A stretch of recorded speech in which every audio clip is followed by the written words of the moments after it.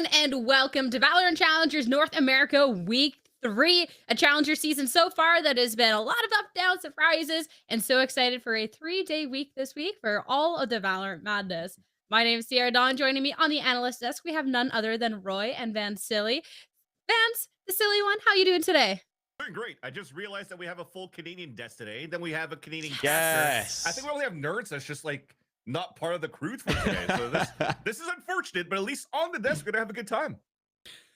Yeah, but Like, oh yeah. Am I right? Well, that's what I'm talking about, eh? Oh my goodness. All right. Well, I'm glad that we got all the Canadians together. Roy, another part of our Canadian trio. How are you doing today, friend? I'm doing excellent. I'm ready for some Valorant gameplay. I got called on last second, and I'm here. I'm super excited because we have a So we're all kind of, you know, it's amazing. I'm really happy because today's matches are, I mean, it's an insane matchup. There's really no other way to put it. Yeah, there is definitely like a winter sickness going around. I'm also sick, but I saw the matches we had today, and I was like, all right, I'm up out of bed. I can't miss this. I'll be watching. See what I did there? All right, looking at this bracket, talking about some of this Valorant madness you can see for this week. As Vance does his best always to throw me off my game. How dare you, Vance? They hired me for that. But hey, Vance, you know what? I don't care about you trying to mess with anything today because we get to see M80 versus TSM, two undefeated teams. Like, hey, I'm hyped. I'm set. I'm here for it. Super psyched about this one. I think this is a true test for both of these organizations to see who really has like that stronghold going into Challengers for this split, right? Because we're still under the same conversation that rankers are still in there. And then we thought that maybe it was going to be a Shopify, but that already changed in the very beginning, at least for Shopify Rebellion Black. But for TSM and N80, it feels like with those roster changes that came through into this split for 2025, that they might have had potentially weaker rosters, but they've been looking absolutely phenomenal since their first two games. Yeah, I mean, there's absolutely no question that these orgs are taking a massive risk, right? They're bringing up pretty much unproven talent, quote unquote. Exactly. We say that, but these players have been competing in like the tier 3 circuits. They've been playing in the open tournaments. They've been playing ranked. They're kind of all over, right? But to some people that are at home or some of the viewers, they might not be familiar with some of these players, so they view it as pretty risky. But in my opinion, the players that they have chosen to bring up into these organizations are very good players. They're really strong, and they're very specialized, and they're very dynamic. And the level of fundamentals that is at where we're at right now in the state of Valorant, it's amazing. And that's something they'll be able to get to prove to more and more of these matches go on. Of course, it's teams that are looking to try and make it to Ascension and try to ascend up. But when you're looking at like Hubert Academy, where it's players trying to prove themselves, there's two different paths up to that pro level, and being able to stand out and really show why you're an important part of the team, there's a lot to it. So start off today for our matches. We got to talk about two of the big orgs, though, that are trying to make their way up to Ascension and have arguably some of the best players that we have here in our Challengers, and start talking about M80 going up against TSM. Two orgs and two teams that there's a lot of eyes on going into this season, and two teams here, fans, that really do think like they got the roster, they got the run. One of them will be able to prove it today. For sure. And the thing is, it's crazy to see how M80 are still having great results, despite not having their main duelist that they picked up during the offseason, Sato, to join M80 and play in the split so far. It's been Weedid that's been subbing in, but he's always been a superstar sub. It sucks how it's always bittersweet for any type of role that Weedid is currently playing for any type of team. Like, he's always insane in these matches. Like, he's putting up great numbers as a controller player. He knows exactly what to do. And like, I feel like he always has, you know, that opportunity to get picked up anywhere. But unfortunately, with everything that's going on, he's just like, you know, enjoying whatever he could do. And I think we're blessed to still see him in action. Blessed, I think, is a really good way to be saying it too, because yeah, with Weedid subbing in for the roster still, sometimes too there's questions with the roster. Oh no, there's a sub. Are they going to be at full strength? Roy, what we've gotten to see with this roster, like, I don't know if better, because like we don't have the comparison with Sato, but like Weedid, like, this works so well. This is still such a cohesive roster, and everyone, even if like someone like Okeanos has to go to a different position to make it account and work, it's still working. Yeah, I absolutely love it. I think Weedid brings a level of kind of mid-rounding and sort of this mid-round intuition that you need from him in that role, and I think it sort of fits extremely well. Yeah, there are some questions with how things will pan out when Sato comes in, but I think overall the state of Valorant that they're playing right now is really great, and I think Weedid is like oh, like we have Thanos on our as a substitute player, like how terrible of a thing, right? But like Oh, no. he's like one of the highest stated like support flex players, so it's like okay, not bad. But I do completely agree with you. I think this roster, for the level of like inexperience that it is very much overperforming, and it's playing extremely well and to the level that we're kind of expecting from such a premium organization. I mean, even with Thanos as a sub, you still have to have the other players on the team still performing at a high level and still looking at these players. And we wanted to first talk about Okeanos, because this is someone that, after speaking to him in week 1, when Sato does enter the roster, is supposed to be going more to a flex position. Where we've gotten to see him more so play this duelist, because that's what he was doing before. That's what he can do now with Weeded subbing in. And it's someone who has been performing really, really well these first 2 weeks of Challengers. Yeah, something slight, 2.1 KD, 200 damage per round. Yeah, it's whatever. It's okay. These stats are insane. I've been a big fan of Oki. I've been singing his praises. I think he's an insane player. He's extremely dynamic, and he has something that I think a lot of players is hard to build, and it's just the relentless internal confidence that just comes from within, and it just shows in the way that he plays the game. Definitely a big grinder for Okeanos for sure. Even when he first started into tier 2, he's always playing like in like those teams that can't really fully qualify into the top 8 or whatnot. But it feels like he's had a redemption point since last year, you know, being able to play with Blinn, showing some numbers and doing a good job actually as a duelist under that Blinn banner. And then now having the opportunity to get picked up by M80. You mentioned it just before here, Roy.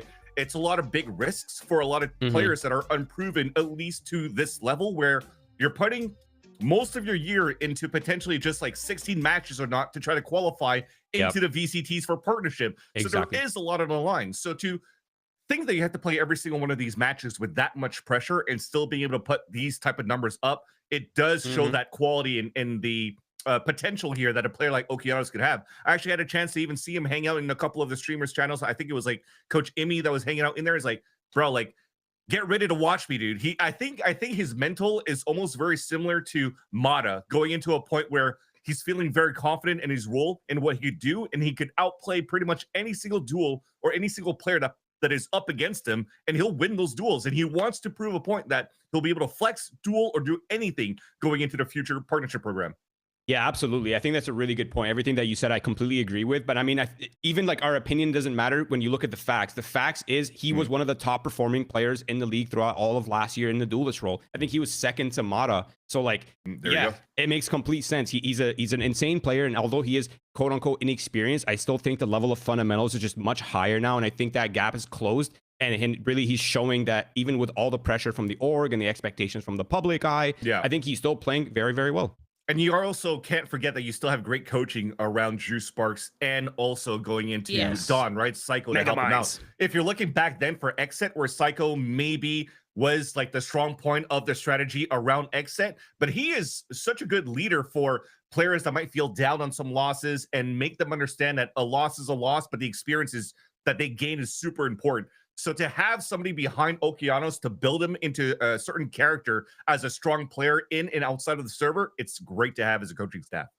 I already know when Okeanos makes tier 1, you two are going to be the like front row in the crowd, your little signs up, cheering them on. I gotta prop the Vietnamese boys up, you know? I love it. I love it. And we've talked so much about the duelists. We do have a great year for duelists here and Challengers. But we got to talk about other members of the team here as well. I know you guys love Oki, but we got to start talking about the backbones of these teams. And we want to talk about Sentinel player Bao on this roster because, Roy, sometimes the Senties don't necessarily get all the love that they deserve, but we really need to be talking about them because we have some great duelists. But these Sentinel players this year, I've also been really impressed these last couple of weeks with how they're able to hold it down. Yeah, absolutely. I mean, we haven't really talked much about Bao overall, but I think he's been silently putting up star player performances in the Sentinel and in the controller role. And we have to keep in mind that the Sentinel role is really just the other side of the coin of duelists, right? It's like they're both entry fraggers in one way or another. Just the way it manifests is a little different, but overall it's still a high risk, high reward playstyle. And I think he fits right into that sort of realm.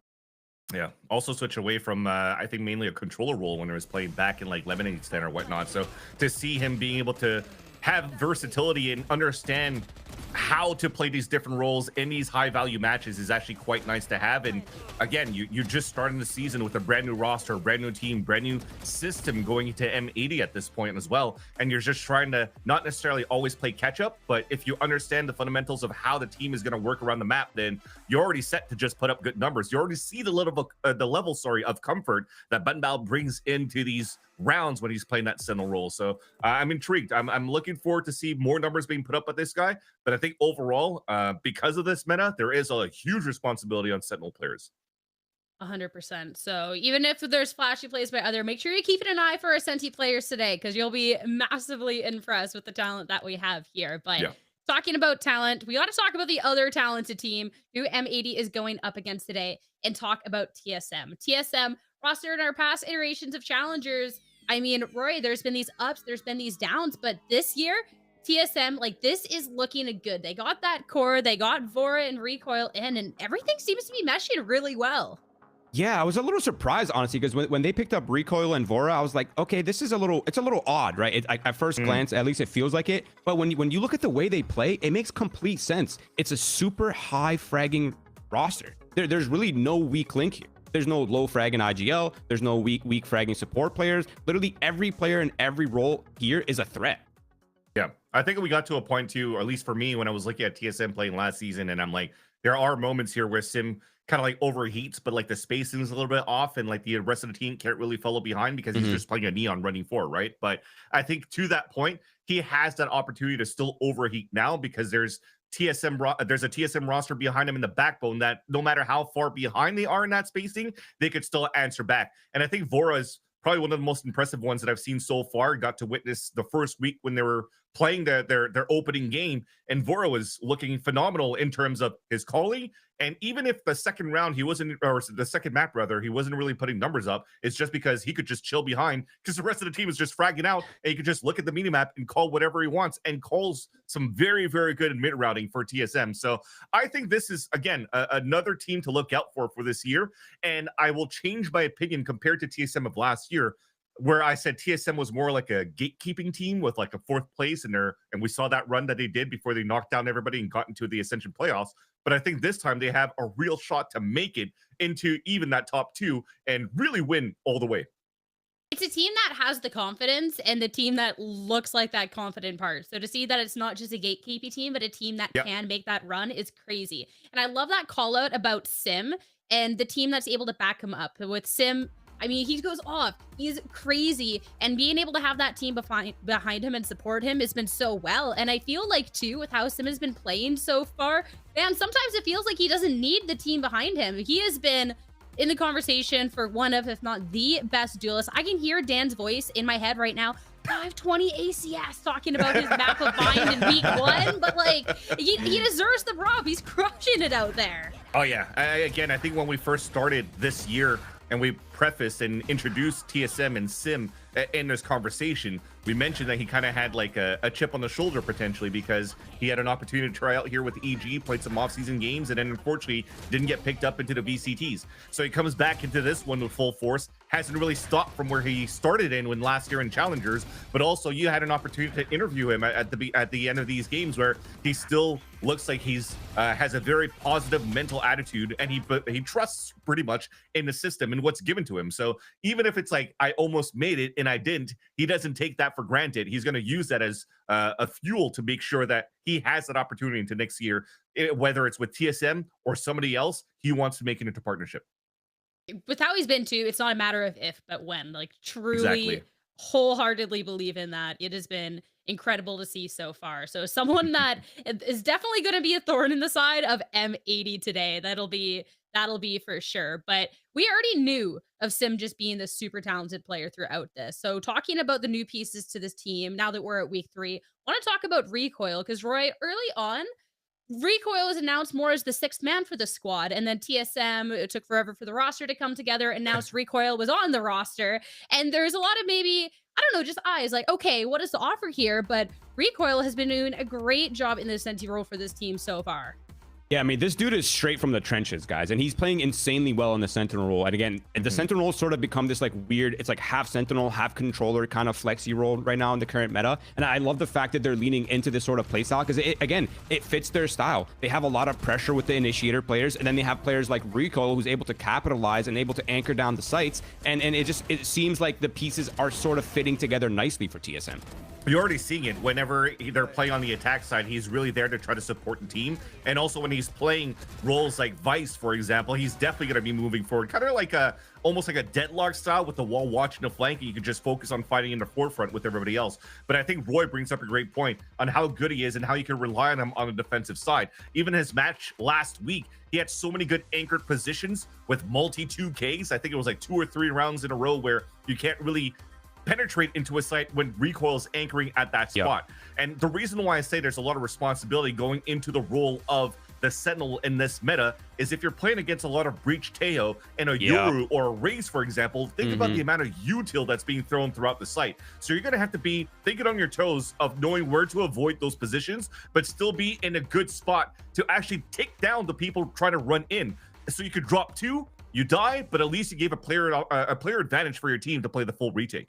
Yeah, and I absolutely love the fact that you sort of touch on that. And again, he's going up against Bao, who's on the other side of this coin, right? This is this sort of head-to-head between these two players. And again, these players are putting up star player numbers, even when they have duelists that are putting in 200 damage per round. Like, where are all these stats coming from? How does everyone have such high stats? Like, it's absolutely madness. And again, it sort of goes in line with what Vans is talking about, is we're going into such a util heavy meta. So the players that are shining are the ones who are able to find their opportunities within the chaos, within the util combinations. And they seem to be doing just that. Timer's up, Roy. Shut up. Yeah. Yeah.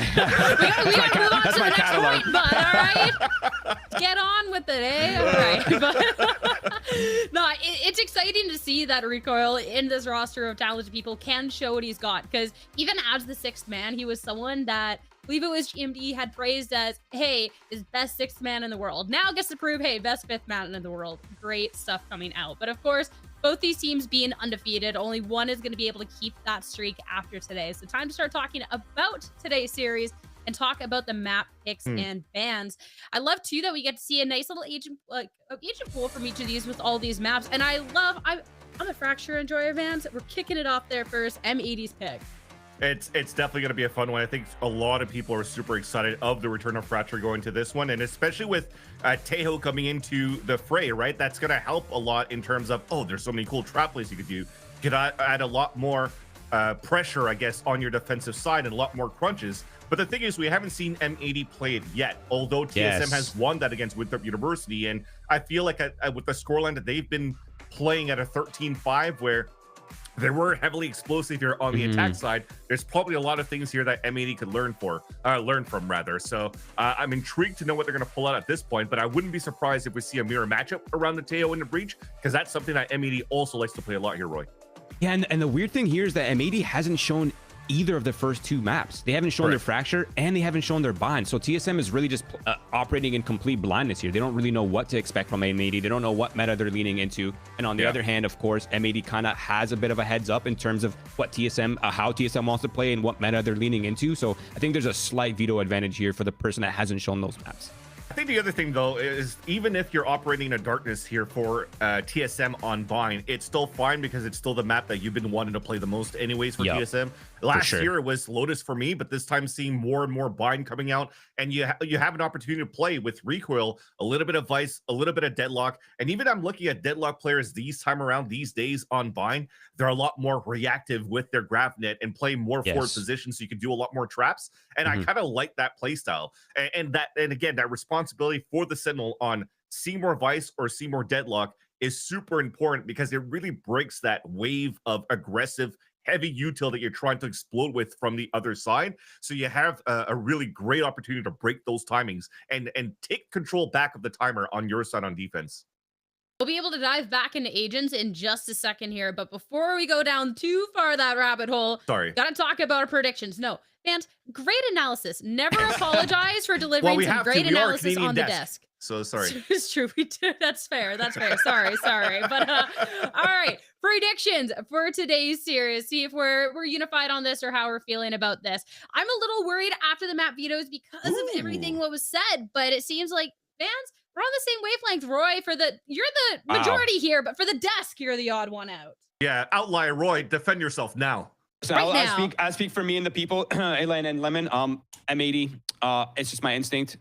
My coin. I really do feel like M80 is a really well-structured team. I've been very impressed with how they've played in their first 2 matches. TSM, although they have won both matches, it looked a little bit dicey at certain times and a little bit dysfunctional. And I feel like overall M80 just has the more optimized bullet train here. For me, I'm probably gonna have to give it to TSM because I'm still trying to figure out how M80 is gonna try to fit into a system with a lot of players that, yes, have been playing a lot of duelist overall, and especially seeing Fracture at the very beginning. I want to know what B-Dog's going to do. Is he going to play a little bit more controller at this point? So overall, I feel that, yes, they want to come out with a trump card in this first map against TSM on their map pick of Fracture. But with TSM's comfort pick and how good they are in their roles, they might still topple this and get the upset over M80.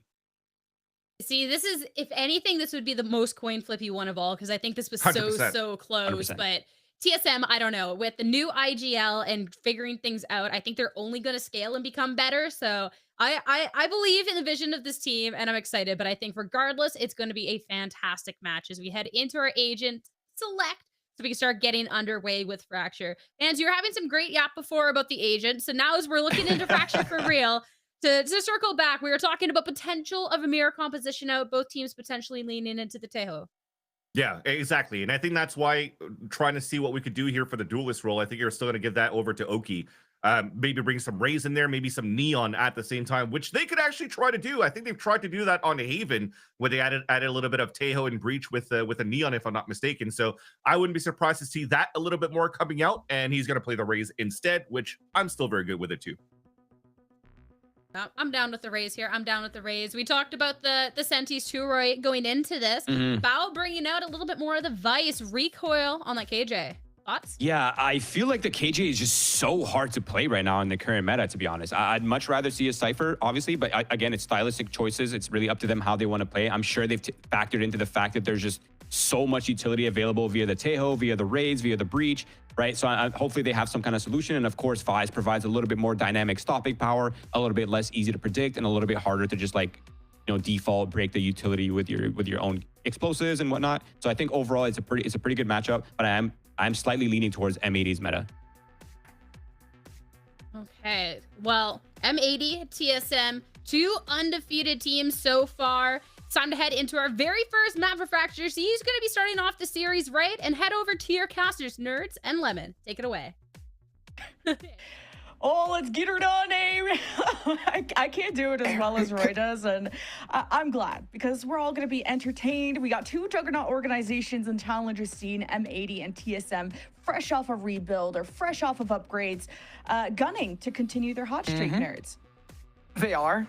They're gunning to do it. I'm excited to see it. Right? The desk talked about the agent select, and in my mind, I am really hyped to see, because Recoil has a variety of Sentinels in their pool, and I was expecting to see, you know, something different. So seeing the KJ, in my mind, I'm excited to see how they sort of play them, because old KJ on Fracture was really fun for me. You can get a lot of control, especially with the splits, because when the attack side comes in, it's split into 2 different areas, and we already see with the overhead shot, the attack side lined up for the take on Arcade.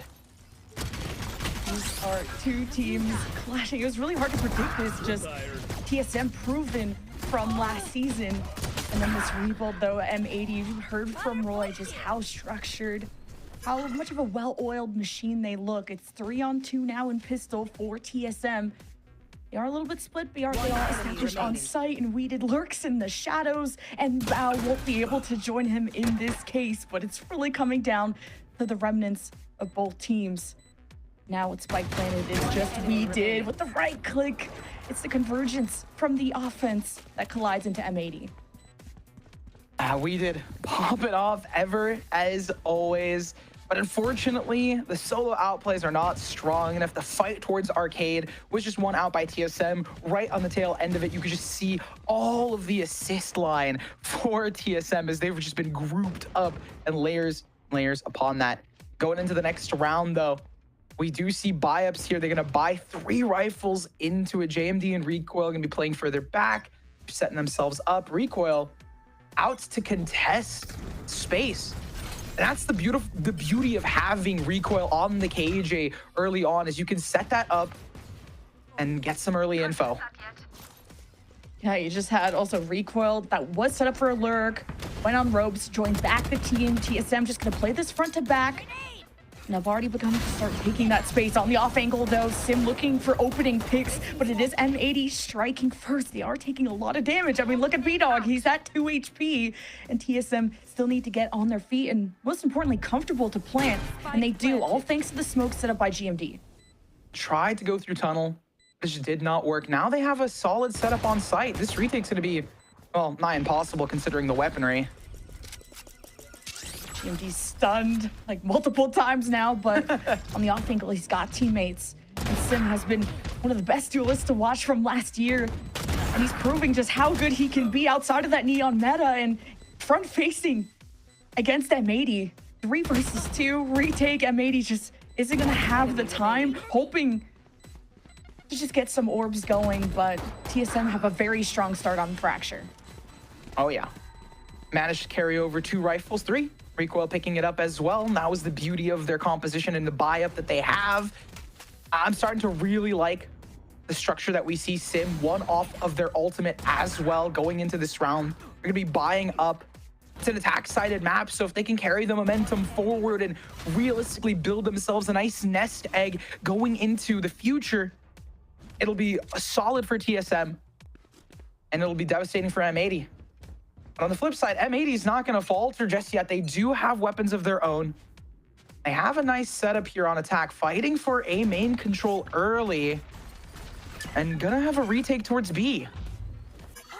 It's good info that B-Dog got. I don't know how many he spotted, but did not want to take that duel quite yet. Meanwhile, you got an activated alert from Recoil exploring B. TSM have already conditioned M80 that they've hit B twice. Now TSM getting orbs. They've got the showstopper. Sim has been a star so far, and they're going to come around the backside of B while Recoil is signaled it's mostly safe, but you still got to take your time.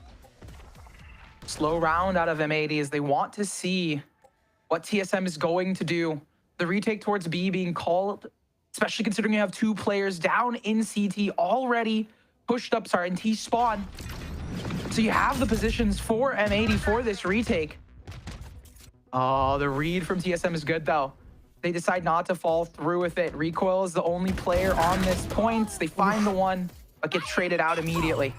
And rotations were pulled to the B side because of all that utility that was used and the salvos, the noise. M80 are stacked on left side. This A side of the map completely open. So the showstopper was looking for maybe he would leave at least one person to defend the site. TSM weren't expecting this to be free. And with that opening pick, it gets even easier for TSM now, up a member. Slow for them, right? Now maybe he's going to be down players and numbers. Stuns to come through, it's over. Feeling like that. It's just B-Dog. M80, though, they bring the numbers down. They're not getting flawless. It comes down to a 1 or maybe 2 member difference. Like M80 are playing very slow, like you said. They got their rotations pulled, and then they get kind of isolated, where TSM, they're always set up for trades, and they're always overwhelming M80 in those scenarios. Exactly. They sneak up on them. And it's because of those rotations that got pulled, TSM was able to get inserted on the site. We did see a pop of the Raze ultimate just to contest even more space down CT.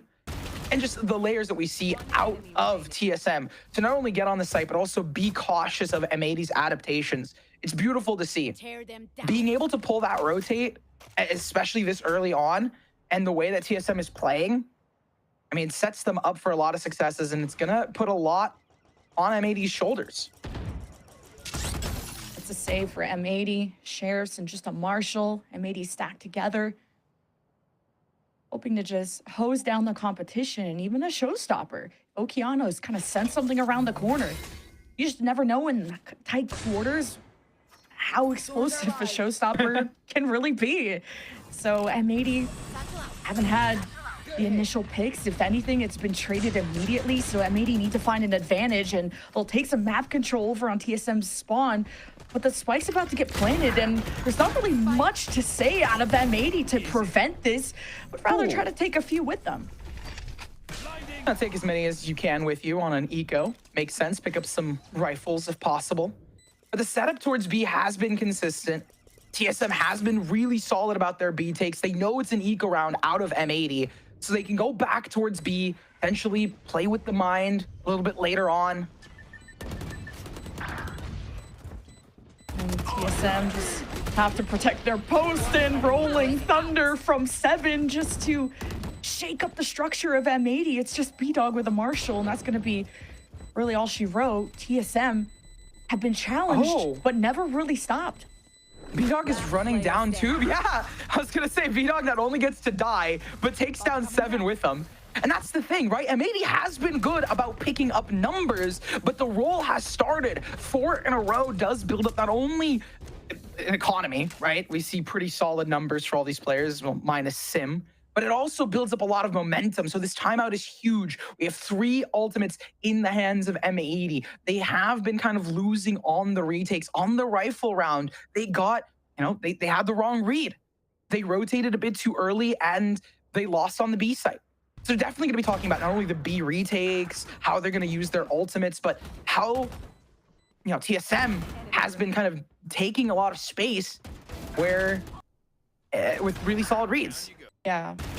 We need M80 to get picks that build security, not just take down numbers, if that makes any sense, because even if they maybe get first bloods, they just always lose any site control they have. And, it's better than just falling over, but M80 kind of need to get active on the field, and I think that's what this timeout is going to be talking about, along with, of course, all the ults that they've had, because TSM were able to use that Rolling Thunder first, able to use Showstopper first wave of ultimates for M80. What can they do? They've been fighting out of A, so they do get proactive. It's the retakes towards B that have been rough, because if they want to get proactive in one way, they have to be comfortable in another. So it seems like they're setting up for some A main pressure, but they're not, I don't think they're fighting for it as much, right? They're not as far forward. They're going to be taking dish control instead. The B retake still stands. They have ultimates for it, so that's the adaptation. On the flip side, TSM still, they've been through Arcade. They've had this previously. They used the Tejo utility to clear things through, and they managed to get some space down Arcade.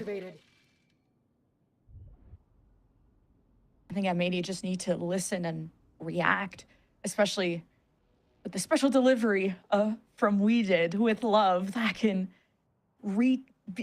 be such a good tool to retake for M80, all of these, in fact, and especially with the op, Okeanos wants to keep that slow style. TSM have been able to walk up and luckily get the picks. Coming around back, though, is the M80 flank. Recoil gonna check it, already takes some damage, has to worry about this breach, dodges the fault line, goes 1 for 1, and mainly is marking the enemy behind. M80 have been doing this. They've been fighting out of A main. It's just a little quieter this time. So Recoil expects it. They're aware. And the 1 for 1 favoring TSM now. Right there. TSM comfortable. 30 seconds left. You know exactly where M80 are coming from. Of course, you're going to have GMD at the bottom side, checking if that flank was going to follow through. Now M80 have to retake as a team. They won't have the Rolling Thunder available. The Showstopper makes no connection. Okeanos 5 HP from about to drop his op. Needs to just live out this round. TSM, though, they're losing numbers. Right there. And M80, they really got to go in with confidence. And off the flash, beautiful play from 7, but it's B-Dog that gets the last laugh. And we'll be able to defuse and go find that op. Good counter out of TSM. They use the orbital strike. to prevent the potential rolling thunder and some other, chaos from brewing. But at the end of the day, M80 was way cleaner on the retake. You know, that's what Drew was talking about during the timeout, and it carries over into here. They had to pop only one ultimate to counter through this. The thing for me was just the rotate, right? Out into A main. They went a lot slower. They got the 1-for-1. It was a big question in my mind. It seems like they were able to capitalize regardless, even in a numbers disadvantage with some plays. I think the big elephant was just Okeanos whiffing on the Raze rocket. But at the end of the day, it gets you a defuse. You've cleaned up the B retake, and you can confidently contest stuff towards A. So TSM now forced to change up their own hand. And although the TSM could have afforded heavier armor, they're really playing the long game in terms of the economy, where M80 are starting to catch up. You've now dented the streak of TSM. Okeanos, the soft needs to ring true, and off the smokes and this nade, he'll be able to reposition and keep himself safe. But being alone on this side is a little sketchy, but he'll be able to reposition away from this take from TSM coming his way. And TSM has been really confident, right, taking arcade control, because they know M80 give it up for the retake. But considering the previous round, like, we saw M80 clean up their retake, they still have ultimates here. It makes it a little worrisome, that ultimate preventing the plant from going down and stalling the spike and the timer. Oh, nice shot. Yeah, Okeanos on the off angle is able to go for a safe peek after that orbital strike, and now Caillou with the rolling thunder, another retake option, and Okeanos still brings the energy for this squad. There's the rolling thunder. TSM backs against the wall, pushed physically and morally just out of this round, and M80 with back-to-back. The site hold op? No. The retake op, yes, we got it. The retake op's where it's at. And 3K with that for Okeanos on the retake with an op in hand. It's just beautiful to see how they could do it, how they could build into it.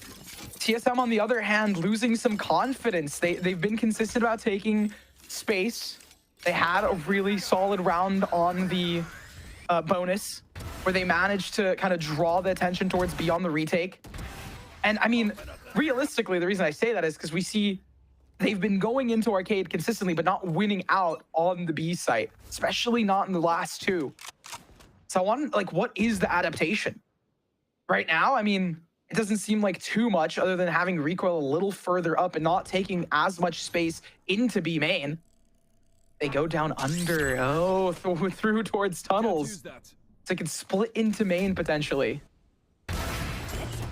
And Okeanos with these early peaks has been huge. And another one, he's able to satchel away. Yes, he gets stunned, but here is the whole squad. And TSM pretty angry, and they want to chase this op down while also being careful of, well, not feeding the beast anymore. Okeanos won off the showstopper. TSM have really started to have met their match after that timeout. Okeanos, that beanie is going to be dropping pretty soon, or toque, as the Canadians would say. And yup, Recoil down and more to come. The death note open for Okeanos. B-Dog takes the other two, but this op is huge for B.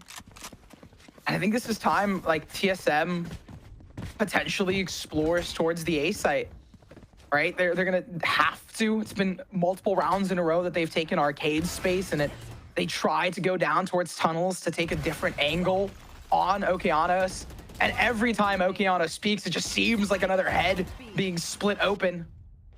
Fortunately for them, they're going to be running into the M80 stack. There's 3 up on it, so we're going to see for the first time, a fight for A main control for them. Good read out of M80. They send the salvos out and take so much space. Okeanos is posted up here. Ooh, the drone did just get killed. Satchel, showstopper, M80 trying to respond with their own, but it's Okeanos that wins the matchup and keeps the op. That's what's important. M80 stacked. What a read at this A main spot. TSM gonna abandon this. I mean, back to B, right? That's plan B. It was plan A, and unfortunately, plan A did not work. Okeanos was set up for it. M80 was prepared for the change up after a couple rounds of contesting arcade. It's like, hey, they've got to change something up here. TSM are rotating exactly the way that M80 want. They blocked them off of A main. They delayed them with the Vice wall at B main. So surely M80 see this coming.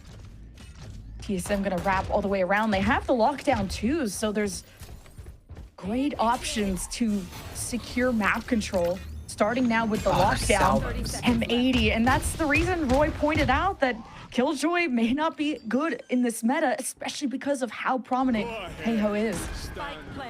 Yeah, that's the one concern I had as well. You want to flush that utility out. And get the Vice ult out. TSM limited in how they can even fire back. Okeanos, by the way, like back-to-back rounds where he's had a 3K with the op. M80 woke up out of hibernation. I don't know, but I'm here. And it came off the timeout, the momentum swing. They used the ultimates to, prevent the B site from being exploited. And when TSM adapts and they go into like, all right, let's take some A main control. You have Okeanos immediately there with a showstopper. The raid boss has switched positions. You've activated taunt, and now they are there. We get to see a little bit into NBG and Winthrop as they are, wow, NBG doing a lot on Abyss, but back towards this game, it's heating up 4-4, and we need to see a change out of TSM. Now, they could go into reactive defaults to just try and find some information out of M80, maybe if they have any protocols for an A hit, but at the end of the day, there's got to be like a bit more structure to it, right? Nibs is going to be, talking to this team and saying like, hey guys, B isn't working out for us. A main was a little bit hard. We know that Okeanos, we might want to try and avoid them in some cases, like small little pieces like that of this puzzle that they need to put back together if they want some rounds in this half. I think it's a lot about the value of the ults. Oh my God, me and Replays just had the same brain cell. We're comparing, contrasting what has worked and what hasn't. First, Okeanos, showstopper difference, duh. Bao with the Steel Garden won them the last round. Orbital Strike from B-Dog to get the planters off. And it's always, Taeho ult always gonna be a good zoning tool, even if no one's dying from it. And it's very hard to die to that these days. So M80 overall, a lot of value from the ult, and on top of denying the lockdown from TSM. That took a long time for Recoil to build, by the way. Back towards B, and look who's there. Oh. Rare whiff out of Okeanos, but, they always start heating up on that retake. Yeah, but they know that Okeanos re-peaks. Like, he's gotten 3Ks because he just keeps re-peaking. You never expect an op to look again. And look, he's challenging a tiny hallway with an op, with a shotgun, the third peak. Finally, someone punishes Okeanos and doesn't let him multi-kill again. TSM, though, it's still an uphill battle. It's 2v4. I mean, Lemon, I'm just here thinking to myself, we're going back arcade. It's like a literal slot machine where we're just consistently going in to try and play this game, and it's not working. Okeanos is just popping off against them. It's hard to say it, but like I see what they try to do, right? They use a lot of utility to flush out Okeanos. So once they found that raid boss, they had the supportive fire to send their, DPS in. I'm changing this all into different terminology, but at the end of the day, I saw the vision. It just didn't work. Okeanos really is damage per second, though. Like, that's what he does. He delivers. 1v3, though, for Vor. That new player, Salvos, force him forward. And mainly just taking quick steps, getting information. Now he's been spotted and all cleaned up. So, yeah, really, really tough one. M80 have not stopped this hot streak. Discussing a little bit who's going to be getting it. Captain Caillou going to pick it up. And at this point, right, we do see a lead coming out of M80. The timeout, it was a buy-up from TSM. So you'd have to expect to some degree that was part of their plan. The mental reset, potentially talking about what strats they're going to use and call, but realistically, it just did not work out. And again, Okeanos has been beyond just okay. They have been phenomenal, popping off back and forth. But I don't even need to be the one to point it out. The kills say it for themselves. It's going to be an eco for TSM. We see them starting off this time with a split. 3-2 down towards the mains. Nothing on the backside. No arcade pressure. No dish pressure as well. Gonna play together and try and find a push out of A, but it's not gonna be found. Instead, M80 aware of it, being like, all right, we're just going to play further back here. Has an ult if they really need it, if things fall away from them. But at the end of the day, during this eco, TSM needs to find some leg up. And TSM, they're throwing util at Okeanos too, like you saw it in the replay. Yeah. He's all flashed up and will still repeat. Like, he's Exactly. insane. This kid is actually insane. I know our analysts are going to talk all about it. But this round, it's done Tier being 1 quiet. Yeah, less than a minute. TSM gonna step up after those early shots from Weeded into that side door. TSM look to challenge it, and they just have pistols, so they gotta go in as an army and march forward with all these smokes. And there could be some isolation issues. TSM have to unite together, but look at the angles that M80 can just watch them step into the site and pick them apart one by one. And yeah, 7 did a good job denying 2 weapons, and any scratch into the economy would be huge for TSM, but still, M80, it's 6 rounds now that they've won. You have Oki at 7K creds here, just like scratch the economy. I agree though, because you have to look at the rest of the team as well. If B-Dog, Q, and we did start falling and their economy staggers, you can build up into it, but at the end of the day, I'm curious to see what adaptation TSM is going to bring to the table. They managed to get out on the A site during the eco. Right now, they're going towards B main. They do leave 2 players out towards A to try and contest it. It is a buy round, so M80 is fighting for this. B-Dog gonna just pick up an orb right in the faces of their opponents. Gets out of dodge. M80 comfortable, like confident, honestly. Especially I like 6'4". Go for that type of stuff, especially with the fact that you have now 3 ultimates charged up to the 2 that TSM have. On the flip side, TSM hasn't been able to find a round on the B site. Should be soaring for M80.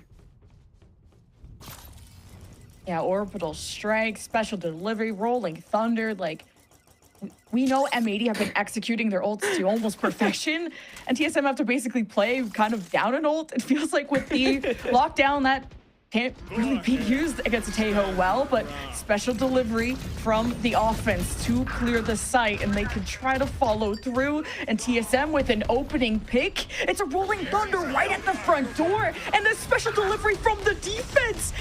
Sim can't get out. It's perfect from M80, but it's the picks once GMD made it into the site. M80 were distracted trying to capitalize off of their own ults. They forgot about the rat that made it through. And TSM just have to thank GMD for all of that. It is a 1v3 with the op for Okeanos. And look at the setup from TSM. They got a crossfire, and GMD takes care of business, 1 away from the ace. Ooh, I mean, it's like, hey, if B doesn't work, let's go A. Pop some ultimates. We saw Armageddons coming out from both teams inside, swapping across, but if it doesn't work on one side, go to the other, and we get to see a push coming out here. Sim being flushed out was a bit unfortunate there, but it's truly off the back of JMD. And the push from them, right? They managed to get some space on the eco round towards A, so they contest it. They heard the orb being picked up and the doors being open. They know A, all right, a little bit of a weak point for this side. They're looking to close out 6-6 ops with so much utility dumped from both teams for main control of B. Okeanos with great delay off the boom button. He challenges that again. Okeanos with the asylum level ability plays, I should say, and TSM get the punish. But M80's wall has been built up. Time delayed there from Okeanos for M80's reinforcements to reestablish, and the spike has been left behind, and Recoil's in a 1v3. Q? Caillou? Dang. Captain leading the charge here for them. Recoil picking up another, so they have some momentum to go through, but Q popping off for the team here. It's crunch time. And Recoil doesn't have time to go anywhere else. Is going to try to take safety from the corner. The Aftershock is going to force him out, and Bow, all the pins are lined up for the strike. And M80, yeah, they started at a deficit, and they were able to end that half 7-5, which is awesome. I mean, just as I said, I was like, oh, you know, TSM looking to end at 6-6. Nope, doesn't happen. the One American on broadcasts, and I curse it. But you know what I will say? 7-5, super solid. out of M80 on the defense. The fact that this started off as a 4-0 and they managed to climb back up into that space is huge. And now going into this, they're going to be on attack, traditionally favored on Fracture. Nice little B split out of M80 as well, contesting a little bit of space towards A. 2-2, potentially 1 towards main split here. On the flip side, TSM has stacked up B, not wanting at all to play for retake. They're like, oh yeah, we could just leave A. If they go A, we'll have early rotates, but otherwise we expect M80 to hit B. Very quiet. And the KJ util right at the front door, so TSM could really play hidden if they want. And then you have 7 in the perfect position to fault line and let VALORANT and Recoil follow through. But M80 could do the same thing right back to where 7 is standing. M80 have definitely ruffled the feathers of TSM, and the one and done from Sim is gross in that moment. He is a scary duelist to go up against.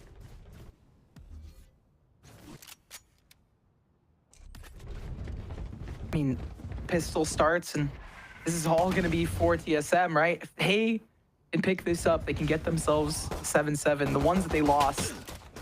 But at this point, they're going to have to trust in their A retake. And I said at the beginning, right? They're leaving A for it. Let's see how it goes. The paint shell pops the delay, and setup looks nice. What a nade! Against Kaya there in the corner. And this is all numbers all day for TSM. Retake ensues, but the salvos placed by Weeded, drawing them into this close quarters fight. But Weeded is ready to lock in, and at the off angle, B-Dog assists. It's 2v1 with just GMD, who's on the defuse. Did they hear it? They did, but he's gonna stick it at TSM! Take pistol!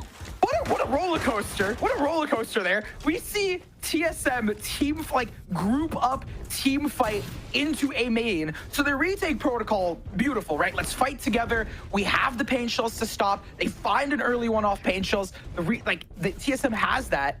We see them start losing out in the team fight, in the trades, in the mechanics. But at the end of the day, the objective was the key, because there's just a defuse coming out for JMD. And Weeded, unfortunately, they've been carrying on their shoulders. They've been getting these frags of 3K on the round, but could not close the fourth near the very end. TSM looking to tie our first game. And it's an M80 map pick. But this was a TSM that, mollywopped Winthrop 13-5 on this. With a different result against Trust and Plug, but still, M80 got to take this seriously. Smoke about to dissipate. The elbow out. We'll get to keep it for now. But he's spotting. He's got the backup of his team, and TSM want to chomp down at multiple angles. And the smokes is the only thing separating Sim between Val. He gets around the corner in time. Sim is on the hunt. Easy kill. And with the weapons that TSM have, it's just a matter of time.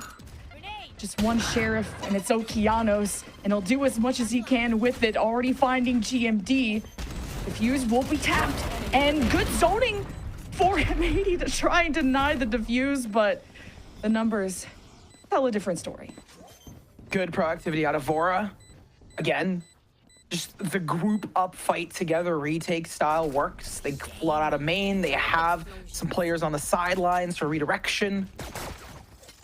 And that truly is how we want to see the retakes out of TSM.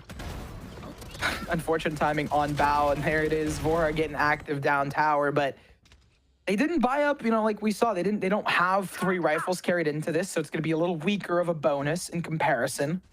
But on the defense, it makes sense, right? They could play a lot more sedentary.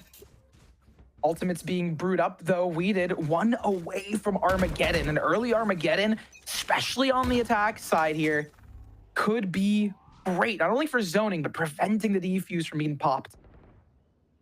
And they found so much value with it in these brawls that happen at A main. Depending on TSM knows what they know. They may just want to avoid A entirely, but Outlaw pick from Recoil. And you got the smokes in place, the KJ util on B side. There's a lot of good delay, but I felt like the Vice was much stronger at the delay. And that's what caused so many issues for TSM on their offense, but Spike is on its way. I mean, again, like I said, you just play more reactive. None other than Recoil, bouncing back, playing it slow. Be on the take slowly. They have some pressure. It's a little bit of a trap, though, unfortunately, for Bao. Bao again, an unfortunate outcome of timing. Now, if Weeded's there, the sun is as well. The fault line. Uh-oh. TSM, they're just sandwiching M80. We're trying to wrap around. GMD has been on 1-2 today, but it's the chemistry from M80 that claps back. So the multi-kills from GMD were able to get themselves to a 2v2, but the Spike is traveling to the other side of the world, and they're pivoting to A. 13 seconds left. They're going to have to get that plant. They don't have the speed boost from B-Dog to give yourself a boost, but unfortunately, for the side of TSM, the plant goes down. A split to come through and a rocket to be popped. Sim ready to challenge anything, and the 360 rocket doesn't happen this time, but now you know where Bao is, and that's info that Recoil can work with. And where did that flash come from? I don't know, but let's try to draw them towards you. Right into the Outlaw there. And now knows where this last player is. Had to drop from the high ground. Recoil needs to take care of business very soon. Time is running out. Has to reload, and what a dance. And the tango is won by Bao. Honestly, though, I would say M80 won the round. TSM won the... I don't even know what analogy to make here, because the economy is stacked for the side of TSM right now. That was an eco round, a light eco round at that. So again, being on the defense, playing it slow, allowing M80 to come into you, it's huge for them. And Bao was so close to going down. There was a matter of a couple of bullets, the old right click type beat. But at the end of the day, right? This is going to be the round that I'm truly keeping an eye on. Weeded has their ultimate. They don't really have too many others popped up just yet. B-Dog one away from theirs if they want it, but that's about it. Yeah, Bao played against that util so well, and that's what usually TSM did so well on their half, but 8-7, Armageddon gonna split our two teams. TSM are hoping to reestablish and kind of just still talking on how they want to do that. And GMD gets isolated. M80 extending out of the site is what's catching TSM off guard, but they're wrapping around, and it's a ring around the rosy matchup here in this round. I mean, M80 has been good about rotates, right? They're comfortable with it, but they have so much space up here already. Is Recoil to be aware of this? The double, the triple up? I mean, they get one and done. No, it's over. At least TSM, after they lost GMD so early, who made the call they were extending out of the site, TSM were all posted up, ready to retaliate, ready to catch M80 overextending. And it's TSM that just couldn't win those duels. And it's just M80 ready for anything around the corner. And this will be a good round for M80 to get back on their high horse and also continue their lead, which TSM were matched up earlier on in the half, but this is just anyone's game now. Full save out of 7. Need to keep their numbers up. The economy rough for both sides, right? I did talk about how TSM did really good. Such a low buy. It did force them to buy up into this.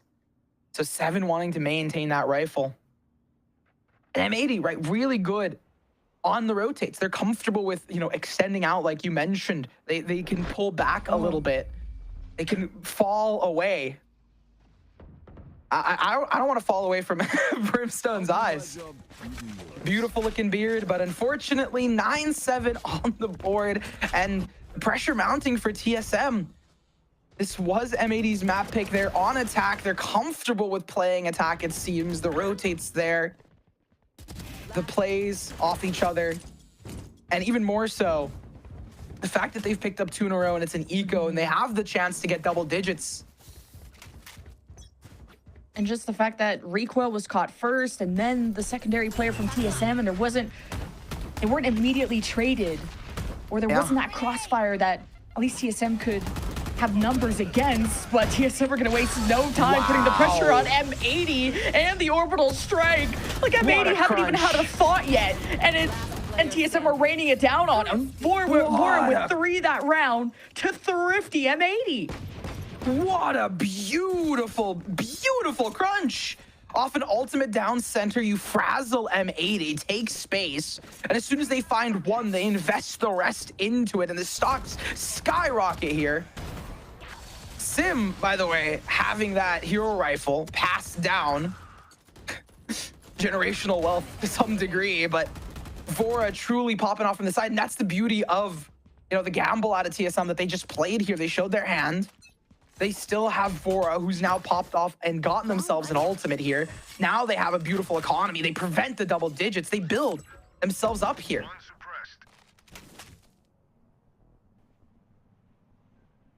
And now with that Armageddon, TSM feel very confident about their hold at A. And with the forward smokes in place, you're forcing M80 to have to use util to clear things out. But M80 had their plan set for B. That was a Marshall just being annoying. And it's B-Dog. But sometimes that's part of it. Just getting the nice 101 tag or preventing a player from re-peeking into an angle. They know the position of this turret. They want it gone. Just waiting to see if those rotates were coming for We Did to help with that, yeah. I was going to say, they're very comfortable on the rotate, right? They don't feel like they need to go into one area. They can fast exec with low time and still have the comfortability of a team. We see Sand being taken. Armageddon in hand.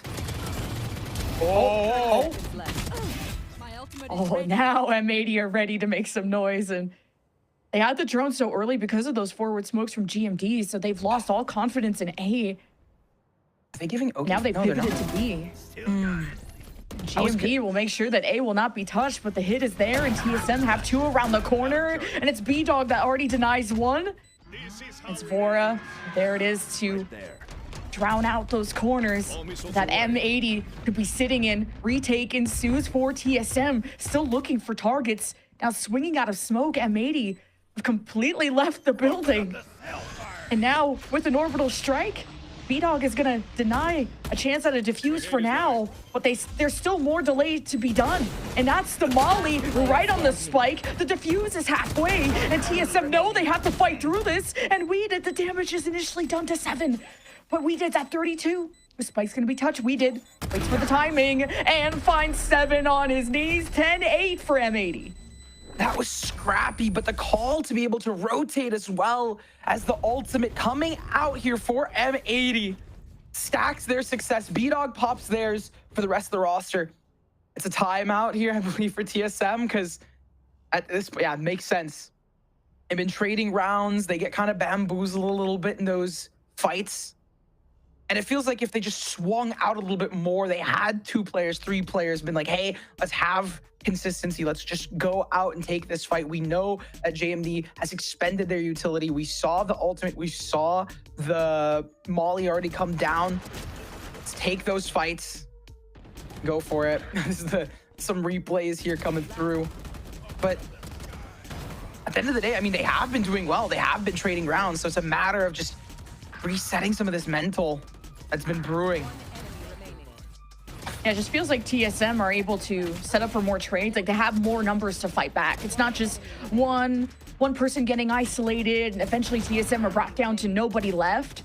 It's M80 kind of playing more stacked together, and these rounds are getting closer because of it. TSM last time out used, and Recoil has been a non-factor from the neutral fights to these turrets being taken down by salvos to what happened in the last lockdown. Salvos did the job. And that's why Teo's becoming so much more popular and why KJ's less common, but this is clearly a comfort pick for a reason. So M80 have to deal with that same delay. The KJ turret will be at a different spot this time. Steel Garden's huge for this B entry. It's gonna allow M80 to set up into it. And more than that, they haven't had like a really fast exec on B, so the setup is strong. Recoil, though, to stop them. Okeanos early went in confident. They had the better weapons. They probably got hit by Steel Garden. Just jump at them, and TSM being more aware of these jumps from Okeanos. Got the lockdown that lives through its entire duration as TSM retake. The spike has been tapped, which procs the Rolling Thunder out of Caillou. And a long molly, and having B-Dog in these post planes has been crucial for M80. And on top of having Vice, I forgot about them. There's just, you can't touch the spike without dying. And Bao is gonna prove that exactly right. Bora, last one left, is gonna go down with the spike, and M80's post planes have been untouchable. Yeah, let's remove pinging through smoke, but let's also have like multiple abilities to stop them from defusing the spike. I like the contrast though. And like you said, literally just seconds ago, it seems like in the post plans, M80, the spike is untouchable. So many layers of utility, and it feels like you need to fight forward or get a bit more proactive on the retake for the side of TSM. Now, that wasn't eco. I do want to preface that because this is the round where we do start seeing that change of like, are they going to be more proactive on the eco, on the retake? Are they going to be proactive on taking fights early, especially out of this another, what seems like fast exec for the side of M80?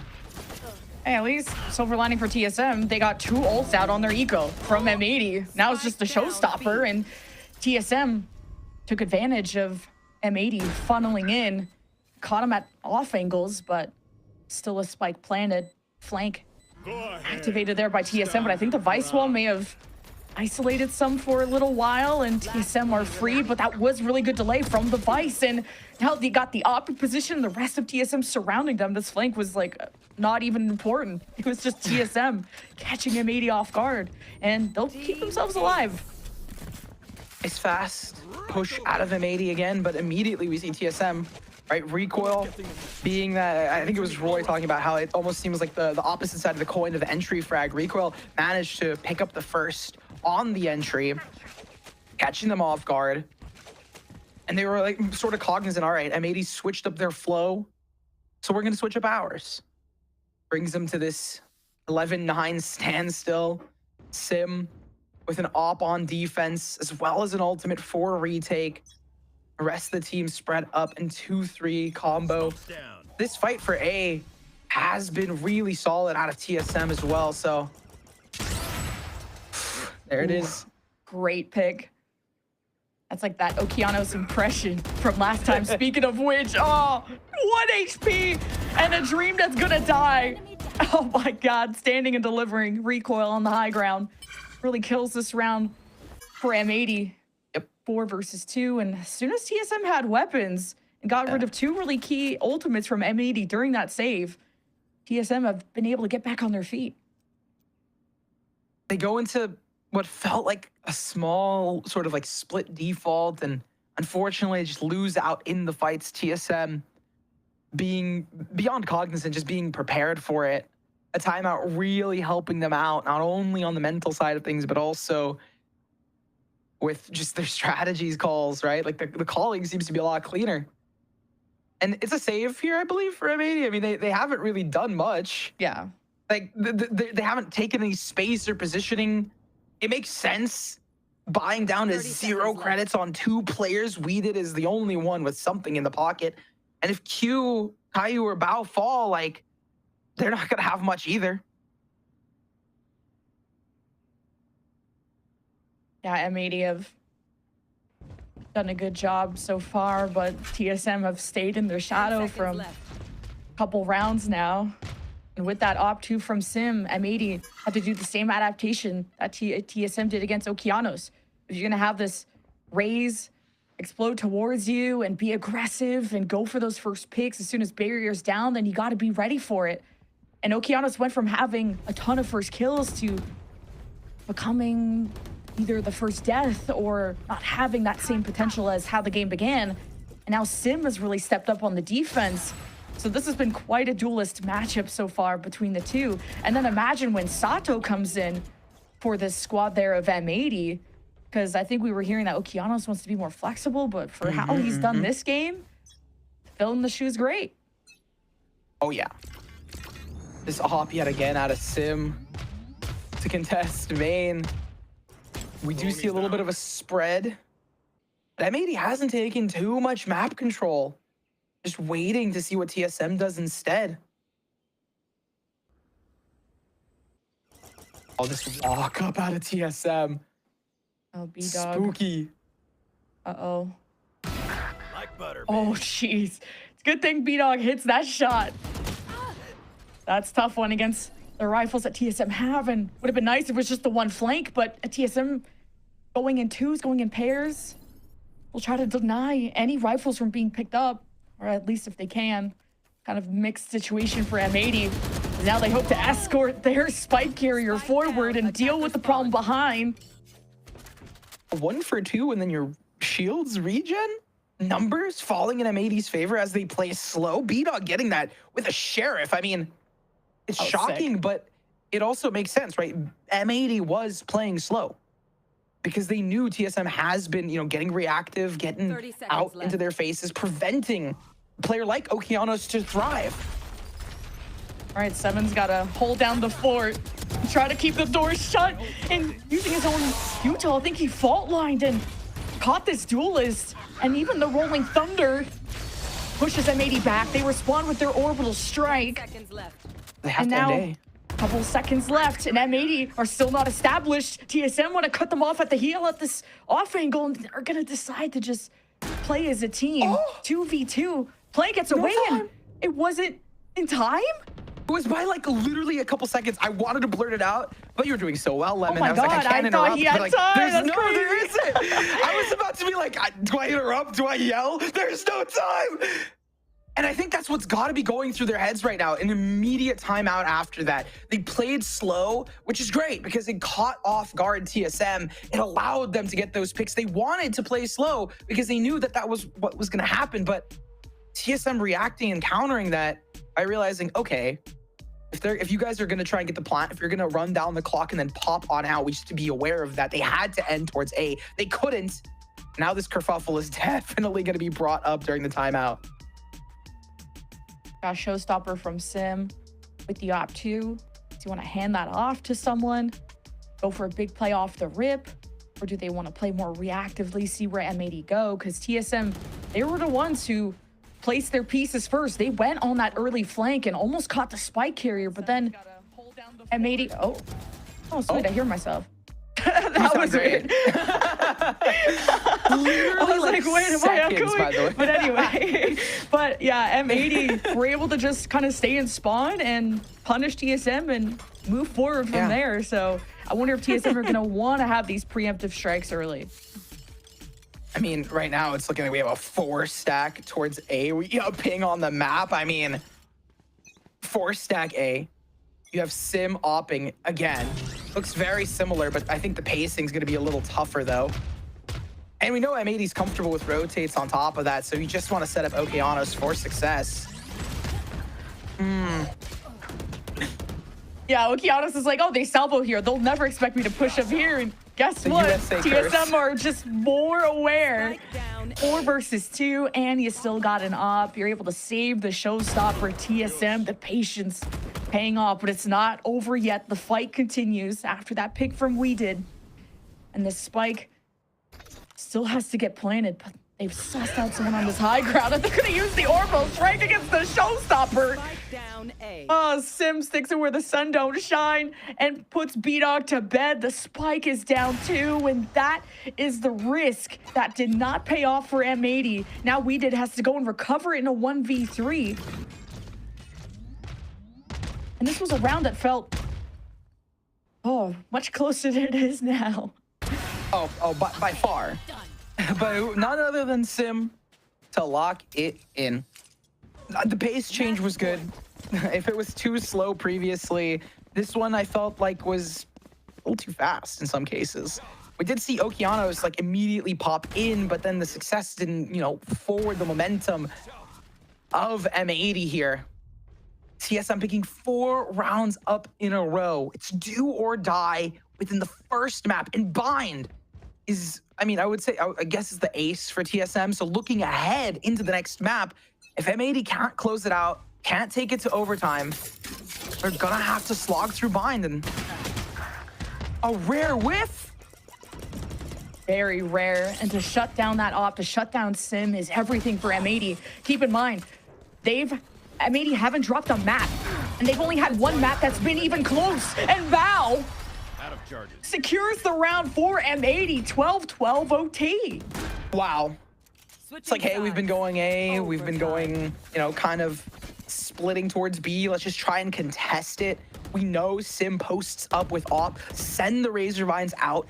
In my mind, my thought process was it's probably a 1-for-1 deal is what TSM was going for. But the fact that they got that, M80 was going for, the fact that M80 got the leg up on TSM and managed to carry that forward, Bao staying alive, not falling to the op, carries into this round, sends us into OT, and spices up the first map of the day for these two Titans.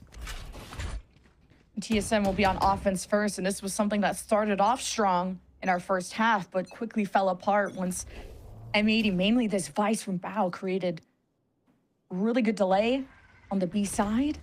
With the wall, thorns in place, and M80 have stacked the right side and are going for an early play, pushing spawn. No one is home, and it's going to take time for M80 to clear things through, and they've left Bao to try and surprise and go for an opening pick, but it's TSM that rely on Sim, and he continues to ring true for TSM, and now they rush on in to get a plant. I mean, the Arcade, right? TSM has been really comfortable taking that space consistently. So the read was there out of M80 to some degree, but fortunately now this is going to be retake for them with a player down. TSM just playing out of sight, out of mind, literally. They know they have post-plant util with mollies and even their breach still alive. TSM can just play the waiting game, and M80 are done doing that. They challenge. 7 shuts down 2. Orbital strike, Rolling Thunder from 7 to push away M80's pressure. And TSM have countered that annoying defense from M80. Match point. Yeah, they're aware that the thing that M80 did on the defensive side for their retakes was get active in the faces of TSM. So TSM's like, all right, these guys are going to come at us. Let us instead immediately apply a lot of pressure. 7 was there alongside Vora. We saw the stun. We saw the, salvos come through, push them off the ultimate. Just adding a cherry on top of a already beautiful Sunday. Down. TSM at a stronger defense, I would say. Can they close it out and hand M80 their first map loss of Challengers? Ooh. TSM have definitely dialed things back. They're not going for the immediate flanks towards the attacker's spawn. And with the bow wall in place, Bao's conditioned that this is going to happen, and he's got a plan for it. And M80 have done the wraparound and have left this KJ util to its own demise so that they can use maybe the Tejo util to create more advantageous duels, as M80 have grabbed orbs and want to push in, but the smokes are cutting them off. I was gonna say also the utility there. Immediately after. These isolations are not good for TSM. M80 just taking skulls one by one. Anywhere they step, it's territory of M80 now, and the spike is planted. Sim, a 2 versus 5 with an op, does not get the pick he was hoping for. And Sim has already revealed his position, and everyone from M80 is gonna join in on the flawless party. That's a really solid way to send us into double OT. They push in. We do see some utility to stop them, prevent M80 from thriving, but regardless, they just managed to go straight past it here. Recoil was stunned up. The counter coming out a little too late. And more than that, Okeanos was just doing numbers of their own. Looking at this round, we do see nice little spread out of TSM. They're not going to be going for just Arcade. Spike closer towards A, and they're going to probably try and fake towards Arcade, draw some of those rotates, and hit towards the A site. Can't use that. Okeanos with these early peaks. He's now getting assisted from his initiators there. So if things don't work out, he's got help. But TSM don't need any help getting into the side. They've already dodged all the Vice util that could have delayed them. Taking up space is that duelist Sim. Taking some damage. And he'll step forward past the smokes and even sit in it to try and catch M80 off guard. Spike will be planted. Here comes M80 from the offensive spawn. And gatekeeping is GMD, and he has an important job. He's gonna try and hold back, delay with the molly. He's got Vora on off angle, and right behind is Recoil, so they don't stack together. Get blown up by a fault line or something. Either way, M80. Oh, it's some good shots, but better out of TSM. The teamwork, the setup. M80 caught off guard. And it's TSM with possibly another attacking round under their belt. Bow can't do much. TSM again, using the fact that they have been going consistently towards Arcade to their advantage, getting on the A site. And then from there, the cookie just crumbles apart. Not hearing, not seeing too much from the extremities, realizing, all right, the fault line has come through. We haven't contested other space here. We have someone push towards CT. They have to be going towards main and immediately crunch on them. M80 talking about their retake protocols here. All right, TSM goofed us. How are we going to bounce back here on not only the defensive side, but also potentially talking about closing out this map, seeing if they can get it. But TSM, they're the ones that are positioned to be closing out this map. So this timeout can help them as well. I think it's going to come down to which defense can win a round in overtime, because so far it's been offensive success. And it's been a lot about these clutch moments of these multi-kills and these first picks out of the duelists. So we'll see once we jump into this next round after the timeout what M80 will do on their attack, and whether they want to have that kind of quieter round where they stand still, wait for TSM to be eager, or do M80 want to take fate in their own hands? And they'll be at a deficit, so match point for TSM.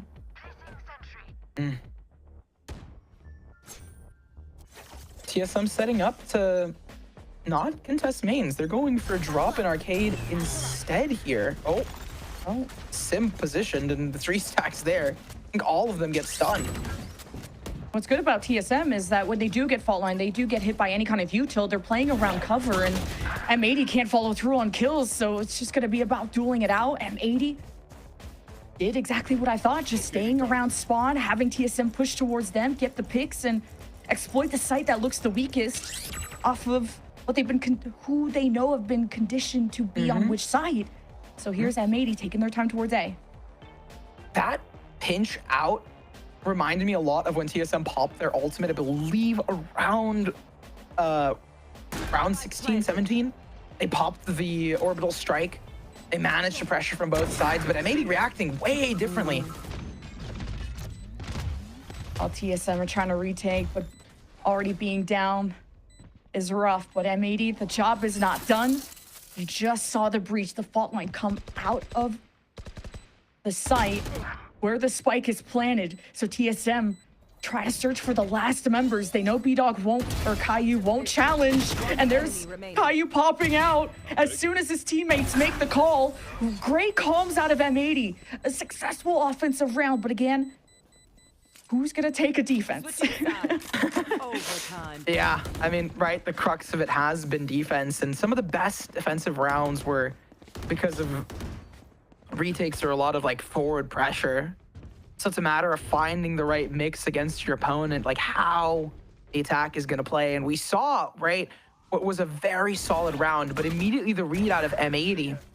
And something I didn't touch up on, but Okeanos staying there so then the rest of the team doesn't get sprayed down on the zip line was honestly, it was pretty important, right? To make sure that the team didn't just completely falter there. And M80, boom, they just sprayed down on zips.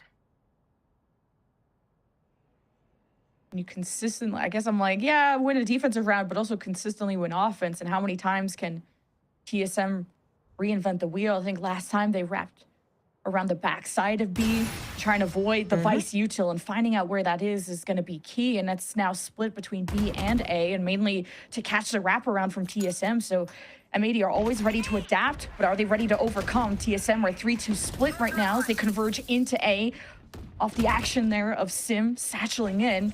Now with the smokes in place, TSM have a secure spot, but an early fault line, M80 with salvos too, and TSM just spraying through smoke, pressuring M80 back. Now popping out on the flank. It's going to be up to Recoil to keep them in check. And now TSM have 3 set up at this front door. And it's B-Dog and Friend trying to make their mark. And TSM, just once they're established, these post plants are insane. 1v3 for B-Dog though. Or until it'll be another offensive round 1, and there it is for TSM, 15-14. The fracture that never ends. Sim just went into CT, popped some heads, popped out, popped some more, got on out and got some more. And it seems like the most interesting Valorant nursery rhyme, but at the end of the day, it's just kind of how well they've played. So much utility was used. They got proactive. We see Sand's control immediately countered. So the back and forth between them is there. A war of attrition on attack. And M80 back on the back foot in the fight. So TSM, considering that TSM have this leg up in the momentum, they are the ones who, usually get match point before M80. It's gotta be tough on the M80 squad. Oh, hearing how close Sim is though, TSM are almost using Sim as bait. M80 heard how close that was. They're trying to go for a vault line or something to shake up that duelist. But TSM had 2 on the off angle to help Sim out. That results in a first pick for the defense, but still a successful plant somehow for M80, who wrapped all the way around across the map. Now here we go. We have Okeanos standing at the top, king of the hill against Sim. Smokes in place. TSM, though, have a lane to push through, and it's unobscure. Bao at the open angle, shut down by 7. Bao just stared in defeat. And this could be TSM closing out the map. Finally, a defense that could be successful. No. Molly on the high ground. The spike halfway.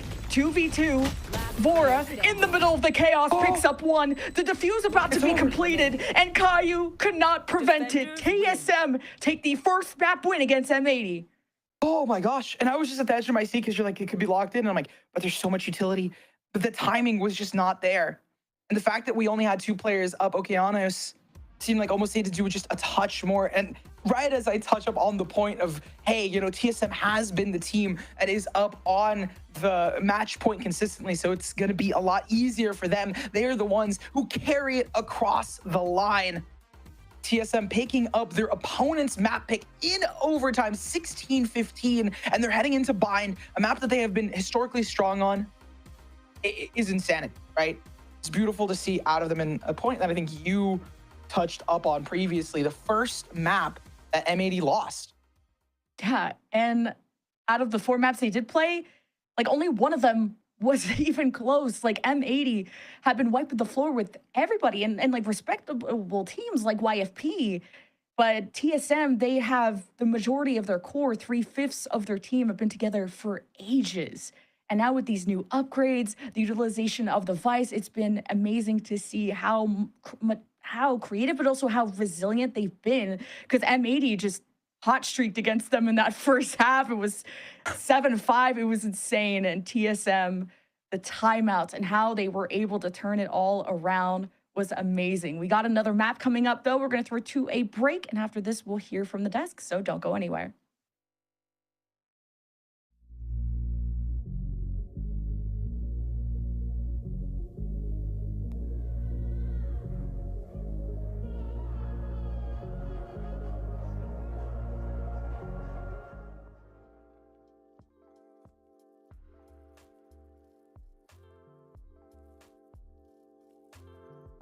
Oh, it's a big difference because back in the day, I could say like 2-3 years ago, franchising I don't think was around, or was in its just beginning times. So lots of teams are still investing their money. They had lots of academy teams. The competition was a lot I'd say more fierce. In my group stages back then, I was going against either signed teams or academy teams. I had like really passionate players, people that were still playing.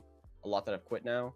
That's the big difference now is like I don't see half of these tournaments being like being played. A lot of teams are pulled out, and this tier 2 scene is kind of like the top of our talent. Instead of playing in all these other tournaments, we're only really seen in like these VCLs or these tier 2 tournaments.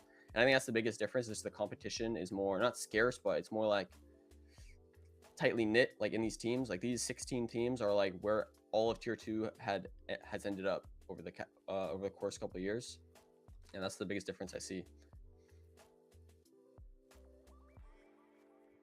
I don't think it was like that big of a difference. I played a lot of ranked for years. I competed before in a team environment, so like you kind of just need to understand how to work your role and how to work around other people. And if you have that down, you're like able to take criticism and learn. I think it's actually not very difficult. It's just you just gotta drop the ego and grind. You know what I mean? You just gotta try and work around your teammates and try and work together. You're a team. No one's against each other. And I think with how my personality is, I think I meshed into most teams pretty well. And you know, these guys liked me. They liked what I bring to the team, and I think it's not too difficult if you know what I mean. If you just mesh well in any team, it's pretty easy to fit in.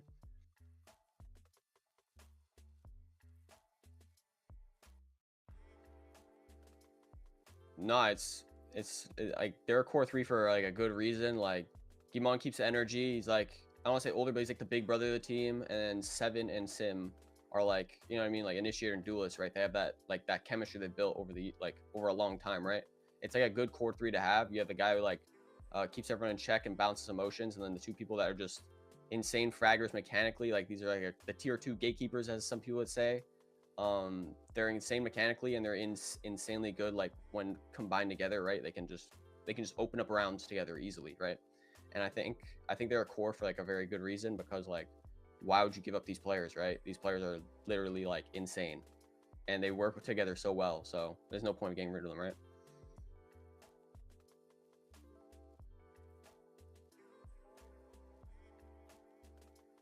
I agree. As you said, if I remember correctly, we have like the strongest mechanical team. Like we have the highest skill ceiling. I think that if we're all feeling it, we all come to practice every day with the same amount of passion as we first did. I think.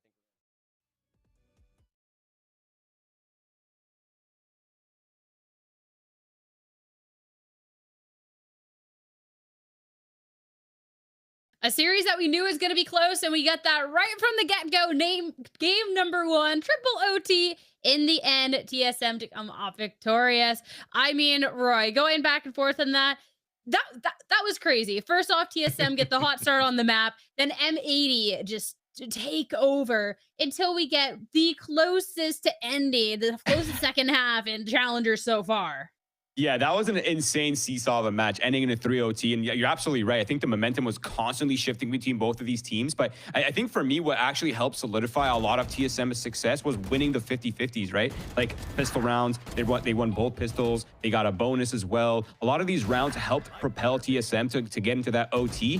Before OT, it looked a little dicey for them. But as soon as they got into that OT, that's when everything kind of changed for them.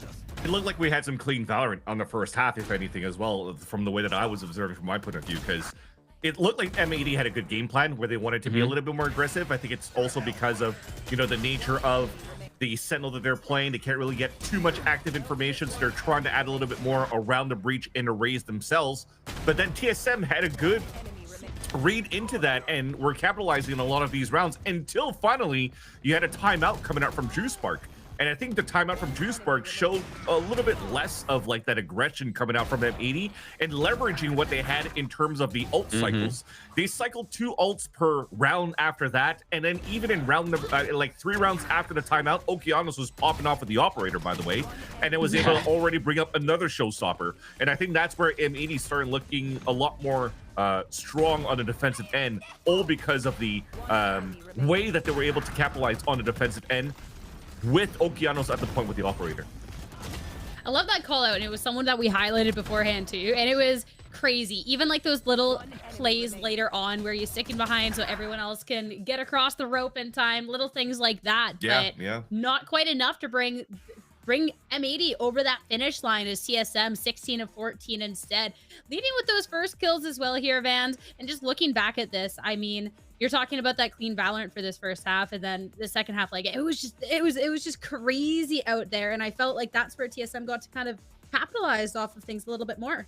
100%. I think it's that second half where I think it's the reason of what we were thinking before, right? M80's coming out with a brand new comp, or we haven't seen it yet, and you're trying to test it out with this brand new roster. And I just felt that in general, M80 didn't have that greatest coordination. They still had a great plan of how they wanted to execute their attack sites, but they were caught off by certain points of aggression out of TSM, for example, on the eco that we'll observe in a sec. But if not, a lot of like miscommunication on how they wanted to play the post plan, for example, with B-Dog with the Molly, or even just how they wanted to scale their ultimates on the attack side that didn't work out on their side as well. So if that was a little bit cleaned up and we saw an M80 like they just had on a defensive end, this would have been definitely a one-sided affair and a victory for M80 on their map pick of Fracture. But that's where TSM thrives. You're able to identify these small mistakes, take advantage of these small mistakes, and when you're given these small chances to fight back in head-to-head duels, when you're looking at a roster like GMD and the rest of the crew of TSM, they will be able to fight against you toe-to-toe, and they can make the round work in their favor. This map too, being able to highlight GMD here for being able to put a performance not just number-wise, but the util as well. Roy, some of the biggest moments from this map, I think, like all comes down to the Brimstones, whether it was the utility or just the impact they were able to make guns-wise. Yeah, I swear, I've had this theory that Fracture is a Brimstone map, because every time it feels like the Brimstones are on top. B-Dog sitting at 26 kills, GMD sitting on top of the scoreboard as well. But I mean, I think Vance hit the nail right on the head. I think TSM had a really good game plan in terms of how they wanted to open the rounds and the sort of pace that they wanted to play at. And even Recoil, a player that we highlighted going into that match, was 6-2 on those openers, able to find kills even when in unfavorable positions, holding down the site on the defense side, kind of locking the sites down, punishing M80 for their little gaps in between their util like we were talking about previously. And I think that was the key to push TSM into OT. And it felt like as soon as we got into OT, that's really when their game plan was really evident. They knew exactly how to play around the composition by now. They've already adjusted to how M80 is approaching the map and and kind of the style that they're playing at. And from there, it was just easy going for TSM. I mean, we're talking about too how that second half, there was these small moments that really made that big impact. And Vans, going back to the pistol round, even just started there, those little mistakes, those little things that, well, have to be looked at. Exactly. It's TSM taking the opportunity of what was missing here from M80's post-plant positions, right? So when you're looking at this fight and you're looking at the pistol round, you're finally seeing that the execution goes back to M80 with a full rotate back towards the A side, which worked very well. Like, look at the read and the call that's coming out, at least from Caillou. Everything's good at that point. They'll be able to get an open plant and basically hold up towards the A-holes. And the reason behind that is that you're trying to play as much stall as you could. This is a perfect composition of it. Look at the amount of util that's left. They still have paint shells going out, aftershock, salvo, molly. Technically on paper, you're not going to be losing this round. Yep. Caillou had to be sacrificial lamb no matter what at this point, because the other three are playing towards the hole. But when you're looking at it, there's a little bit of individuality. You see Okeanos trying to fight on his own, trying to delay, and using the paint shells to push them back and forcing TSM to push out towards A holes. And it looked like there was going to be a couple of good trades here, but you see B-Dog moving forward, trying to fight back against those players being pressured. And then he's like, oh crap, the players are dying. People are going in for the defuse. I have to go for the lineup. And as he goes for the lineup, this doesn't give a chance for Reed to position himself to try to fight GMD inside that smoke. And then finally the molly lands, and that's it. But this run right here is another one. They had a great read. Playing against the anti-eco of TSM, or sorry, play against the eco of TSM. They're playing far back, close to the ropes, but they did not expect that there was going to be an orbital strike dropping down. So a simple hit the tab or look at the top, see what's highlighted in yellow to be like, oh, maybe they could use something on top of that crunch. They got caught off guard. And seeing those moments here, Roy, it's a pistol round and bonus rounds or anti-ecos here for TSM that allowed for them to keep this game close in the first place until those small mistakes happened and you saw TSM able to make this and turn this into a game. 100%. And those are mistakes that you have to kind of, at least at this point in time, kind of just brush off of your shoulder, because we still have a series ahead of us. And hey, we have to look at this map too, as we now are heading on over to Bind. For M80, losing their map pick, it definitely sucks a little bit there. Do not get me wrong. For Bind, this one's going to be coming out from TSM. We've gotten to see this, Roy, both weeks from TSM, though last week, was a loss, that it was still very close. So there's a lot of tape on TSM for M80 to learn from. It's whether they clean up those little mistakes and take advantage. Yeah, but they also, I mean, on that note, they also had footage to work on off Fracture as well, and it did not seem like it was enough. M80 had the sort of the fog, right? There's really no idea of how they wanted to approach the maps, but now we're starting to see a bit of a picture. And now we're going into Bind, one of the comfortable map picks here for TSM, understandably so, because their composition is just extremely dynamic. They have the Tejo, they have the Breach, and we're probably going to go into more specifics into the agents, but the way they play the map is just so util heavy, leaning into that sort of support system that we've been talking about setting up Sim and sort of just being this like very relentless, constant pressure coming out from the support players as well as the duelists. And then you have, you know, you're forcing the defenders to constantly react and walk into recoil and walk into your trap setups. And it seems to be working extremely well for TSM. And I think I'm a little concerned for M80 going into the second map. Yeah, I mean, my biggest thing that I'm looking for the TSM, the fact that this is something that's a little bit more comfortable. Both weeks, we did get to see them pick up a different controller player. We're going from the Brim to the Astra, and then they take the loss. So I'm curious if that's something we're going to see going back to. And for M80, well, Vans, it could be anything. So I am intrigued. Let's head into our map. Sorry, not the map picks and maps. We already did that. Agent select. The next thing, the one step closer to the game. Note information on TSM M80. It was a mirror match before. How similar do we think, Vans?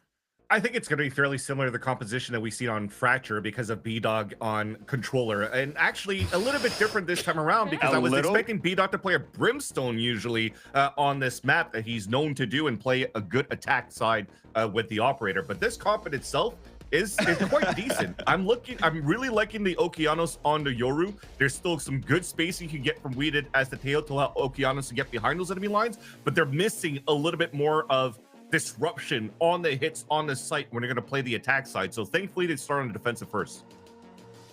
All right, I'm just looking at, like, Roy, I'm thinking back to the discussion we were having specifically about B-Dog in the virtual green room, talking about Duelist Arc and then now Controller and then, you know, on the Clove, considering how aggressive you could be with that agent. I'm excited for that.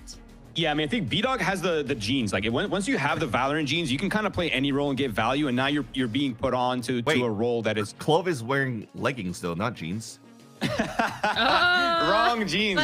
All right, Vans, you're cut off. Roy, I'm sorry, Vans, ruined it for all of us over here, but we got a match to get into anyways. So, Vans, you can think about what you did, and you guys don't have to listen to us anymore. Let's listen to our casters, Nerds and Lemon, for Bind. Take it away, friends. Formal apology from resident Canadian here. We don't claim, we said we were polite, not funny, but we'll work on all the best. Oh, no. That's my duo. I can flame him all I want. Well, I mean, all I gotta say is, right now, I'm so ecstatic to be seeing them. I love Clove on Bind. I think Clove it's real, especially for B-Dog, with how aggressive they were playing in some moments and how much initiative they like to take, which the desk was talking about. I think it fits, and it just excites on a map that they have to win if we want to send this to game 3. TSM, and kind of like what the desk said, this is a map that favors TSM 13-1 against Winthrop. See how this goes, though. Now M80 with a deadlock. Sentinel play has been really good at the delays. It'll be on the A side, though. Meanwhile, TSM have just paved the way towards B. But on the off angle is Okeanos, and we've only seen Azure on Abyss and Pearl. This is his best secondary, and now he's kind of smoked off the site. M80 want to pull rotations from the opposite and just have everybody in place before we did. I guess off salvos has already found Sim. So TSM have their backs against the wall. Quick peek, quick headshot out of Vora. And more salvos to stop M80's entry to allow Vora to cross over to a different angle. Or your flash gives some space for M80 as they start to surround the middle box, and they'll trade against TSM. But time is running out. Spike tapped, draws in TSM's fire. And now one on the other side of the box. It's just a matter of time before TSM finish off that player, but they waited, they hesitated. And for what? Seven now has to clutch the 1v2, and he can't. And Okeanos won't have time to defuse. That came down to the wire. again, right? We did carrying the weight of the world on their shoulders. 4K for We did. But at the end of the day, you might be Atlas holding up the globe, but the weight of it is still strong, and sometimes you slip a little bit. It falters. B site, notoriously one of the harder sites to retake as well. And you talked about, you know, we say, right, Winthrop. This is the TSM that 13-1 Winthrop. This is what we see out of them. Been strong on pistols. They've had a strong start on their offense last map, last round, but you can't count out M80.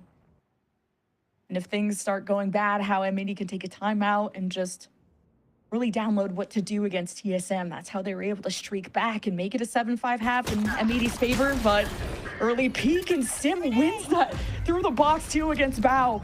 M80. I like how TSM, just as soon as they get a pick, they just flood in. They waste no time. They go in with confidence. That'll be a safe plant too. We also do see a fair bit of utility We was able to purchase up still to try and get some value. Vora clearing out most of the front site, but never mind, the utility doesn't even matter. They're just gonna fall so fast, and they're definitely playing to die to the spike here, deny any alt orbs.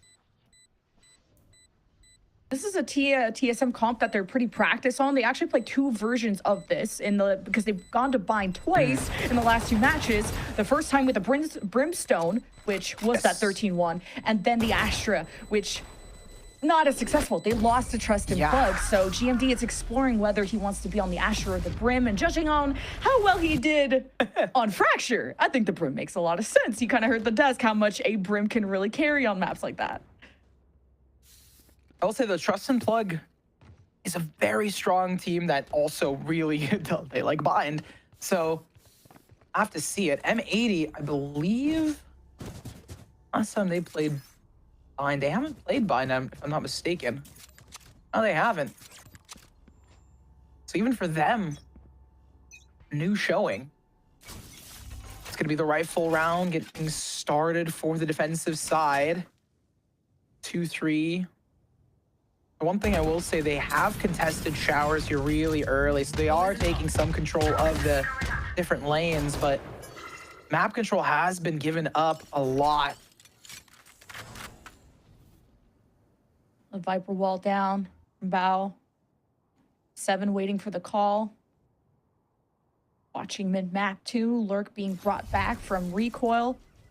His drone, I think, got shot down there from TSM, so I think M80 may know something is up, and they're going to play as safe as they can. Push up in hookah and all the way at the backside. If you're We did, they're going to allow TSM to walk in like they did before, and that's what We did exactly before, of just hiding in smokes and popping out when TSM have a sense of security. But Okeanos has had free reign of the map, gets a first pick. He's punished once TSM hunt him down, and with Viper walls up, M80 are obscured from this spike being planted, but they could pop out and surprise them at any moment. With this retake, the difference is you have Bao towards hookah. Timings, though, so clean. The timings of not fully waiting for reinforcements, but just off the salvos. It's back-to-back rounds where We did allows them to plant, goes for salvos, gets a pick, and then the rest of M80 punch in. But it works a lot cleaner this time. They don't allow TSM to set up. Yeah, I was about to say that the timing there is huge, especially being able to push in. And speaking of We did, we talked about how they've been really solid. They have their ultimate already for round number 4. Okeanos getting the first also helps here, getting proactive. Nice combination of utility. I don't think GMD was prepared for it. Wow, the salvos really do just cover almost the entire site. That is a tricky route for the spike carrier. You can't even sit inside the box, or at least that's what GMD was trying to do. It's an orb grab play for Sim to get the showstopper. There's the flash, but Sim with the cleaner shot before. Stun came through. Now showstopper acquired from Sim. And oh my god, the Armageddon from We did. The combo. Absolutely cooked. Very good stuff out of them, contesting places early. I mean, M80 need to take advantage of early ultimates, and if Okeanos falls, the reaction needs to be just as fast on the defensive side. Oh, look at Showers. They've walked up in it. I have contested short, though, but if a player gets popped out of Showers, finds a timing crucially for TSM on the attack, it falls apart on the site. And B-Dog just got fault lined away, so if TSM and Showers use util, surely this Tahoe player turns around. Weeded has a chance. It's still alive. I mean, it's Weeded. Of course it is, but then there's the army of TSM and the chance of their fans somewhere in the world gives them the energy to pull through, but only by one. And with this deadlock wall that was thrown from Showers, it's making it painful. It will force M80 to take heaven control. They're on opposite ends of each other too. Kayu's gonna have to push through Showers and through mid. M80 on the retake, they don't have much to work with. They do, I mean, play to contain here to some degree would be nice, but the TP's just right there, so it doesn't even matter. Gonna go for a save on Bow, and they can't even play for exits realistically here unless they want to go towards that TP. Yeah, it was critical to have Recoil on that post plan. It's reminiscent of how the last map went, of when you were able to have GMD with the mollies, and then you have a Sentinel thrown in there, and of course, even the Tahoe on the post plan can't deny what positions you can force out of your opponents. So really great job from TSM. And yeah, it was a cool Armageddon play to shut down Sim, but hey, you'll trade 1-for-1 on that ult. I mean, the 1-for-1 ult trade, solid out of them. But at the end of the day, man, I'm just thinking to myself, it's an early timeout of M80. Okay. Oh yeah, really early. Really early. I mean, it's good though. It's good though, considering that, you know, they had a really solid retake. They got it on the bonus round for TSM. So when they had the weaponry, it was the anti-eco. And now that it's going to be rifles in the mix, you do have a buy-up potentially here. They're going to be discussing some of the retake protocols, potentially taking some more space. Something I noticed was, you know, we do have Showers control being taken while Short's being set up, but in those moments, you kind of fracture. Weeded was alone, and B-Dog had to fall back. Couldn't really play it together, so Weeded falls early there when they could have somehow like helped them or thrown some sort of utility in the mix. But just being more consistent about what they're doing, what the game plan is. And Weeded's been doing the Lord's work. M80 are even having close rounds because he's we-doing. Like, he's just waiting for TSM to draw in. He's we-doing. He's doing a lot. Just the salvos, getting kills every single time on B. It's been difficult at B, but now TSM may have found out it's just going to be a lot easier at A. Mm-hmm. At what point is it I doing? Yeah, if he has no team, it's going to be I did. I did. I was about to say, at what point is it I did? Oh, on the off angle, great chance from Okeanos. He's needed to make these big plays happen. He's been quiet here and there on Bind so far, but now you've shut down a key member of TSM. And just waiting out. Like, they still have pressure towards Showers out of TSM. Recoil is just lurking up there. So they have a TP angle if they need it. Like, it's set up for future success regardless of if they win here or not. 7 has 2 flashes and is not even gonna need it. Spots out the haircut out of the Yoru and gives them another one. And with the Viper wall back up, this is kind of the same strat from M80 to maybe just draw TSM in to obscure where their defense is, but then they TP out towards A because they have Showers control. They can pop fast out on it. B-Dog's alone there, and you have success. There it is. 30 seconds left. Barrier deployed. yeah, nice crystal ball. Recoil on the post plant would be big too. Now they're gonna have U-Haul info. Spike planted. B-Dog. But the Bucky is still gonna hurt whether you know it's there or not. And there is a good spam from Weeded, sussing out Recoil. Good comms for TSM, and Spike is planted. Here's a retake from M80. Still have good weaponry. And they still have B-Dog lurking around with the Bucky at close range, and with the smokes, you can create these close quarter scenarios. And with the rolling thunder, TSM try to stress M80. Now the spike will get halfway, and Seven can't do anything about it, so M80 will keep things close. That's not ready. And the plan out of TSM was set. They had Brim lurking up, GMD pushing through. They had the positioning as well. I mean, it was there. Unfortunately, I did. 9-3, yeah, definitely I did moment here, right? They're just popping off. Okeanos really solid on the off angles, though, not to discredit them. It's the first bloods that have been carrying and helping out on the defensive side, because only on Yoru and Bao finding that pick. Honestly, expected Weeded to be the one to grab that. TSM, they're doing really good about, the fakes and the rotates, and it was a very solid plan, but the rotate was just a little stronger. The protocols for M80. We did go kill. We have numbers. And besides Okeanos going on some adventures, like M80 are just going to stand and react to TSM. Oh, They yeah. stacked B as soon as all the noise was made, followed through at A, and still won the round playing this kind of cat and mouse game. And We did continues to just be an absolute menace at B. If I was TSM, I would never touch B again. This guy is terrifying. And Recoil's down to 1 HP, and even through the Yoru clone. I mean, what a setup there from Okeanos. And now you just have 3 players down towards long. They want to exec to some degree, but there's so much stall utility here. If they TP, you have Okeanos, who's just holding down showers. You don't have that same security with Recoil. Losing Sim, it's how do you try to burst into his site with all the Viper smokes and all the hell that there is 30 without seconds him? left. Well, there's your sheer gunfire, but 7 in a 1v3, like TSM Round. just can't get past these smokes, can't get through this B main door. They haven't tried really going around hookah, but I don't know if you want to do that against a Tejo. I was gonna say round 6, 11 kills about to be done. Like round 6, they're so close to potentially having 3 Armageddons in this game. Well, I mean, definitely a second, right? Like, Weeded is so strong on the Teo, as well as just having impeccable aim. Oh. My cat alarm went off. Thanks, Roy. I just threw my phone, so anyway. We're just gonna ignore that. Sorry, go ahead. No, but a little comedy in this time, especially with a tense situation of 3-3, makes sense. Off-found for Okeanos.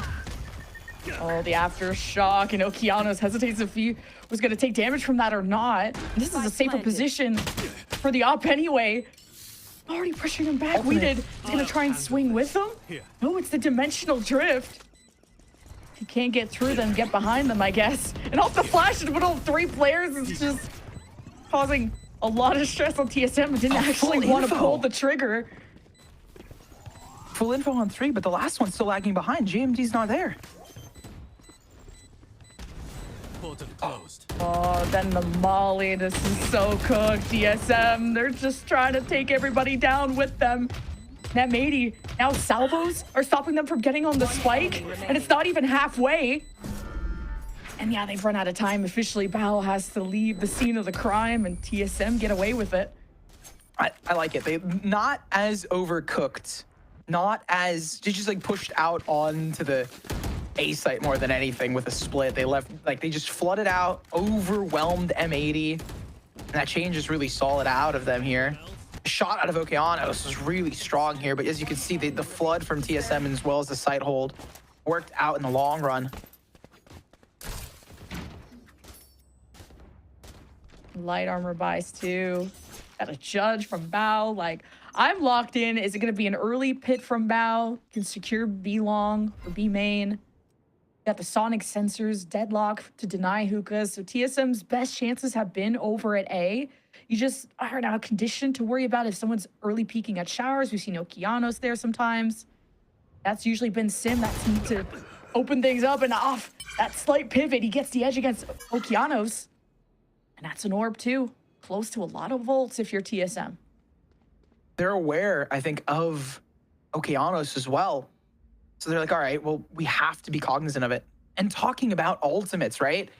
3 stacked up for M80. They have the Armageddon for Weeded, Viper's Pit if they really want to pop it for the security of the post plant, but Caillou with a Deadlock can also grab a player out of thin air. Wait, Sim, wow. what a diff there. We done. Holy, he's so crazy when he swings in. Especially against someone pre-aiming, and it's just an all-out scrap through main. M80 close. TSM get through the smoke, they get the spike, and it's just Bao in the 1v4 with a judge, a pit, and now nothing. 5-3 now for TSM. Managed to get it up. And I mean, again, right? They've just been able to contest a lot of space. This time they take it a lot slower. They're not going to be going fast on the exec. They didn't have the alarm ringing. They were like, all right, we're going to be going in off of the pace of M80. And now they have the leg up into this. We get to see the replay here. Something I wanted to discuss was, I mean, it feels like they're cognizant of, all right, Okeanos should be playing on these weirder angles. Let's take it a lot slower when we peek into them. Been a lot about Sim and Okeanos and what they can open up with, but look at this walk-up from M80. With all the sheriffs, TSM were at the crossfire. They expected this. What a read. And we won't be able to pick up that weapon because GMD is here. And he's got 3 this round. And he had the combat stim too. TSM will be able to recover this spike, no problem. And they've only dropped 7 throughout this. So I would say this is a great round for TSM. Find maybe one more out of Bao with the trade and keep yourself a Vandal. Sounds pretty solid. There it is. The trade to come through. Ooh, didn't want to get... Yeah, I was going to say, GMD didn't get the ace. Cutting through.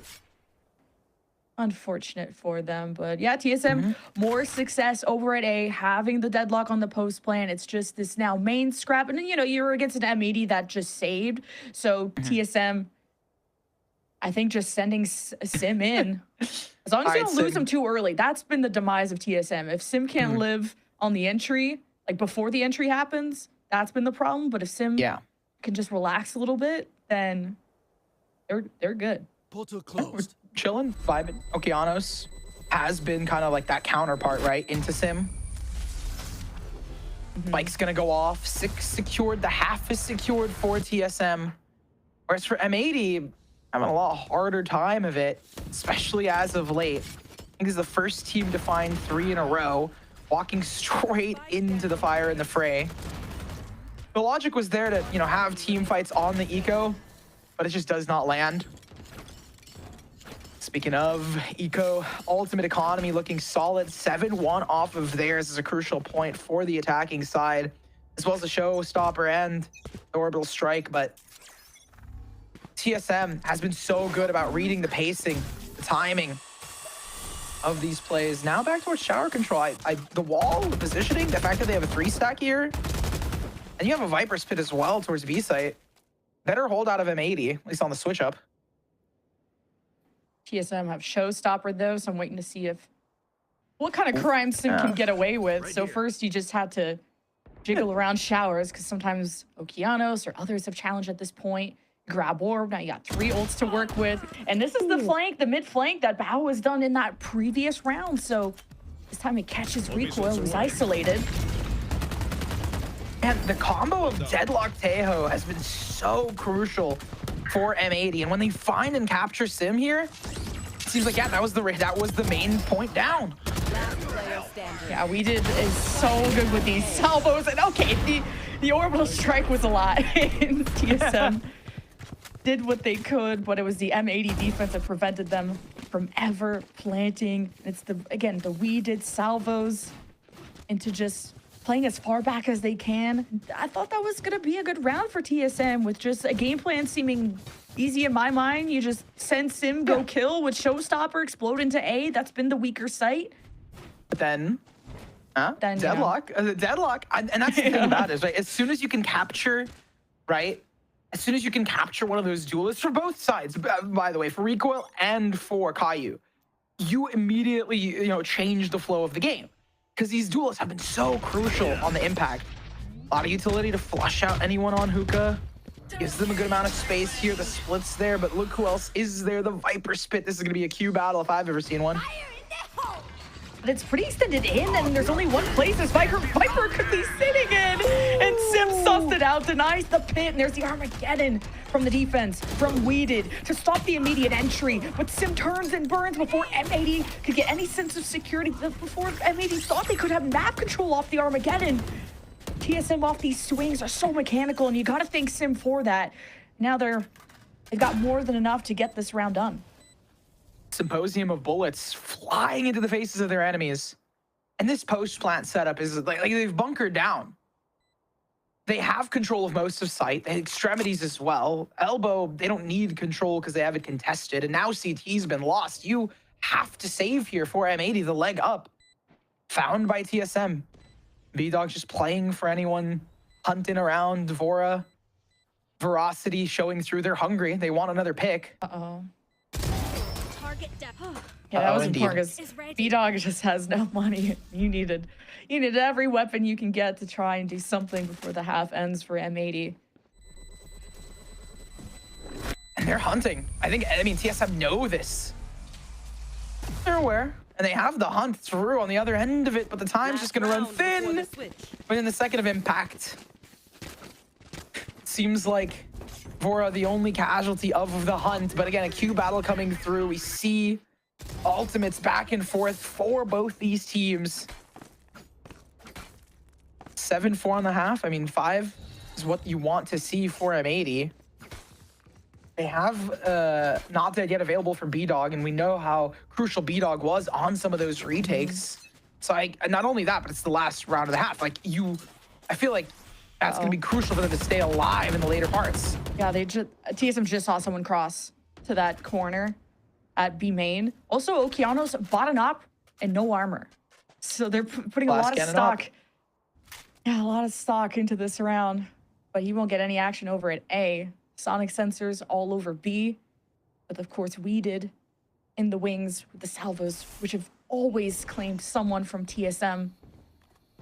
That'll be a free orb for TSM with the Viper wall going up and down to see if TSM are going to be caught out in the open. Some info. The grab that is going to limit TSM's entry and actually isolates him away from his team, and GMD falls in the process. Now you make sounds, and oh, it's the Yoru clone, and you still don't even know where this op is, and Okeanos is smoked off from his team, so it's a bit disjointed from M80. But they did catch TSM at the heel, but only by 1. They did damage, but not enough kills. As this M80 retake is gonna rely on the flanks, and it's B-Dog that'll get back into the fight with the ult. And with the Annihilation, that secures yet another one, and M80 turned all the odds around. Again, it became crucial to leave B-Dog alive for the retake, as well as them being positioned down towards long, allowing themselves to get that wrap into it and then pop out with full confidence, take some of those swings, and retake gives them the 5th. So when they swap onto attack, they're not completely in deficit. We don't have that 8-4 half as we go through all of the situations, getting cooked on the replays and getting cooked by those ults. But regardless, with M80 bringing it back like this, the fact that they managed to carry that momentum forward here, we've got to give them not only a vote of confidence, but put TSM in a bit of a kerfuffle, a tech pause. That's a kerfuffle if I've seen one. I'm just still so surprised TSM lost that last round because they had only lost GMD, and Sim got isolated, was still able to live on. But then there's just like this volley of ultimates, first the Annihilation and everything else. Like TSM have been really limited by the defensive util of whether it's a controller or a Sentinel, and that's just been the beauty of those delays coming out of M80. But they'll be on offense this time, and this is where Okeanos has to really shine. He can't really like explode into his site the same way Sim does, and you have to play these mind games with the Yoru clones, and TSM have been shooting those clones a lot, to be fair, so Okeanos is definitely getting value, but it's not going to hit the same as Sim in terms of the speed and how you're approaching. And honestly, I think that's why B-Dog having, playing on the Clove kind of works into it for the walk-up rather than specifically just for setup. Because Sim, right, you need to have 7 setting up the util for Sim to go in. Whereas on the flip side, just Okeanos flashes, walks in alongside B-Dog, and then they have 2 walking duelists. It's like having Arena, but with smokes, and you have the double smokes on bow as well. Tech pause, though. Gonna give, hopefully some of these players mentals to cool off a bit going into the half. Always like to see, how these teams, take these tech pauses. Seems like there's a bit of, okay, interesting. Lag. Okay, this is, normally I don't talk about it, but lag on Discord for M80. And the reason I bring that up is because, like, that comms, right? That's got to be, like, a bit frustrating in terms of the structure for them. Hopefully that's resolved quickly, because I feel like with the Clove, you don't get to see this too often on a map like this. And just the additional smokes, plus the Viper, plus the 3 from the Brimstone, plus the Deadlock. It's this TSM slower style on before that. They were fine with that. And B-Dog hasn't been able to add to this equation as much compared to how he's contributed in the past. So it's a very selfish agent in that front that hasn't been able to frag out like a quote secondary duelist. I kind of always I've seen Clove as like a duelist in controllers clothes, but yeah, no, that is the view. Contesting towards showers again in short, so they have the split on A, but there's only 2 players on here. It's just stall out of TSM. Down A. What? wait, Recoil with the headshots. Ooh. Clean stuff. And now that means Emmy, I thought they were going to go for the plan with all the smokes in place. And I think they heard salvos from Vora and got a little scared. And then they go to exploit where do those salvos come from. And they met some competition on the other side. 2v2. Coming down to the last few members, just like the last pistol. And it's Vora that has some info util to use. Okeanos and B-Dog are just going to be at arm's length, able to crossfire and trade if needed, while also needing to be in vision of the spike, and that'll be Okeanos' job.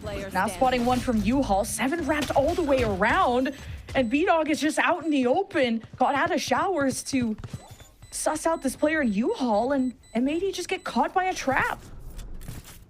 Beautiful showcase of how Teo and Breach, even on a pistol without, insane levels of gunplay and utility, work really well together hand in hand in this current meta of like, all right, we don't necessarily need as much info. We just kind of fight our way through, brawl our way through into these fights. If our opponents are flashed, we don't need a Sova Dart. They can't see anything. They're stunned out of position. In this case, it was salvos and just really solid headshots for TSM as they push in towards A and now force M80 back not only to a save, but also just they're gonna put their backs against the wall here, hopefully. The sheriff headshot, gross. And with that, I mean, TSM have won every pistol round, so always getting to start off on a good foot. And then with the SMGs, as everyone from M80 pops out of the smoke, you can't check every corner. And TSM are just popping heads left and right. Satisfied. That's a full house. Recoil in 7, 2 and 3, hand in hand, 9 and 5, and builds on their momentum. We see a 5-7 half. You expect the team who's down by 5 to do everything in their power to get that 7-7 scoreline, but TSM snatching that away from them. And considering, right, TSM on the defense, not buying up as insane, that is such a clean shot and such a beautiful replay. Allows them to now probably build into this, right? I don't expect the 10th, but it's definitely possible considering we have Sim on the Vandal buy, 7 with an SMG of their own. Same thing with Vora. JMD with the head tap potential, but Sim getting overzealous early. Yeah, Sim's tried to activate, and sometimes for TSM, at least that 3-man core from last season, Sim has been the one that's had to salvage TSM before. This time he'll be missing, and more dominoes fall for TSM, but good for M80 and their chances to close the gap in the scoreline. Now feeling like the site is going to be a lot weaker without this deadlock, so M80's just try to be a little bit more prepared to the pre-aim of this defense, especially someone like Seven that popped off last round. It's as easy as like that for M80 after adjustments. We did, we done. We here, we did. Who has been amazing. One off their ultimate, 19-10 stat-wise, 3K on the round previously, and the pacing from M80 in that moment, way slower.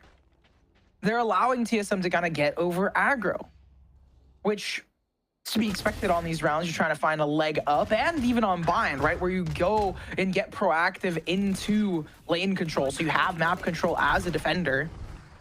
Retakes are hard as always. Okeanos gets great amount of info on the front of site. Oh, and a touch deeper for TSM. Oh, his timer ran out. He's a little bit closer than he expected, and to send his Euroclone up to the front door and through the smoke to flash them and cause even more delay. TSM is very limited at the front door, and M80 are forward. They got spike planted. Now they can try to take care of elbow, and it's off the drone. It's off M80 with a lot more of just a better plan of their approach to B, and not hesitating. And speaking of hesitation, a little unsure for a second there on the retake, but they end up falling back for the save. Makes sense, the economy is not that strong, but Mady's soon gonna learn about it. I like the push in on the site, the bombardment of utility on all the points. We do see a pain shell to try and stop it, especially off of the Yoru ultimate, allowing Okeanos to clear out majority of it. They TP, I think, as well to try and catch someone off guard, but it does not land here. And TSM, I mean, they feel a little bit. This is going to be a broken buy for them. Oh, yeah, they're going to be buying up, I guess, to some degree. But I was just going to say, this ultimate was really huge. And the timer, right, was running thin. The fact that Okeanos had the foresight to be like, all right, we're hiding away here before we pop on out, it's just brilliant.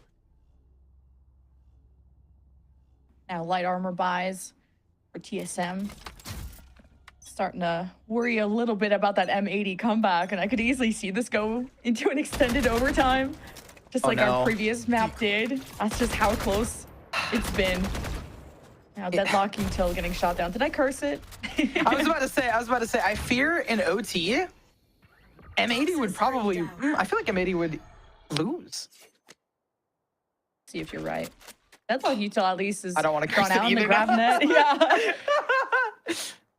And Recoil could easily just, as soon as they feel like M80 are getting prepared, could draw them into the annihilation, or he could do what they did in the past and wait for all the chaos to ensue and then pull annihilation so that everyone's shooting at each other and not the nested target. So, M80 Good getting info on B. at B and A. With the Viper wall, they're giving the illusion that M80 want to press into U-Haul, but the spike is heading that direction too. It all depends on how this exchange into U-Haul goes. And it's 1-for-1. Sight getting weaker. TSM only have one there. And it's GMD. 30 seconds And he left. pops out of the smoke to surprise the spike carrier. Goes 1-for-1. There's the annihilation from Recoil. Looking for that member in U-Haul. As M80 scrap away. And it's just up to We Did. And holy cow, TSM shut the door on A so quick. The retake crumbled apart. And I thought it was, honestly, I think M80's strategy was really solid. But just the positioning, GMD, right? Not going for like super early aggro and the trades back and forth. Making sure that they stall out that plant for the rest of the team to come in on the flood. I feel like this type of play out of M80, you know, when they get onto the site, they're starting to roll slowly in and have only portions of control rather than full site control. Make it rather difficult for them to get the plants through. So now going into a little bit of a default to see how TSM is going to play. But the thing is, they lose control of showers. They did send the Yoru clone in there, it didn't get broken. So they have no info on that. TSM denying orb there. Might have been a They good TP read oh, because no. Bao was getting close to the pit.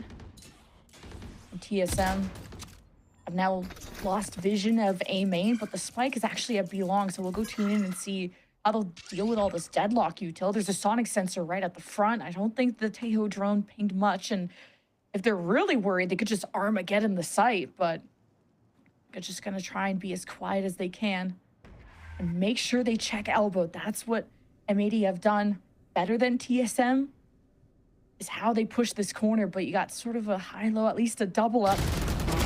And there's the exchange, and it favors M80. And now they've taken care of those defenders, and they feel like they can go for a plan, especially with that deadlock wall right at the front door. But an orbital strike from TSM denies that plan opportunity, giving a few more seconds for TSM to get around this deadlock util. And they're taking their sweet time dismantling it, and especially with the Viper Molly from Bao, TSM are taking unnecessary damage, somehow still winning duels though. B-Dog tried to challenge 1v3 in that hallway. He gets shut down. But this is necessary time for M80 to kill.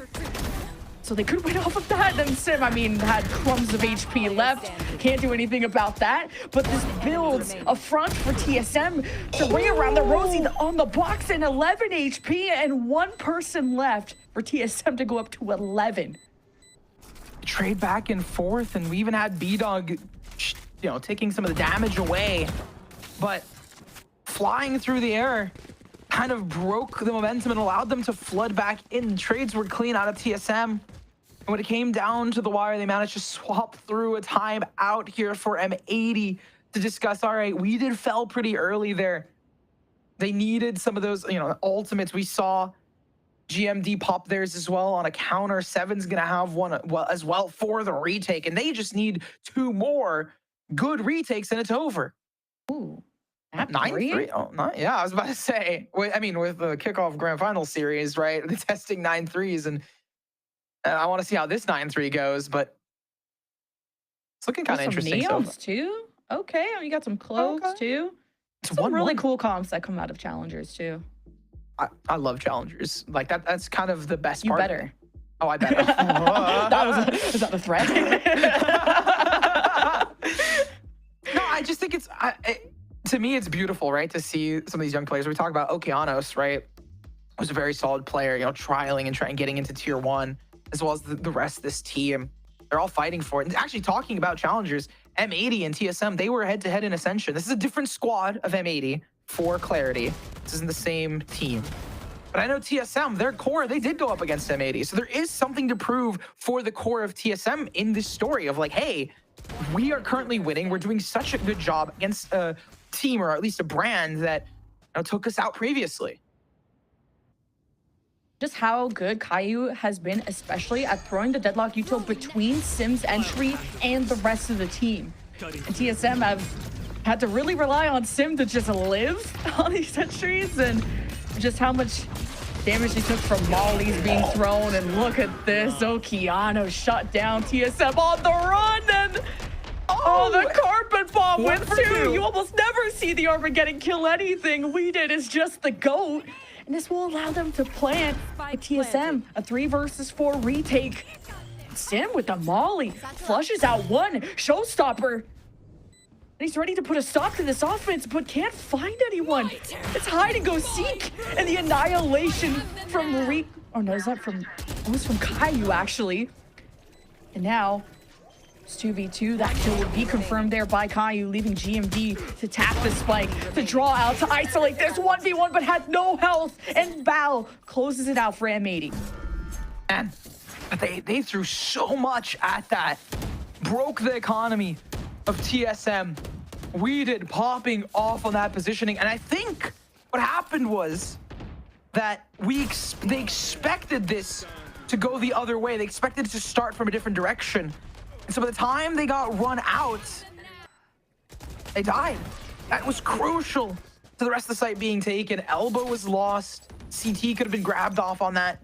We did see GMD doing such a good job of grabbing it back, but in the 1v1 and in the 1v2, they could not clutch it through. TSM walk up stopped. And it's tracks by We Did. And look, it's like the crossfire's already ready. It's like M80 are in TSM's minds. They have the TSM playbook. And now they can drone up into A and get some info. Oh, and Sim tried to surprise them, thought that M80 were going to walk up, and TSM are losing bodies left and right. It was a save, so you're just throwing anything and trying to see what sticks. This will be M80 trying to close the gap, but Spike planted. it's all about how this next gun round's going to go for TSM. Yeah. M80 starting to climb up. I mean, it's an eco round, so whatever exits we can find for M80 are good. But for TSM, for them, they have, you know, just 2 more rounds to lock in. M80, this is everything for them. It's do or die. They either start the momentum here, bring it back 13-11, or maybe even overtime, and then take us to game number 3. And this series feels like a game 3 series. On attack here. Vibes are there. We did lagging behind, does not pay the price, gets out of dodge, and it's forced out here.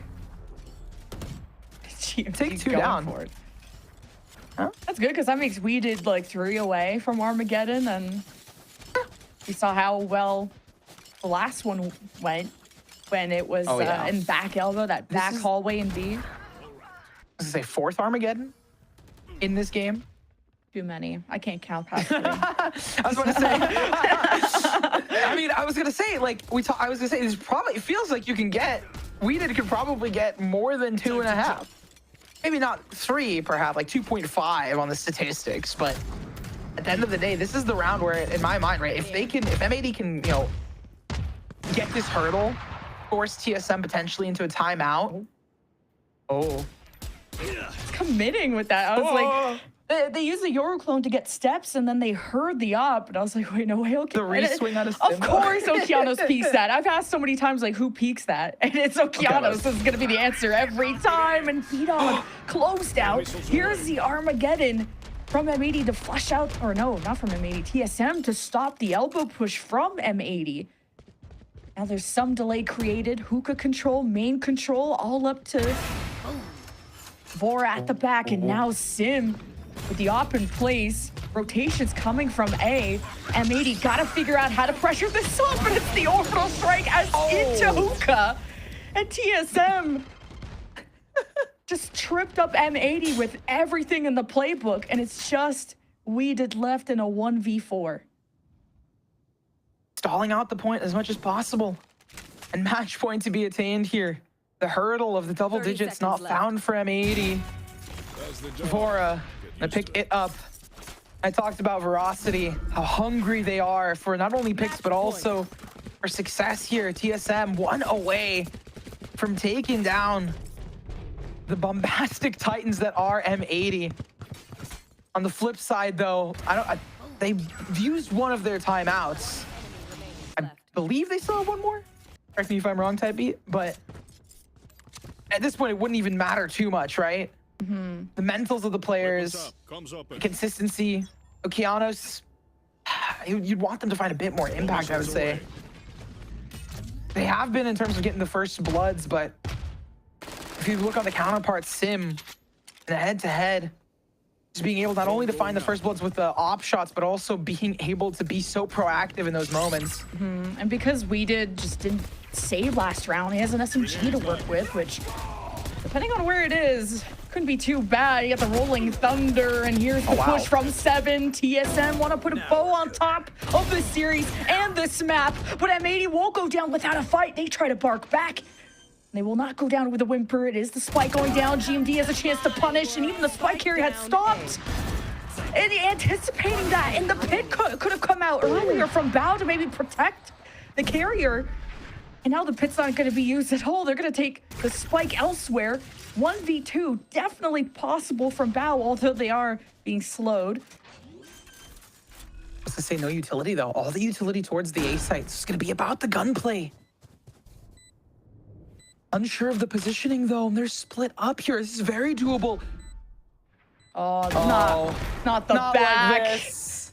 And TSM have done it. Not just giving M80 their first map loss, but their entire series loss in Challengers here in week 3. This is a core of TSM that lived up to a lot of that hype last season, but fell short in Ascension, fell short in playoffs, and this could be the TSM redemption arc we've all been waiting for. And this is the TSM Binds. They have been one of the most solid teams on Bind, other than I would say like Trust and Plug in Challengers. Yeah, I mean, at the end of the day, the pressure was on for M80. They had the momentum swing. Unfortunately, 2 rounds were the only difference between them for TSM and victory, who now get to be crowned 3-0 champs, at least so far, and have the chance, you know, they want to be the team that goes like on the full sweep, right? In the Swiss stage, they are that team at the top of the board, the 1 seed going into playoffs in any, you know, stage and in any part. This was a team effort out of TSM, and not just the sim show. Like I got some vibes from last season. Clearly Recoil and Vora add so much to this with the Tejo, with the KJ, that which ended up working out in the end on Fracture to going to a long OT, but still being resilient enough to finish out strong. So big congratulations to TSM. Gonna look forward to hearing what the desk has to say and maybe what stuff's gonna be said in the interview. So don't go anywhere.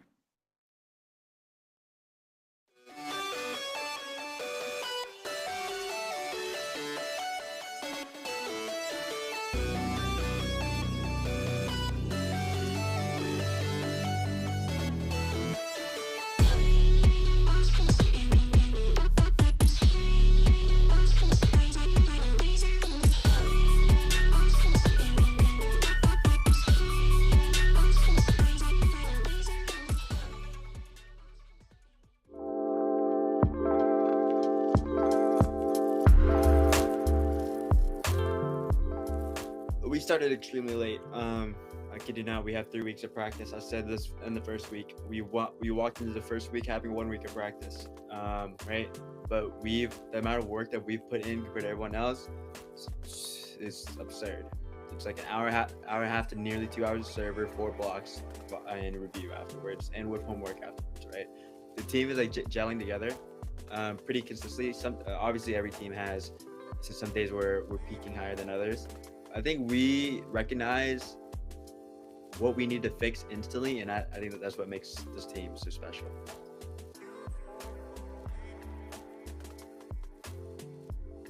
I always put 100% into whatever team that chooses to play with me. Obviously, Blinn was a more unknown team. It was like a collegiate esports club. While M80 is like, you know, the principal of tier 2, you know. They have made essentially grand finals twice now, you know, so they obviously have that level of prestige to them, and so that obviously has to affect my demeanor as well when it comes to just overall like how I present myself, right? Because right now I'm not just establishing and representing like, you know, like a group of people that enjoy the game. I'm representing like a high profile organization that has had tons of gravity in the tier 2 scene, right? So I obviously have to hold myself up to a higher standard, and I'm trying to do that. But I'm also blessed and grateful that I was chosen to be able to, you know, fill in the shoes.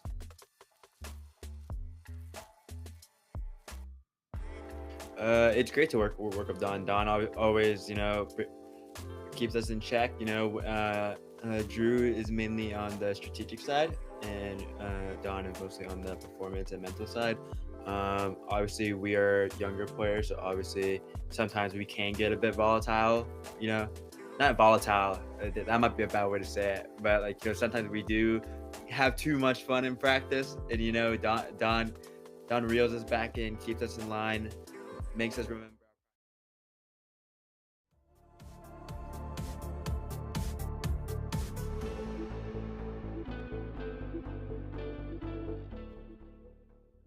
All right, 2 teams undefeated coming into this, and in the end, TSM are going to have a 2-0 victory over M80 to be one of the sole remaining undefeated teams here in Challengers so far. Roy, I mean, they went into their map pick on this one. We got to see a little bit of a different comp coming out from M80, and in the end, wasn't enough to try and take it to a map 3. Absolutely. I think TSM came guns blazing. Their game plan was extremely clear from the get-go. again, we talked about it so much on the desk already, but I'm going to keep bringing this up because it really does feel like the TSM identity is sort of emerging, right? It's this very explosive, very utility heavy composition that allows Sim to sort of get active. But then you have players like GMD, and you have players like Seven, and you have players like Recoil, who are able to just sort of have room to impose their will on the game while chaos is happening in the late rounds and the clutch factor. There's just so many elements to it, and I'm really digging this sort of evolution for TSM. See, while you mentioned that TSM had a sound game plan of, you know, playing their map pick, being comfortable on bind, I'm still scratching my head around how the game plan was for M80, how they wanted to approach this map.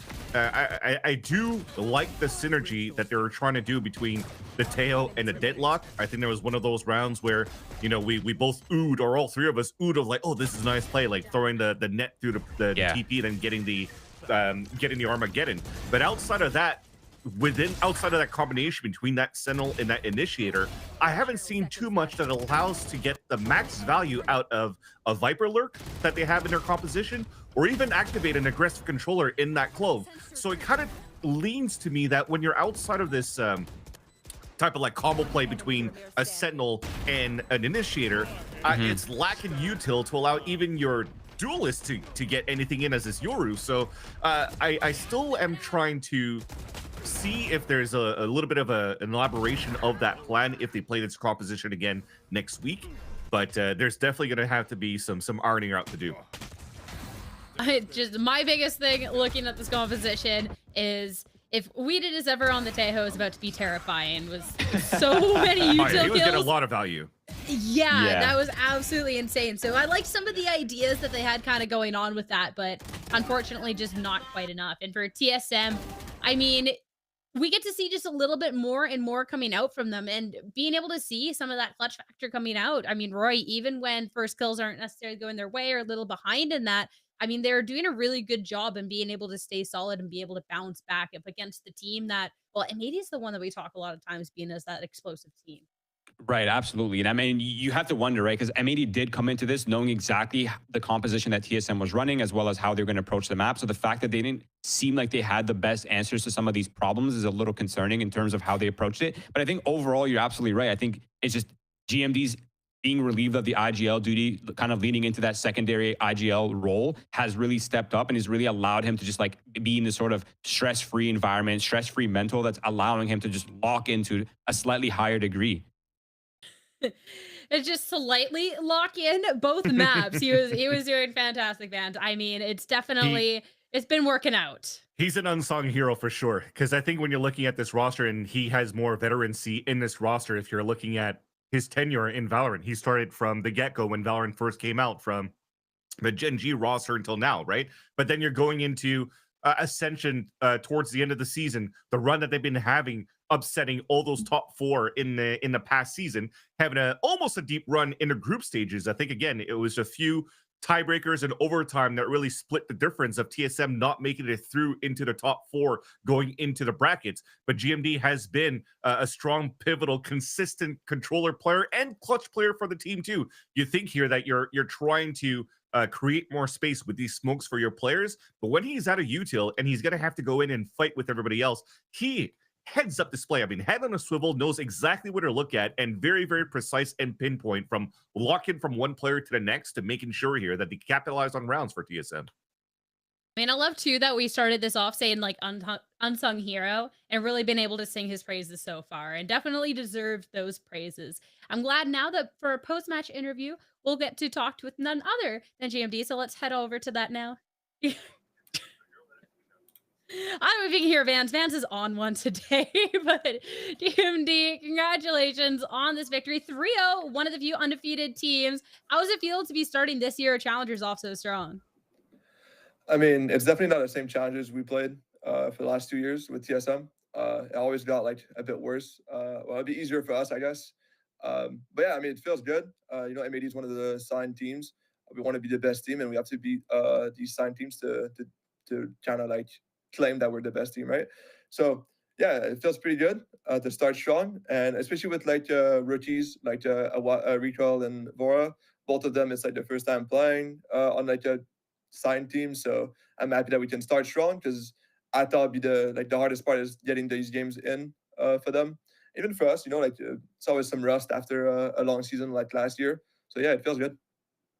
Man, I want to talk about rookies here, specifically Vora too, being able to IGL and you being able to focus kind of on your game. How has that been then for you heading into the season? Because on the scoreboard, it's definitely turning out well. Yeah. So I worked out as I was supposed to call for the team. Played a couple scrims. Did not go as planned at all, and I think we're getting like embarrassed by most teams. So I was like, well, maybe it's not. Maybe someone else can call. So Jordan stepped up, and Jordan, which is Vora, stepped up, and it's been doing a very good job for us. Makes me able to like mid round a bit more and like kind of like do my own thing, which I like obviously as a player. Calling is very demanding on like and I can look at my crosshair, which is way easier. I don't have to like look at radar as much. So it definitely feels good for me personally, but also for the team. I think it's better that Vora is IGLing. And he's been like, our coach has been helping me a lot. Like NBS has been great for a team. Vora has been like improving so fast. And then even when we get to a couple quick wins, like we've been 2-0 most teams so far. Lost a map to Trust and Plug, but I think it's like he gains confidence every map. And it's because of the whole team. We're playing so well, and we listen to him, we trust him, and I think that's like crucial for a young IGL. That's awesome to hear the support system is there for Vora to be able to succeed here. And you're saying too, like he's still gaining this confidence. So this isn't even like the complete TSM we'll get to see yet. This is only the beginning for the team. Yeah, definitely with the players we picked and the roles that we work on, like the IGLing's gotta get better, or we're gonna be more structured. Our coach has been amazing. So I do believe we'll get only better. And it's pretty fast paced so far. I think the first few weeks were rough for us. Now scrims are better. We have a bigger playbook. Every day gets bigger. So yeah, I think that definitely it'll be way better in like even a week. Every week it's been better. Glad to hear for sure. And then I have one question that I want to ask looking back at this series. Two, actually. Sorry, I lied to you. First game, looking at this fracture, you guys start off pretty strong. Then M80 just kind of flipped the script. You're able to take it to a triple OT in the end and close it out. But was there something that they kind of caught you off guard with? Or was this kind of like one of those growing pains with this new IGL and trying to figure things out? Or do you think that they maybe just had a little tape on you and got to abuse that? No, I think I'm not gonna help the teams too much, but I think the counter to us was like the op. Like Okeanos was opping us every round. Props to him. Found like a gap in their play. We fixed it a bit later in the half, but a half is only 12 rounds. You don't realize instantly that you're getting countered. Took us a bit, like maybe a few extra rounds to figure it out. But the opper was giving us a lot of trouble with that tail. With tail, you don't have that much info, so the opper sometimes they get like free kills. And they kind of got away with it, and a half can snowball pretty fast. Like they got ults, they got a couple rounds. We have to eco. So yeah, I think the op for us was very annoying to deal with. That's fair. That's fair. At least you're able to still close that out in the end. And then the very last question, looking back at this bind, we got to see TSM play it all 3 weeks. We go from the Brim to the Astra back to the Brim. Is this just something that's a little bit more comfortable, or? I just do what I'm told. If I'm playing Astra that day, I'm playing Astra. And I like both, honestly. I'm confident on every agent that has smokes. Duelist, not so much my cup of tea, but everything else I can probably play. So, whatever like we think the team wants that there. And if we showed too much the week prior and we want to switch up a tiny thing, like a very small thing, then we can switch the controller. And it's not a big deal to us. It's not a big deal to me. And it helps like refresh the playbook. Oh, makes a lot of sense. GMD, thank you so much for all the insight. This match, the team, everything. Congrats again on the win. Have a good night, okay? And you too. Thank you. All right. Well, the first series, the 2-0. GMD, again, like great insight for the team. Love to see that. And we're still going to have a little bit more Valorant. Stay tuned. It's going to be Shopify Rebellion Black versus YFP after a short break.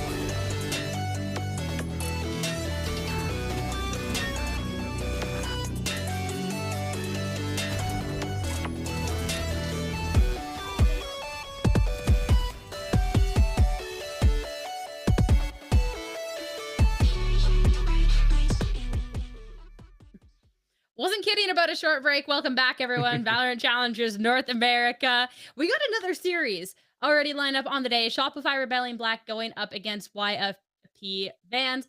Both teams, week 3. We've gotten to see a little bit of ups, a little bit of downs, but I'm excited to get into this matchup today. Definitely, and probably a couple of struggles too going into Shopify Black's games from the first couple of weeks. But we're hoping now that we've gone through a couple of these weeks where you were able to study the tape, where Sean Garris is able to have a good conversation with some players too, some one-on-ones to try to prop him up as well, because there is some good talent in that roster and some great potential going into that one. And if you're able to work out a little bit of that pressure that was on their shoulders from a great start, from being represented by a prestigious organization where you also have Ludwig and Moist taking care of it. Who's coughing? Is It wasn't me this time. It wasn't me. Under my breath coughing. Is that you, Roy? Is that your cat? It might be. I think he's sleeping and coughing simultaneously. Get the cat Watch alarm. it just be someone in Discord and they couldn't hear it on broadcast whatsoever. And you just look like a madman. It doesn't matter. Maybe I'm just hearing voices. I'm getting senile. I'm getting old at this point. But Vans no, I still think that you losing still it. have what it takes here to bounce back for Shopify, no matter what. But yeah, it's still going to be a good game. I think YFP in this roster is actually quite good to see the core coming through. From past iteration of other teams building together into this one is quite fun, because we've seen a little bit of them getting a taste of the stage at the VCTs when they played against 2G in the upper, and they looked really damn good playing. Yeah, looking at this YFP roster, there's so many changes heading into this year of Valorant. YFP, we got to see a lot of these players play together throughout last year, and then that final iteration comes stage 3 with Stellar being introduced. And it's a team too that, Roy, going into this year, that they're one of the more seasoned teams in terms of who's been sticking together. So see them, like, it hasn't been a bad run so far, do not get me wrong, but I'm definitely looking now that we're at week 3, what they'll be able to accomplish. Yeah, I think this is the type of team where they've had to sort of, you have a former IGL in Physique, Stellar's in IGL. You probably have some sort of assistant or like somebody helping you on the strategic level as well. So there's like a period of time where these players have to get on the same frequency, right? You have Penny, one of the most distinguished players as a duelist in the league. You have Stellar, one of the most distinguished IGLs. You have Physique, former IGL. They need time. And even if I don't agree with all of their compositional choices, I still think that this team is really intelligent, and they're probably one of the most cerebral teams in the league. I mean, they definitely have the experience there, not just as like a core of a team, but as well the individual players. So first player to be talking about ahead of this series is Thief. Thief, the last 2 weeks, a lot of Vi's gameplay coming out, and has definitely been hopping off on that. Even Vans last week, where it was a little bit more of a rougher showing for the team, Thief was still a bright spot amongst that. Yeah, I think Thief also has found his footing playing a lot of Sentinel roles going into previous teams into now in his career. But I think overall, Roy brings up a great point of this roster in general, where even if the comp doesn't work out well, you still have some great minds, such as Thief, for example, to find some hero plays they could do on his own, and also narrowing the situation, allowing maybe the in-game calling of Stellar in a 3v3 or something like that to really pop off in those moments. A very good cerebral team that could think on their shoulders, or think on their toes rather, when it comes down to these moments, that they could actually find gaps and openings to take advantage of. So when we're looking at a series today that I think should be a little closer than the one last week, with Thief already performing well, then excited to see what he's able to accomplish today. And Roy, that's where we have to talk about the other person that was a pretty bright spot last week. Have to talk about Penny. Of course. 100 of those and it'll be $1. But yeah, he's an absolute monster. 1.4 KD, 104 damage per round. I mean, this is exactly what you want from your player. Also, I think the biggest strength for Penny, in my opinion, is not just the raw numbers that he provides your team, but it's really the level that he can successfully get those openers. He's very intelligent in the way he approaches it. He's very experienced in the server. He's played with some of the best IGLs and some of the best players in the region. And I think this player is extremely slept on. And the fact that he's performing to this level should be no surprise to anyone. It goes back to as well this year of Challengers, like we have so many duelists all the time that are really out there, and like they have these flashy plays. So even sometimes, fan, when someone isn't quite as flashy, even when they're still an impact, sometimes not talked about as much, which is a shame, because Penny needs to be talked about just a little bit more, just a little bit more. And he'll definitely be talked about a lot more, I think, this season of Challengers, especially when you have somebody like Stellar that's going to be able to find these openings and put him in a good position to get the best value out of it. I think already coming out here with the chamber that you just saw here in the highlight reel, it almost looked like this type of agent was going to be falling off here since he got nerfed to the ground. But Leaf has already been doing it over at G2 on the side of the VCTs. More players are starting to pick that up as well, and more players are starting to see the value of what a chamber could bring on your defensive side as well when you want to be a little bit more aggressive, when you want to support into your duelists. Because again, if you're looking into a meta that has double initiator around a breach and a Tejo, then most likely you'll be running a single duelist. And if you're trying to get space in a composition that doesn't allow for you to get early information because of those two initiators, then you need somebody aggressive like Penny to be in those spots, to be able to TP out and 100%. lock down a section. So I think, again, it looks wacky what they're trying to pull out here for YFP, but it will definitely work out in the long run in their game plan in itself. Got to see about working out in the short run, though, looking at the series and the opponents on the other side. The what Shopify run? Rebellion Black. What? You said short run, so I was just saying running like Roy. Dude. Whoa, what did Roy do? What did Roy do to you, bro? Yeah, so there's a rumor where Vans quite literally has a stipulation in his contract where he has to disrupt us on the desk so he can do his antics. It's in there. I saw it with my own eyes. Guys, there is so much to unpack and talk about with this roster right here. Vans, you gotta stop it. You gotta stop. Shopify Okay, Rebellion I'll Black. shut up. My cat alarm's coming up. Roy, you got the next 2 minutes. All right, right. sure you can Shopify have that? Rebellion Black. The team, one of the teams that we talked about the most, this roster coming together. First week, little bit of an upset. Last week, strong. How are we feeling about today? I mean, everyone should be feeling very well about this roster. There's really not a single weakness that you can just point out on paper. They have players that are very well established in their roles. They're pretty diverse. They're very flexible players. They can run almost any style, and they have a duelist that is super flashy, and he puts up insane numbers consistently. That's Paint, by the way. If you're not familiar, you will be if you don't know him. And he's a monster. He's an absolute beast, and I think this roster is very well rounded, and I'm very excited to see their development as well. Yeah, Paint, like the players coming across onto this roster, you have a new IGL in BCJ, you have a former IGL that's now being able to do what he wants on the team, and a couple players that maybe just a little bit more unknown that able to really come together. I think this has been really, really cool. And Paint has been someone that might recognize him from, you know, a couple of the games that he's been able to play, or you might just be left in the dark. But if you're not familiar, Vans, you're officially unbanned from talking. Like, you need to get on board. Paint's awesome. He was about to explode. He needed to, yeah. So He go needed ahead, to. man. Yeah. I was away, my starting to turn friends. blue or something like that and not be able to speak, but for sure, no. I think Paint, I do see the potential that he brings. I think the first time we saw some flashy stuff come out from Paint was like his tech around the Jet 2v1 on that Ascend box. I'm always going to remember that one as well, where he's just going to throw like a cloudburst and work around that and win that 1v2 or just get very flashy around his rifling.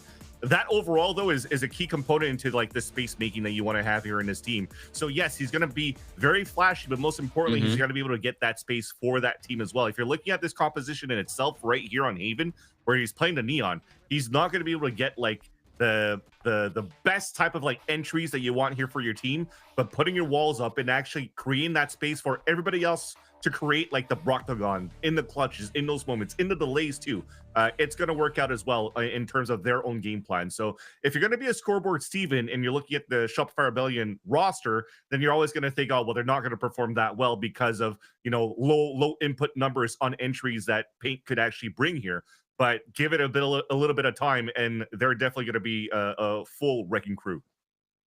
100%. And I'm looking forward to see how much of that wrecking crew that we can see today. And last person to be highlighting, talking about ahead of this series is Pancake, someone who we've seen in Challengers before, IGLing for a couple of these teams that maybe didn't quite get to have the run that they wanted in the past. But Roy, in my opinion, Pancakes has always been a bright spot for these teams, and now doesn't have to worry about the IGLing, but only his own gameplay. And I think that's been turning out really well for him.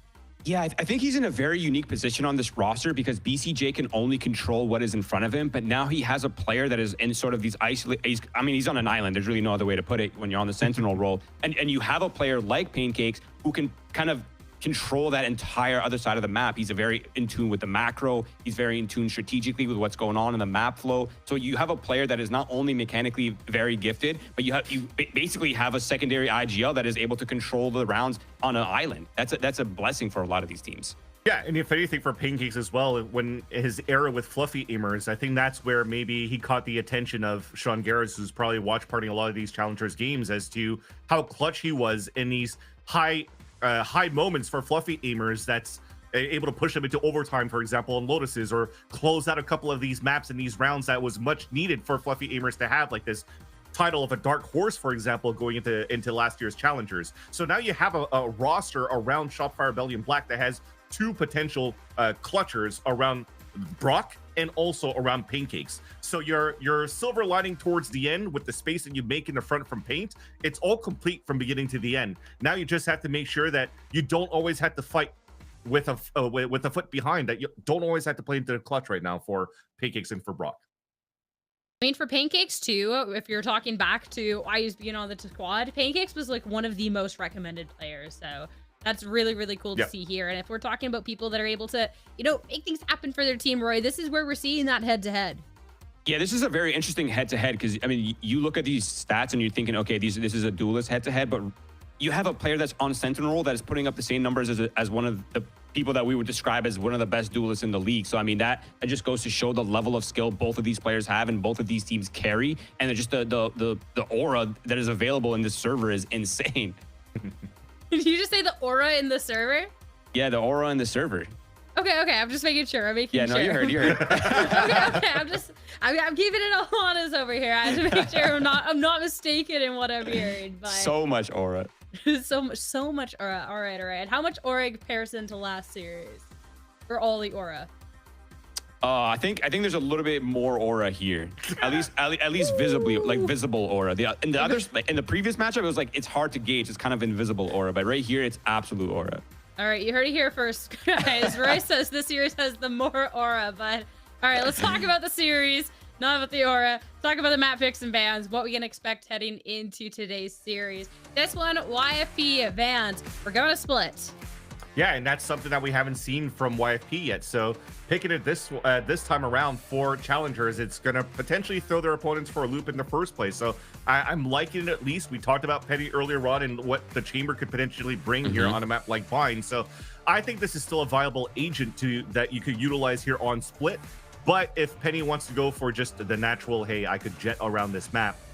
We've also seen, for example, in the VCTs where you want to try to follow the meta around a tail in a breach, doesn't work out. Let's just go back to the good old Raze and Jet double duelist from MBR and still be able to take some opponents down. So there's a lot of good options coming out of this one here for YFP. And Stellar, I mean, he's going to have to find something that's going to be, I don't think it's going to be an overcooked this time, Roy. Yeah, I completely agree. I really don't think, and I think this map also fits their playstyle, right? Because they can either put Penny on the Chamber or they can lead into the duelist or no Senti. There's a lot of space for them to either run in the Vice or run double Initiator. Whatever they really want is up to them. So I definitely agree. I think it's kind of hard to overcook with Harbor on this map. So they should be completely fine. All right, so I want to then talk about what we're thinking for this series in terms of our predictions, where exactly we were at. This one was also really difficult to be deciding, but ultimately I had to say Shopify Rebellion Black. Vans, you're in the hot seat now this time, though. Yes. Go ahead, Vans. Yeah, so I was right on the last prediction. I'll be right on this one. Period. I love it. I was also right on the last prediction, and now we're on, different sides here. This is Yeah, so why do you think Shopify is going to win, Sierra? Let's go. Honestly, looking at this team, going through like my notes, I was so hype about this team. Big Pancakes fan. I think BCJ's calling has been absolutely fantastic so far. And honestly, when it really all comes down to, I will never bet against Broctagon. That's as simple as that, So yeah, to be honest, I just want Sean to see this prediction and start just talking trash about me because he's probably going to do that in this chat usually. So I just want to rile him up. But at the same time, I do also believe. Yeah, no, but I do also believe here in Stellar all the time. I think he's been a phenomenal IGL that has put a huge number of upsets against teams, and I think he could do it right here against Shopify. Okay, Roy, what about you? Since we're all explaining the reasoning right now.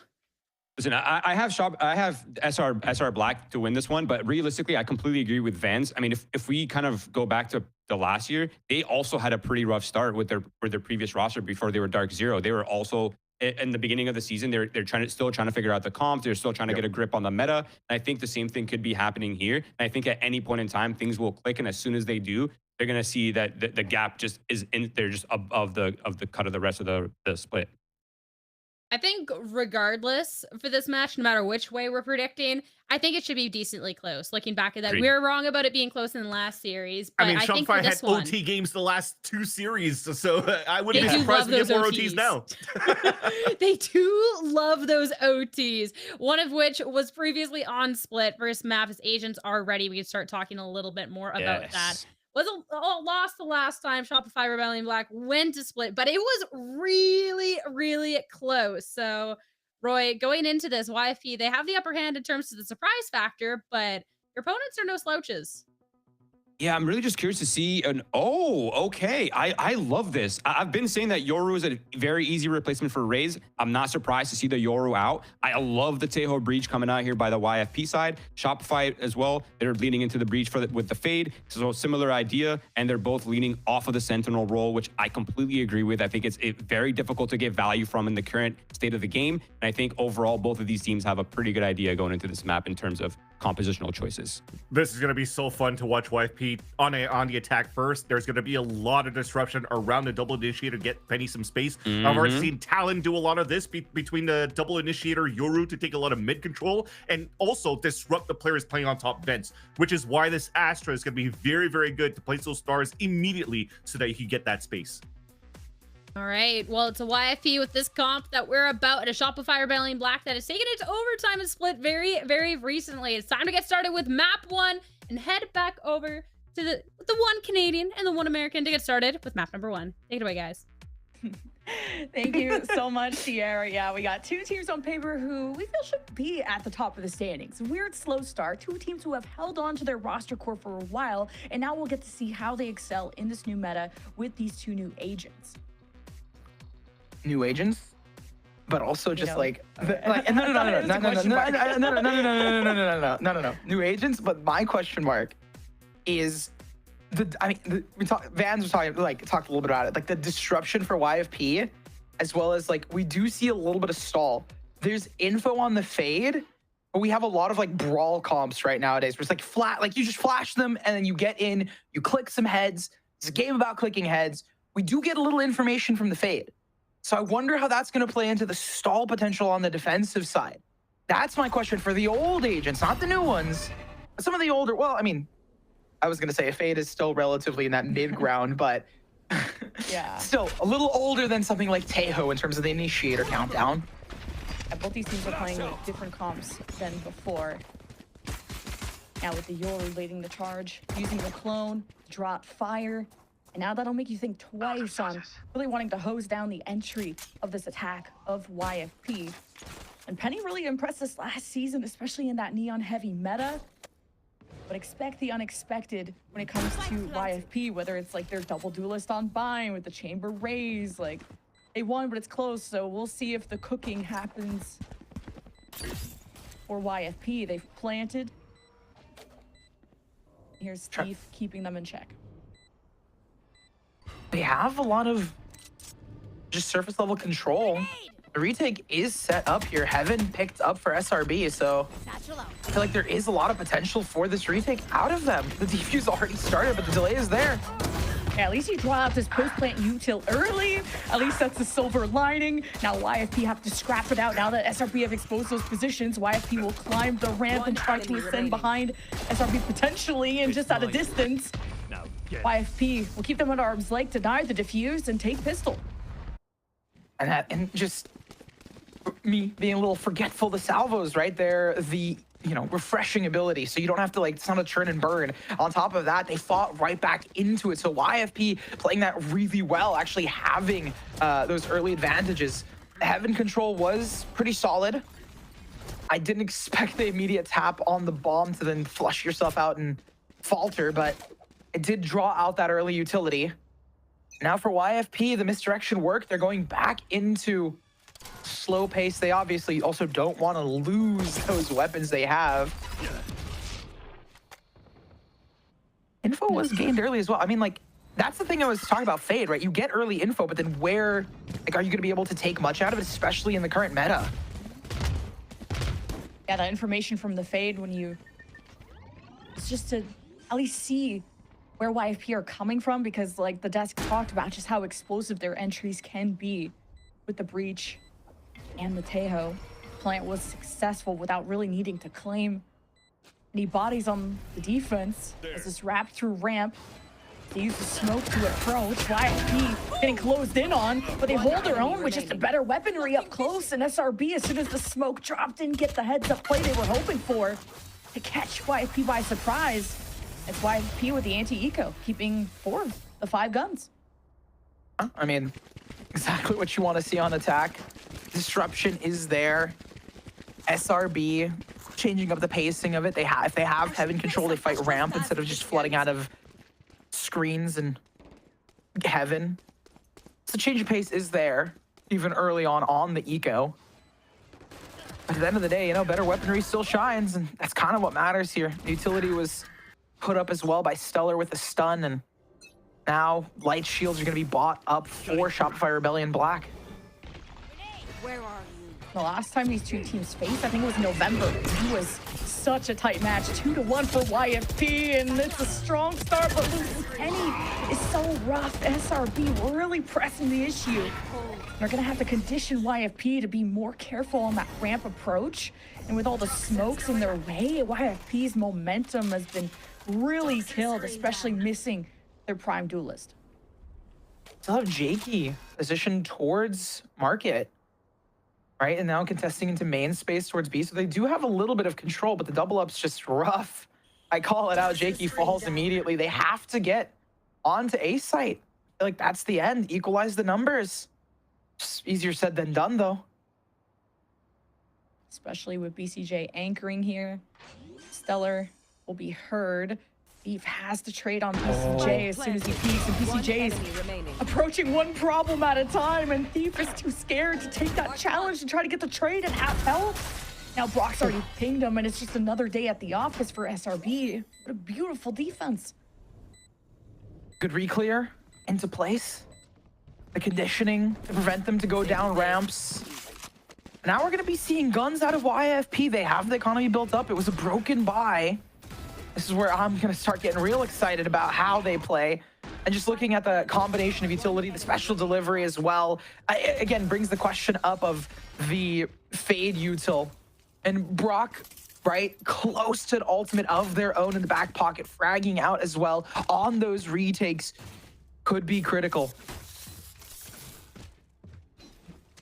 Being one away from the Cosmic Divide too, and is that going to be the call to go B and to use that in the post plant? I haven't seen too much going on. I think maybe besides pistol, but that was kind of very chaotic of a pistol round.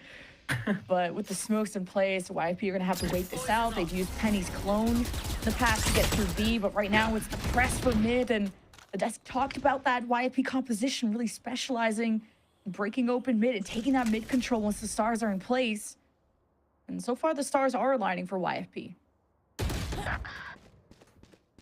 Talking about stars, paint gonna be stolen away by YFP. Now the rest of the team regroups. A call to hit the A site. You still have 3 players on SRB, but the retake potential is not as strong. Full utility, full kits for both initiators if they want to go for it. But you're gonna have a hard time pushing in. There's no duelist on the entry. Just a slow-looking defense that is looking like they're saving. I mean, if they wanted to, like, they should have gone. Like, they would have gone by now, right? Yeah.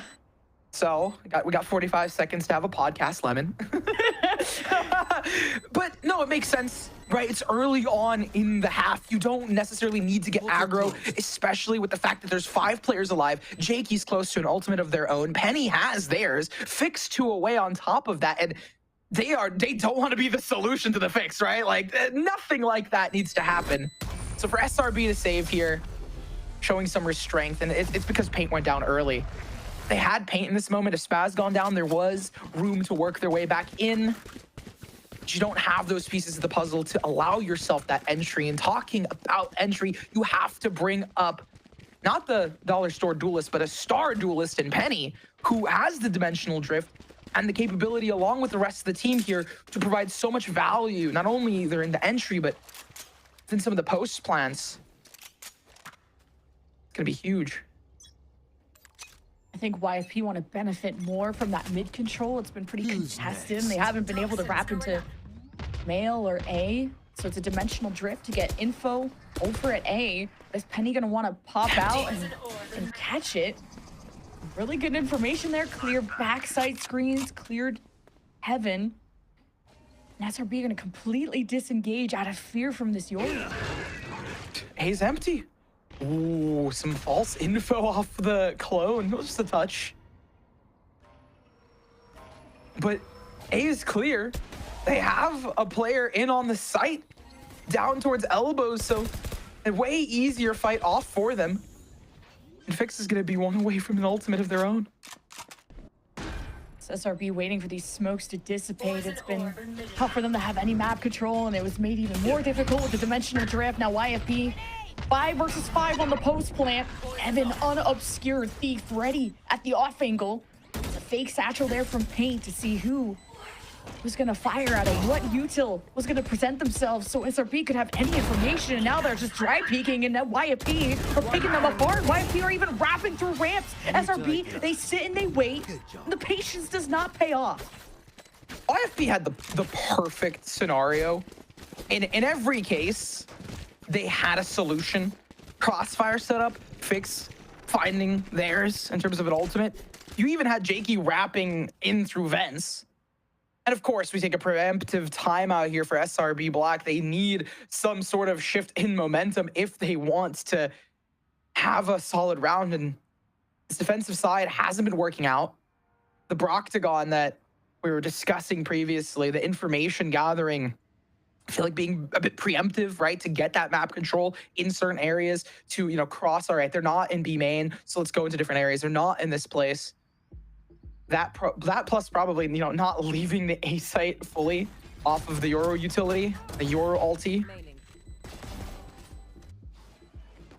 YFP added a new coach just recently, Mac. I think there's been a lot of hype around what kind of a difference they can make for this team. But both these teams have been extremely successful in the previous season, and they've held 90% of their core, if not pretty much the same roster, which is the different banners. So I was most looking forward to either this match or the Rankers versus Qbert match from tomorrow. Like that I'm excited about. We got so many bangers this week. Oh yeah, this is true because it's the creme de la creme. Like, with this Swiss stage builds it up into that. And you talk about YFP, they have the Infinity Gauntlet of players. And you have Fix coming in from mixed rosters to kind of be that hand. Ooh. Speaking out of smoke. Jakey. The SRB have been so secure just waiting on the other sides of smokes, and we haven't seen YFP really go for those type of risks. And Jakey lost the duel in B main on that lurk that he's trying to activate. So now I like that Jakey's changing things up, really trying to rattle SRB and condition them to be more scared. But SRB are able to trade that back, and with a mostly share of round, that's take anything you can get. 1 for 1 is solid though. Pick up the rifle. Ooh. Very solid for the momentum. Back into our holds, right? From mid. Ramp control. Ensuring that they still have comfortability on SRB on the defensive side. I think also a really important note is that they're playing a bit more reserved for SRB. Even on the eco, they're not being super overzealous off early. That is an interesting cosmic divide. What a sell.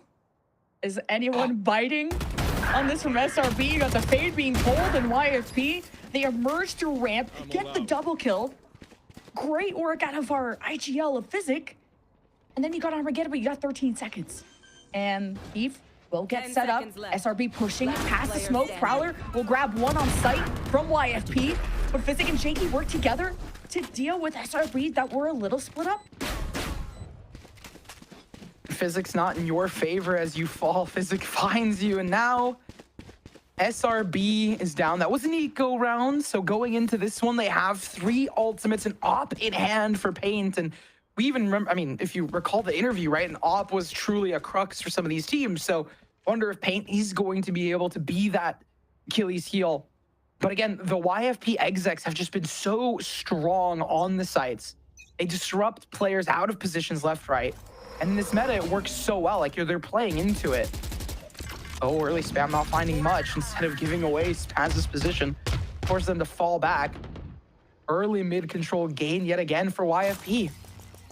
This whole Viper delay from Spaz is what allowed SRB to get first blood last round, and well, not directly correlated with this first blood, but still something that SRB for more early picks, early peaks even, to be more confident to take charge of an early round play.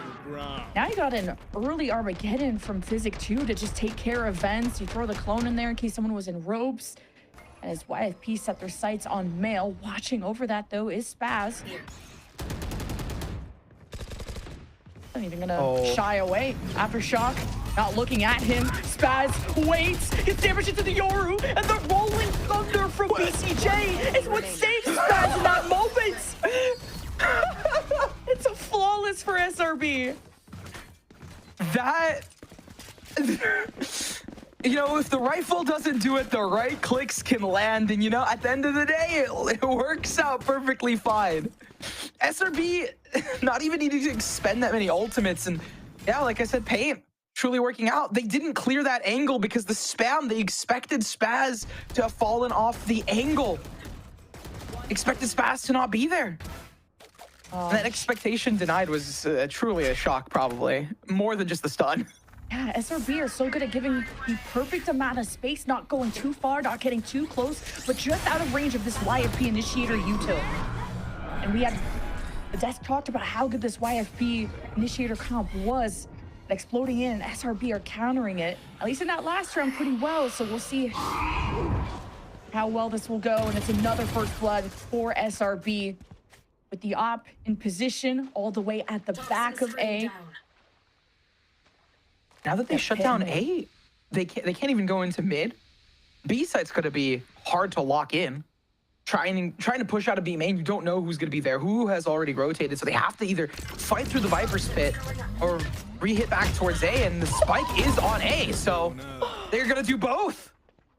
And they shut down the pit. I was like, no way YFP are going for this. It's the disruption that the desk was talking about. Just the awareness to suss out where that Viper was. Physic really impressing us, top fragging and as an IGL. Of course, when you have Stellar in the lineup, that job's a little easier. And now information for YFP, the off is there and the showstoppers all up in your face. And Shaky did not love that. But Paint's up drop, PCJ will be able to safeguard it. Now there's an offensive pit that'll block off back screens. So Heaven has to be an option to explore for SRB. Look who's Heaven. They already have Tejo set up. I talk about it and it falls. The offensive pit's huge though. SRB have the numbers and it's the same setup we had previously, but this time it's not 5v3, it's 5v2. Here Heaven's just blocked off enough by this pit that SRB felt like they had to wrap around through main, and at least clearing ramp was probably important to have any Heaven control. Paranoia is thrown through the pit, and YFP continue to stand. They'll send Stellar on the hunt. And he's a clutch lord. Multi-kills, you can absolutely rely on him to close out the round. I'm glad I didn't curse it. 4K for Stellar and for YFP to go up pretty high now in this first half. No, it's the United States curse, right? All the Canadians are getting the right stuff, and then I'm over here like, you know, there is a position on, you know, Physic, and then boom, they go down. But it was unexpected, right? Because I expected a 1-for-1. YFP, though, clutching it out was to be expected. The aggressive Viper's pit, the ultimates expended, and the amount of pressure that YFP was able to build on the bottlenecks for the re-entry. SRB had such a hard time re-clearing into any space. Ooh, fast exec to ramp? They're not. They're like teleports in? It's like, oh, you want to condition us here? No, not allowed. We are entering. Yeah, SRB are less likely to be standing in front of these smokes, and they could have capitalized on that stun on Penny and eventually do get the kill. SRB regain control of Heaven, and now re-clear through ramps. Physic will be challenged at that point, but it's an all-out collapse from all angles. As SRB win ramp and they win fights through Heaven, and they've got the spike down and in a horrible spot, and JK's read like a book, and SRB can get back on their feet, taking around here and there, which is pretty important, keeping those 3 guns with the economy. Yes. Read like a book. Hopped like paint. Who has been doing really well phenomenally, like just on their own like skill. And I got the idea out of it. We say that, immediately see that, but still gets the kill, secures the frags, and that's what matters here for SRB, who's clawing their way back. They want the 6-6 half. At least something else on it. You see Penny again clearing an empty A site here. I think this time it's not going to be the same as rounds previously. It's going to be a lot harder. Going to leave players on the site for SRB. I think SRB have an idea that this Yoru may be behind them based on how the flash was thrown. You kind of see Payne just looking around for where this Yoru is. And SRB are all out of sorts, so YFP take advantage of the chaos, pushing into Mail and Penny. The lurk causes an empty site at A, and the immediate teleport for Pancakes to reinforce the right side of the map as Paint is on his way to hell. Wow. But after not seeing any opponents, Pancakes doesn't commit to the ult teleport. And Paint gets information at ramps and may not be able to escape, but the counter flash forces YFP back. So it's been such a chess match this round. For YFP, they're really good at getting that disruption, being spread out, and then potentially, right, hitting onto a site. When they went towards ramps, SRB was able to read into that, prevent them from taking ramp control. And now that they kind of, looked around for a little bit, played off of Penny's ult like they did previously, this is the second time I believe we've seen Penny go into the A site with that ultimate, re-clear most of the space, and convert around for YFP. And yes, I am going to give this round to YFP. They have 4 players on the site. The full save out of SRB, looking for any exits. Paint's on low HP. They don't have their initiators.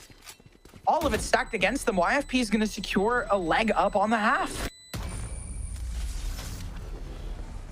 It's just a brain diff that round, I think, but just the dimensional 100%. drip opening to SRB not committing the Omen to A, pulling out YFP, recommitting back into A.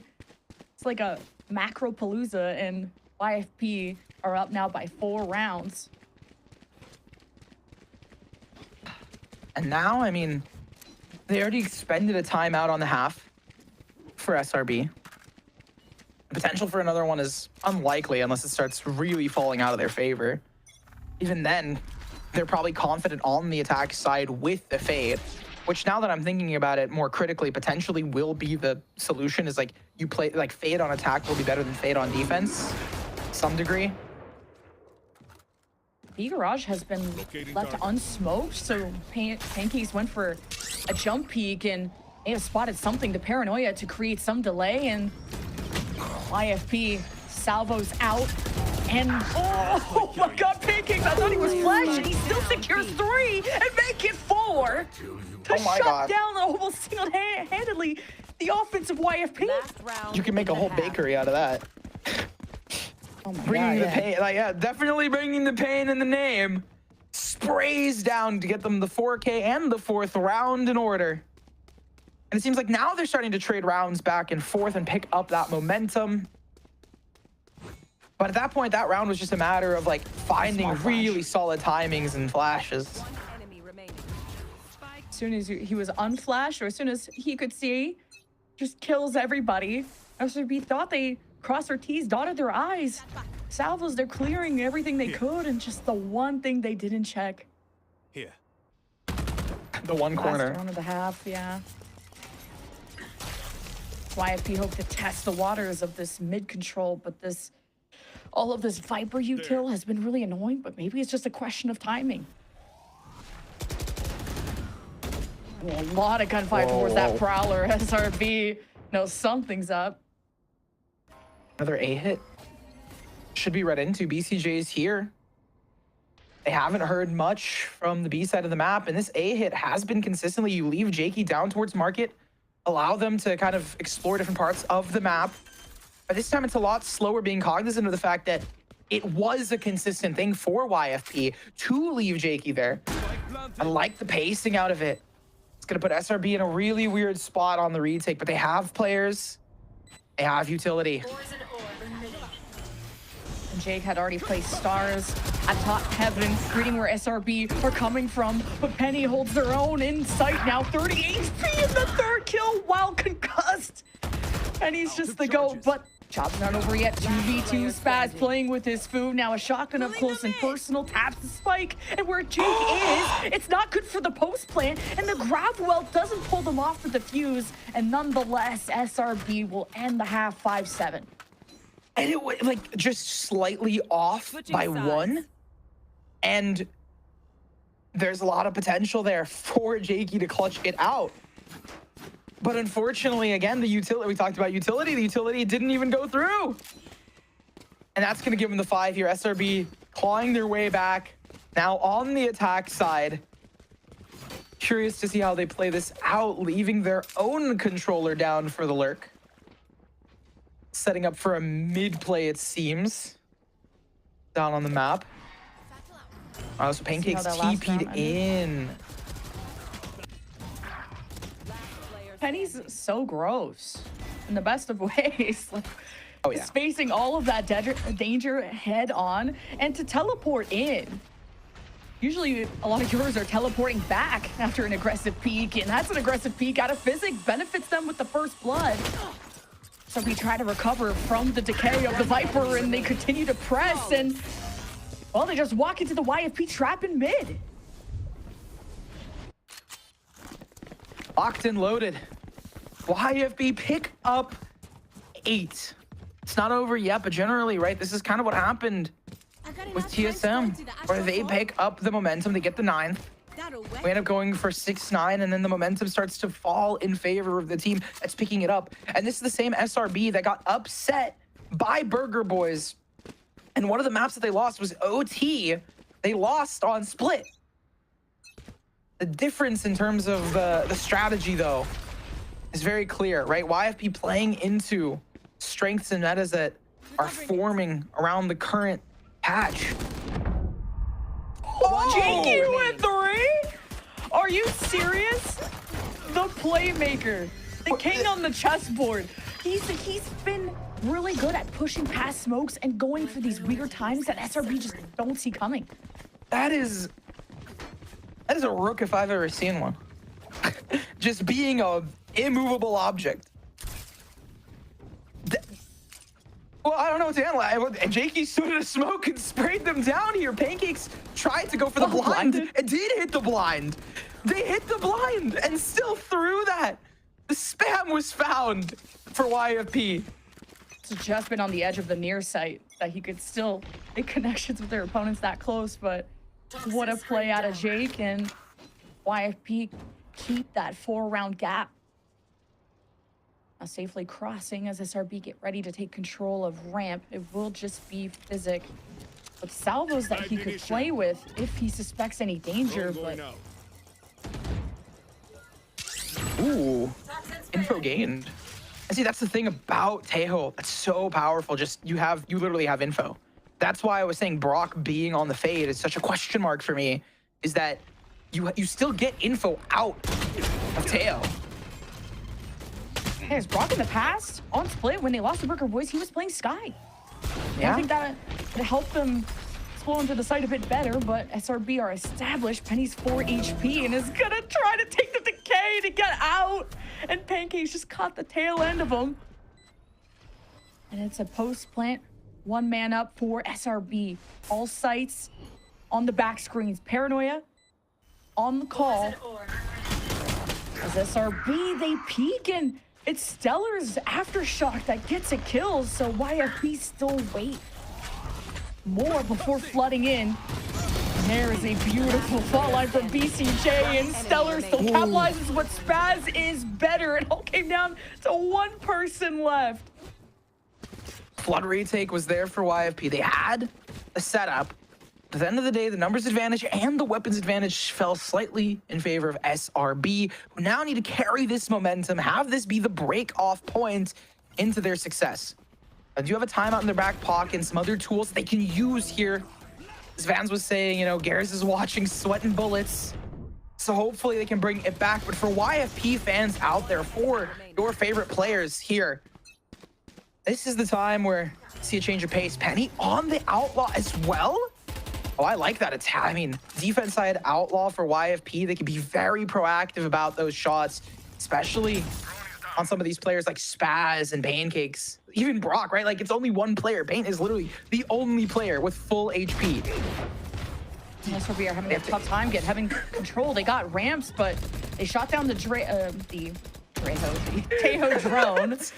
And SRB is still committed now. The Viper wall is down. This is the window of opportunity, and Paint waits more so that the boom bot maybe can check ropes for him, or if anyone's close. Portal closed. It's like how I say, like, oh, you just need to, you know, you hit one of these two low players and then it doesn't land. Utility to kill Paint. Flash is traded and site's contained, but at the end of the day, Spike isn't down and time is ticking. This is such a tease. Like, SRB just can't get past this Viper wall. There's a molly there too. Stellar with flashes, aftershocks, fault lines as soon as SRB even think about going forward. And SRB are too stubborn as Spaz has to get on top of the box to get a nice angle on YFP's backline. And what progress have SRB made? 2 versus 3. Brock be ready to wrap around the backside. Little tricky of a spot, but at least Pancakes cleared sight for him. Penny, odd one there with the Outlaw. Spike planted. Just going around corners, pre-aiming, dodges the haunt. They don't know he's here yet. Good surprise, but Brock's swing just barely out of the line of sight of Penny.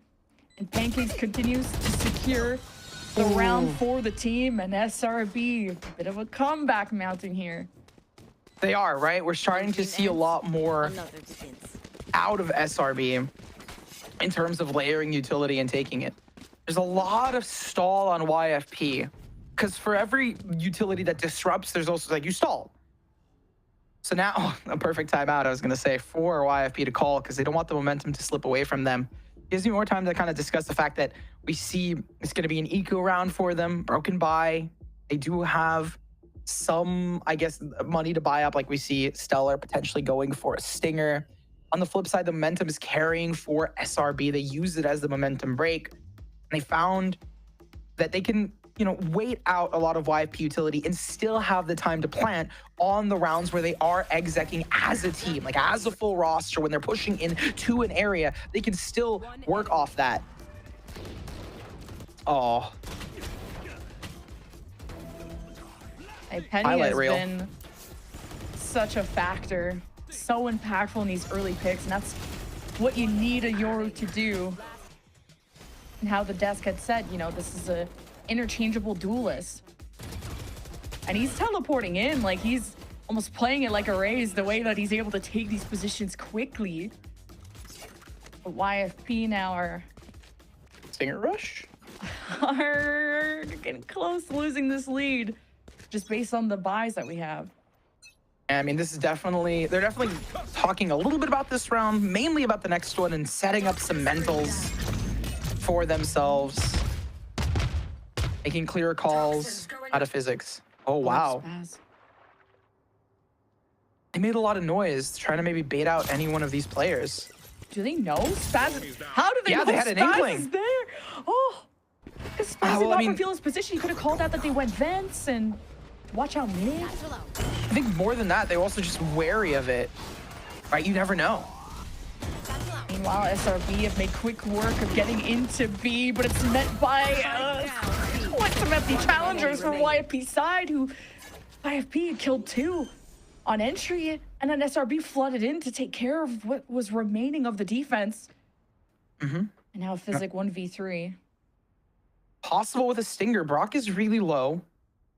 But they're not isolated is the problem. A lot of them are grouped up for crossfires and setups here, so seems rather difficult I will say I'm liking the way Brock is playing Fade here. Right? I was critical of it, but I have to stand corrected in the fact that they're using that utility early and playing with the rest of the team. So they're getting early info, playing with the team as a whole, allowing themselves to just shoot back and fight against them. So for Shopify Rebellion, Black, in this moment, now they're the ones that are stories being written here. Brock even finding a third as well on that at 1 HP.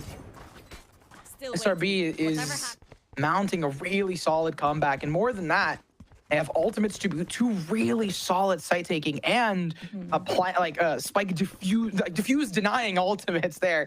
Got it out of my brain. On top of the fact that they are building up an ultimate economy, we do see the showstopper close to it. Is everything poised for them? How is YFP going to break it? The timeout was meant for this round. I thought that was super winnable for Physic because he had maybe a 1v1 against Brock, who was 1 HP. Salvos can get kills. You never know. You saw it on Bind before. But ultimately, SRB keep themselves within 1, and it's a flash play from Penny to get first blood for YFP. Now a Prowler has to be used to clear through B, and then you never know if Jay can get an early peek, an early pick. And Penny is out for blood. And SRB at least got mid control from YFP securing the perimeter. Now SRB look down upon the site they want to take, and with Tejo salvos out of the way, that's silver lining for SRB to be able to hold their positions in the post plant longer. If they actually manage to plant, they don't feel secure, and Paint went and by themselves past the smoke, got met in a 1v2, doesn't get anything. Now Penny has to play mind games with the Yoru clone, and Pancakes with the better reads. He got a stun from the Astra, and it's just Pancakes in the 1v2, and it's handled to perfection by YFP. Just cleaning up some of their retakes. The calls that they're going to be making onto it, leaving Jake to stay down towards main, playing off the stuns. Physic going to pick up the defuse to get Armageddon, putting them at double digits as well. The fact that they're playing for retake rather than being aggro, allowing the Fade utility to go out, and then they just, play off each other, makes sense. Look at that hold out of the smoke. Denies a lot out of them. This is the first defuse of their defensive round. It's the first retake that was mounted with a lot of players, right? Where they had either a player advantage or they had even footing with the other roster. A lot of ults for SRB. Mid control. It's been relatively easy for them, but now the Viper delays are back in place there from Thief. Annie's one away from the pit, so a pick, first blood from YFP could result in that being pulled out quickly, and the Prowler chomped from someone in heaven. There's no follow-up. There's a fault line. Thief is going to peek at the worst moments. Satchling through vents, though. Paint had to dodge the Armageddon from Physics, so YFP are really crunching down on them and punished SRB for extending. Meanwhile, the extension, Pancakes is in the defender's spawn. So tunneled in mid, I don't even know how he got there. Now you got a Nightfall from the offense that hits most of ramp, half of heaven. Pancakes waits, and at the worst time brings out Util, and YFP, this was the window they could re-clear to retake the site on an SRB. Just don't even have the spike down. Do you just pivot to B at this point? 34 seconds, you don't got a lot of time to play with, and no heads on your shoulders to go with either. Pivot to B when Jakey's there? Not on YFP's watch, seems. At this point, right, YFP have regained their footing. They've gotten better on the retake protocols towards B. Penny picking up the first, Penny getting picked up as well, as we get to see the story unfold here for YFP. Last player standing. Jakey has been popping off as well. Just want to give huge props to them. SRB on this time though, on an eco round. Same thing with the Stinger Rush. Pancakes the only one with a buy up here. They're gonna have to play off it. Pancakes is gonna be the casualty. I feel like I can't call anything here. This whole game has been insane to watch. There's just countermeasures in place from both sides. YFP with the clear number advantage. BCJ rolling thunder with Paint already inserted into sight. at the back. Watching over is Penny with no contacts, Spike planted. no vision. But on their way is Stellar with full util, and of course Penny with flashes. So One enemy a lot of good remaining. options, and Thief catches Paint.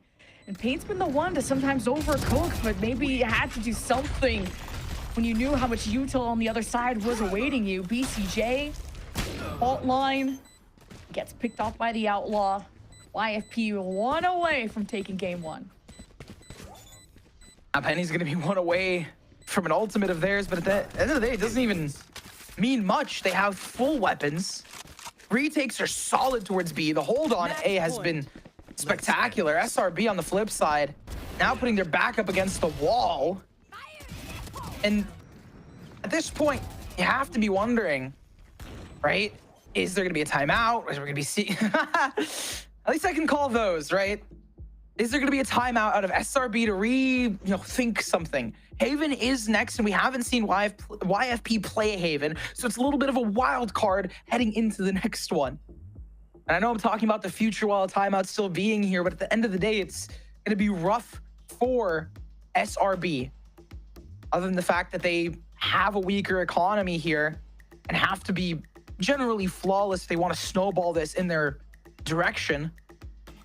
It's the fact that it's 1 away for YFP, 2 crucial ultimates on the defensive side. Thief can contest all of mid with just a Viper Spit if they really want it. Just a quick note on Blue Otter being up in the series against Burger Boys after their roster change. We're looking forward to see how Blue Otter develop in the future, while YFP up to 12 have a full buy going against, well, 2 people from SRB that have light shields, but it's going to really come down to these ults, as BCJ didn't really have the team behind him last round to go for a Rolling Thunder play. We'll see what Spaz can do with the pit. They're already posted up for A. How much do they want to prioritize ramp and heaven control? Because they could just, well, if it's a problem, smoke it off, I guess. They could put that on a t-shirt. SRB, though, to buy themselves a lot of rounds. Sending early util into mid to kind of try and draw some stuff out, but it doesn't even matter. Physic is waiting for it, popping it out of the wall to catch players. I love seeing all of the nerdy tech coming out of VCL from Teo. Smiling like a kid in a candy store right now. Okay, Pit secures mid, limiting the options for SRB going forward. Now with the walls back up, this could allow SRB to cross into ramp or just come in. It's the Rolling Thunder. Penny teleports out. No one's really affected by this. And Physic is just watching all these members come in and off the flash. That is trigger discipline from the defense. And YFP, though, they're only up by 1. Paint was able to find some good equalizers, but he got spammed through the sign, and he's just not here anymore. YFP again with the brain diff. Thief will steal away game 1 from SRB. Man, I think the Achilles heel has been found for SRB, right? Split has been such a sore point within their run so far. Second time they've fallen on it. And you gotta give it to YFP, right?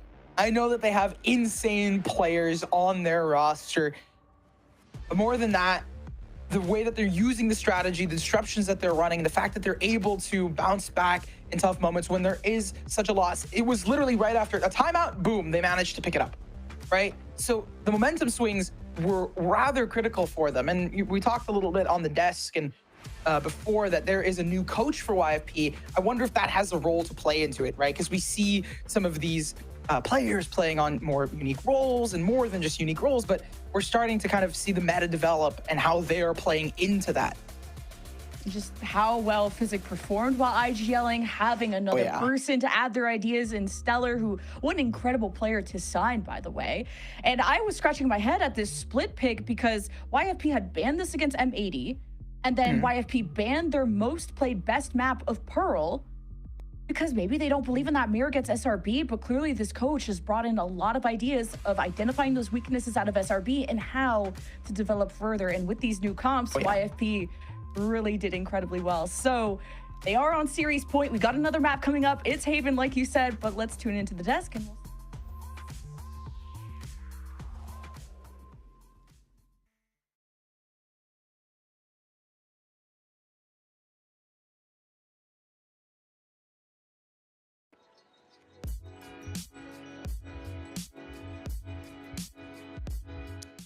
I think bringing back Brock from last season made a lot of sense. He's one of those players that fits the initiator role pretty well.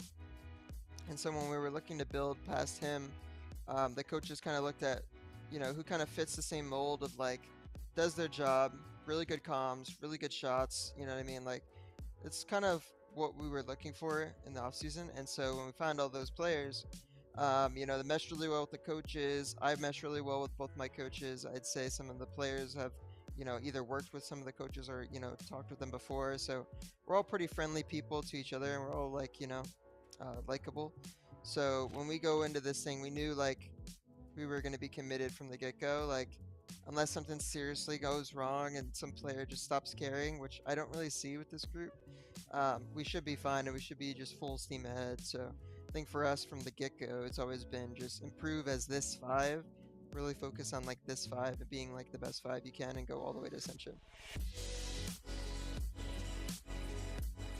I think the biggest improvement has been on the fundamentals of the game.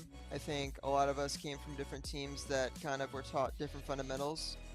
Some not taught at all. You know, it's just how it is. You know, you come straight from ranked, play on a few teams, that's just how it is. So for this team, it's really just about combining all that experience together to kind of get on the same page. And that leads into our struggle. I think that was our struggle in the beginning, is just trying to get on the same page at all times. I think the view that each of us have on the game had been slightly different because we came from so many different teams. So now, you know, we've had a few months to, you know, get on the same page, probably like a month, almost 2 months now.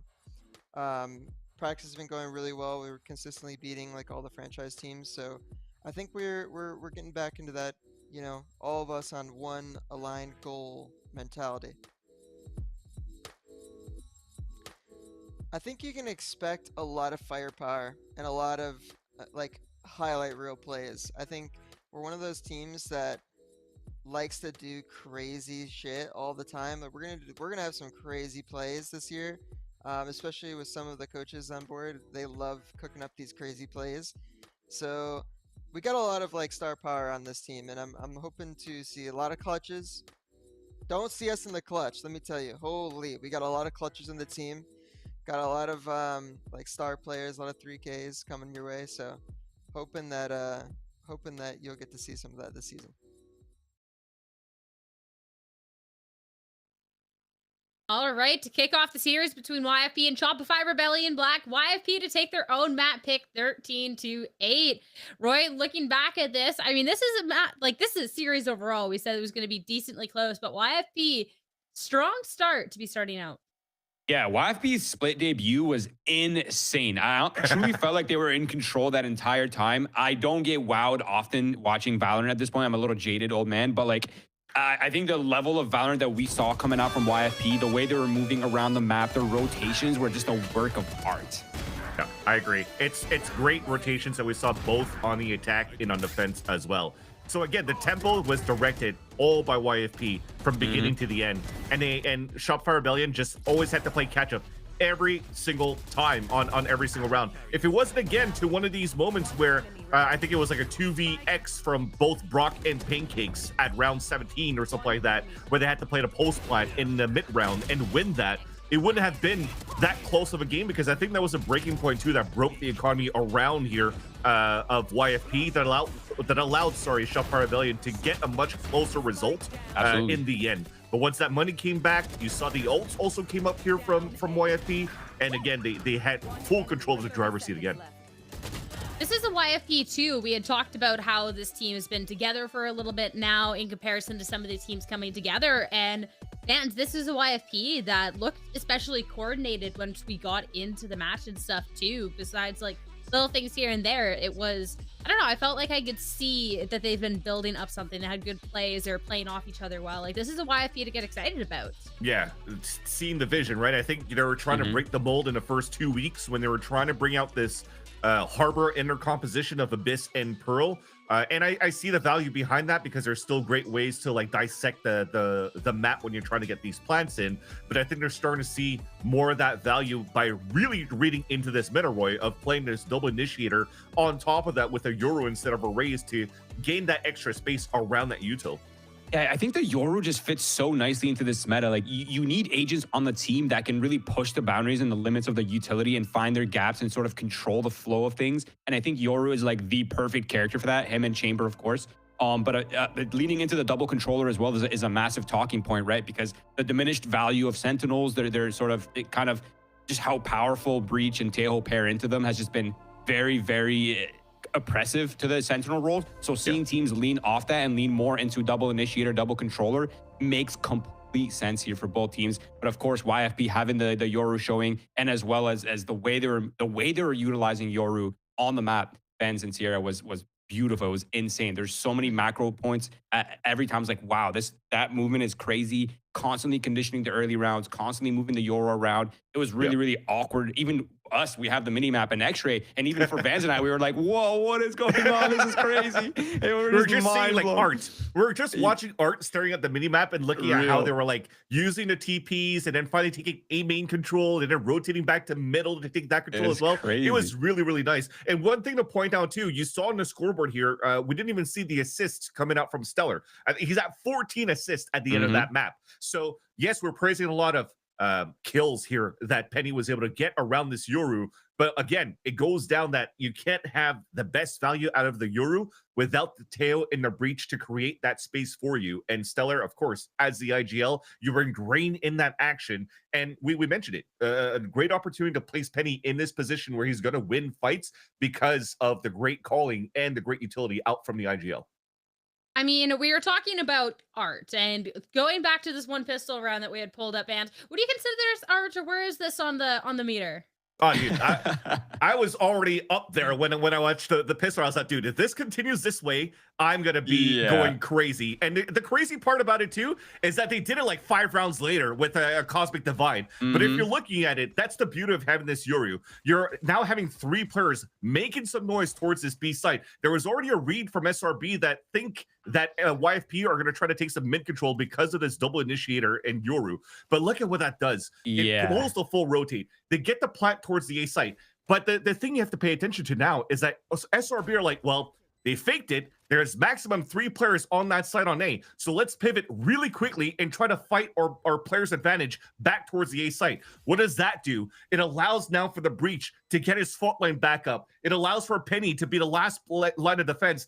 Also, Physics is never going to get pressured towards the front of that B site. So if they realize here for SRB that they've taken over that A site and they're like, oh crap, these guys are playing post fight, we have to fight back towards A main. There's going to be 4 players from A main right there on pistol round to fight against you. So you have great stall util on the post plant. You have numbers advantage on the fights for players trying to push against you, and you see the result towards the end. Just a beautiful, clean fight. It was YFP that came back with their own death ball on the post plant, and then you have here a 3-on-1 to solidify that. So that in itself is great IGLing, great understanding of the macro, great understanding of the strength of your composition, and also the help from Mac, who used to be coaching for MXS before. So a little bit of a silver lining there for Mac.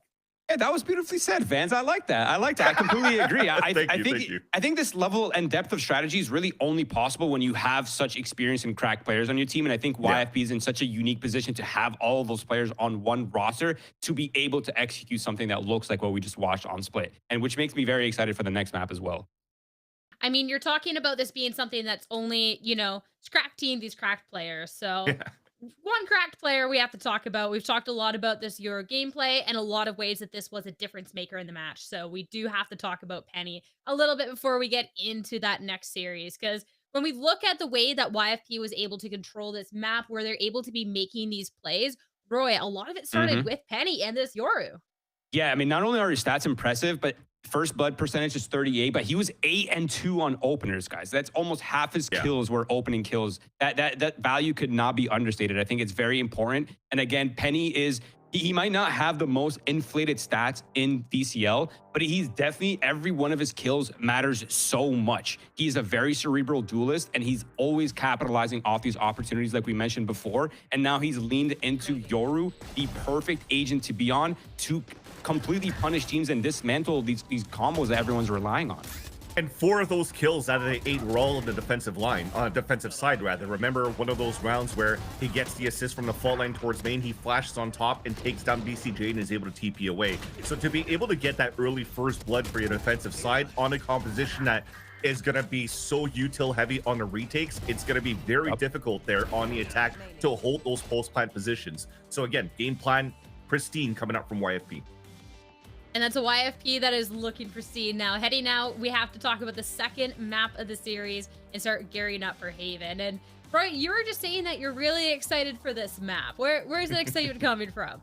Excitement comes from the fact that we don't really know what to expect from YFP, so I'm left with my imagination, right? It's like, what compositions are they leaning into? What meta are they going to try to enforce on this map? Are they going to go back to Sova? Are they going to lean into the Tejo breach with Yoru again? Because I would personally, I feel like that fits their playstyle and their team dynamics so well. I would love to see them lean more into the Yoru breach Tejo combo. Yeah, I mean, I wouldn't mind to even see a mirror comp with Neon on top of that. I feel when you're trying to create that chaos within the sites, I think Penny could fulfill that role of that Neon quite well. I gotta say, I think for me, Penny back in like the version 1 days or whatnot, I would give a lot of praise into it, like his jet, because it was like the instant dash that you could hit on. But when it came down to like starting to charge your jet or find those right moments, there's moments where he can get caught or he gets utilized or wasted where he can't get too much value towards the end. But to be able to keep a Neon, to be able to keep a high gear, to be able to jump away and fast rotate, or even a Euro in itself, I think that fits back into that Penny playstyle that I used to love going back in 2021. So I'd love to see one of these 2 agents coming out here for YFP. All right, well, time to head into our agent select. So we'll be able to get confirmation of what YFP is cooking up pretty soon. Shopify Rebellion Black, we saw them on this map 2 weeks ago. We got 1.5 million rounds of OT. Their favorite. They love those OTs. Able to clear up, but they're going towards that Neon Deo as well. So going into it, Roy, we're keeping that sort of style, but Penny is going to stick with the Yoru instead of swapping over. Yes, I love it. I love the fact that they're leaning to the Yoru completely now. This is absolutely perfect. I'm very excited to see it, but I do also want to give a shout out to SR Black, right? Because yes, although they did have a very close matchup against Core in their last showing, I still really felt like they had some really awesome ideas, and they really did feel like they were cooking up a completely new strat book and sort of reinventing the wheel on how this map could be played. And I think they've added on to that as well. So this should be a pretty exciting matchup. And this is also a game to put a lot of importance onto your Sentinels for finally, as we're praising Sentinel roles into this new meta, where you would think sometimes a Cypher against a Teo, it's kaboom, right? It's not worth it. But with this type of composition, the active aggressive cameras they're going to be able to pull out from the Sentinels to allow for the team to get some early value on information will allow for you in the end to try to fight back for map control. All right, well, it's the debut of YFP on Haven with this Tejo. Time to see if Shopify Rebellion Black can go ahead and take their map and pick and take us to a map 3, or if YFP can clear it up in 2. Lemons Nerds, back over to you 2. It's us. We're back, and it's Haven, and it's SRB's pick after a overtime win against Core last week. This was the comp they did it with. But if they're struggling against Core, I'm worried about this matchup because YFP, I don't know if it's a coach diff, but man, they look better this week. They really do, right? For me though, Lemon, I mean, I'm just excited to see it because with so much Yoru, for me, I'm seeing Neon for the first time in God knows how long. And I have been a fan of Neon, and I think that, I don't know, I just like Neon's playstyle. That's me personal opinions. But I will say Yoru is kind of like what has, I mean, I wouldn't say the meta, but that's kind of what has been the prevailing practice, I guess. I don't want to say meta, but it has really been the meta. Thief tries to steal one away, but unfortunately just gets a little bit of health decay and has to fall back. Yeah, a lot of damage put into YFP, and they're going to try and chase down, use the clone to wrap around the box. SRB just holding close right at the front and being pressed back. Brock is suppressed, and YFP, they smoked off the left side, secured backside, probably teleporting there with Penny. And then Jay gets to go and actually challenge a short. Spaz will go toe-to-toe with them, so YFP, it's not going to be as easy as they thought. Post-plant in place with only a flash from Stellar. They may not even need it, considering SRB are flooding in, and it's too late to use util now, and Spaz has got his third, but it's YFP's teamwork that rings true. Teamwork makes the dream work. And the benefit of having Neon, right, is that you can be a little bit dynamic, but with how Penny has played Yoru, we already see the dynamic nature of it, right? Rankers do so well on Haven when they play their admittedly more wacky composition, but Yoru is in that mix. So it creates this sort of fun dynamic of what position is Yoru playing. A surprise box of sorts, an egg, a little surprise, you end up cracking and boom. What are you gonna get? What toy do you have? Kinderex are banned in the US, which is such an L, but YFP, I've taken every pistol round so far, and the anti-eco going just as well with Penny, and the desk talk at length of just how Penny was able to condition them into this chaos, and now stepping into the smoke. SRB are getting run over. And YFP will get a sight and a plant, but a fault line to try and prevent this. Here's BCJ stepping up, trying to take his time with the shot and paint too. Bit of a desync, actually. I don't even know if BCJ really committed there with paint off the fault line, but Neon did what the Neon could. BCJ now just caught in 4K leaving. On cams. We got one on cams. Someone's being a little sus. Caught him. Flawless victory for YFP, asserting their dominance early here, and I would even say they didn't even take enough damage to take a player down to begin with. And looking at the buy-up as well, they want to snowball this momentum. Jakey being the player to pick up the rifle, right? The mantle in this moment has been so dynamic. And that's the thing, right? When you're walking up as a team, you don't necessarily play the Jet or the Raze. You're not pushing in super fast. You need to rely on players like Jakey to step up in those moments when you push in together. YFP have taken also every anti-eco, and for SRB to not even trade on that outlaw player, that's rough. Penny, though, is swift with it. Kind of Spaz. And then Spaz is the only one with kills, by the way, on SRB, and all right. We killed. Are we counting scoreboard, Sally? What is it? Yeah, so scoreboard, I don't know what they said, but SRB are having issues in the killing department, especially when you're literally having a 2-on-1 in the previous round to protect the orb grabber. That's even a thing, but YFP now have A-site. I like to scour the scoreboard as well, but at the end of the day, you're right. At least so far, it's been really difficult for SRB to have the coordination to find some picks in those moments. Spike planted. That's going to go down regardless of the salvos here, and they need to regroup for the retake. With Penny down, they have the leg up into it, but the post plan's been set up. Utility is there. You see the trip and got some information as now you got the aftershock to clear out hell. YFP just very slowly trying to get through the smoke, and Pain is just gonna give a big old hug to YFP, and the flooding is beautiful from SRB, using the neon wall to isolate and section half the site. And that's all they needed to do, is have enough people alive on the retake to just go in together. Yeah, I will also kind of give Paint their stars and stripes, because you know I feel like that is something that Yoru could not do, right? That in that moment on the retake, being able to crosshair break like that with the slide and having the dynamic retake with the rest of your team in the neon wall is something that Yoru does not have in their toolkit. But the question becomes now, how many of those moments are we going to be seeing out of Paint? Is it going to be play for retake with the neon and be dynamic, or are we going to be finding a fix? Because at some point YFP will be able to take down neon first if Paint overextends. Those are big what ifs though. Currently in this round, mid push towards B, Jakey TPing and planting fast on the B site. Did he get pinged by the camera too? He did, and he manages to teleport out. Pancakes couldn't follow through in time, and he's just gonna stick to not even get halfway. Penny picks him off through the smoke. Through the ping difference hasn't impacted YFP, who can now play through B main. And this plant was all possible because of Jake, and now he's teleporting back in to finish what he started. I think that's the thing about YFP. They've become so much more dynamic in terms of how fast they change things up. Jakey has been popping off, has an early ultimate. He uses it in such a creative way. It's a huge risk, though. At some points, you gamble and you win. Right, the camping, though? Yeah, I was about to say, the TP in there with the Cypher setup was truly insane how he was able to get out, get back in, find the double, and now SRB forced down to an eco. I wouldn't be surprised if they go for a round 6 timeout because of that, especially early on. They have been known to do that.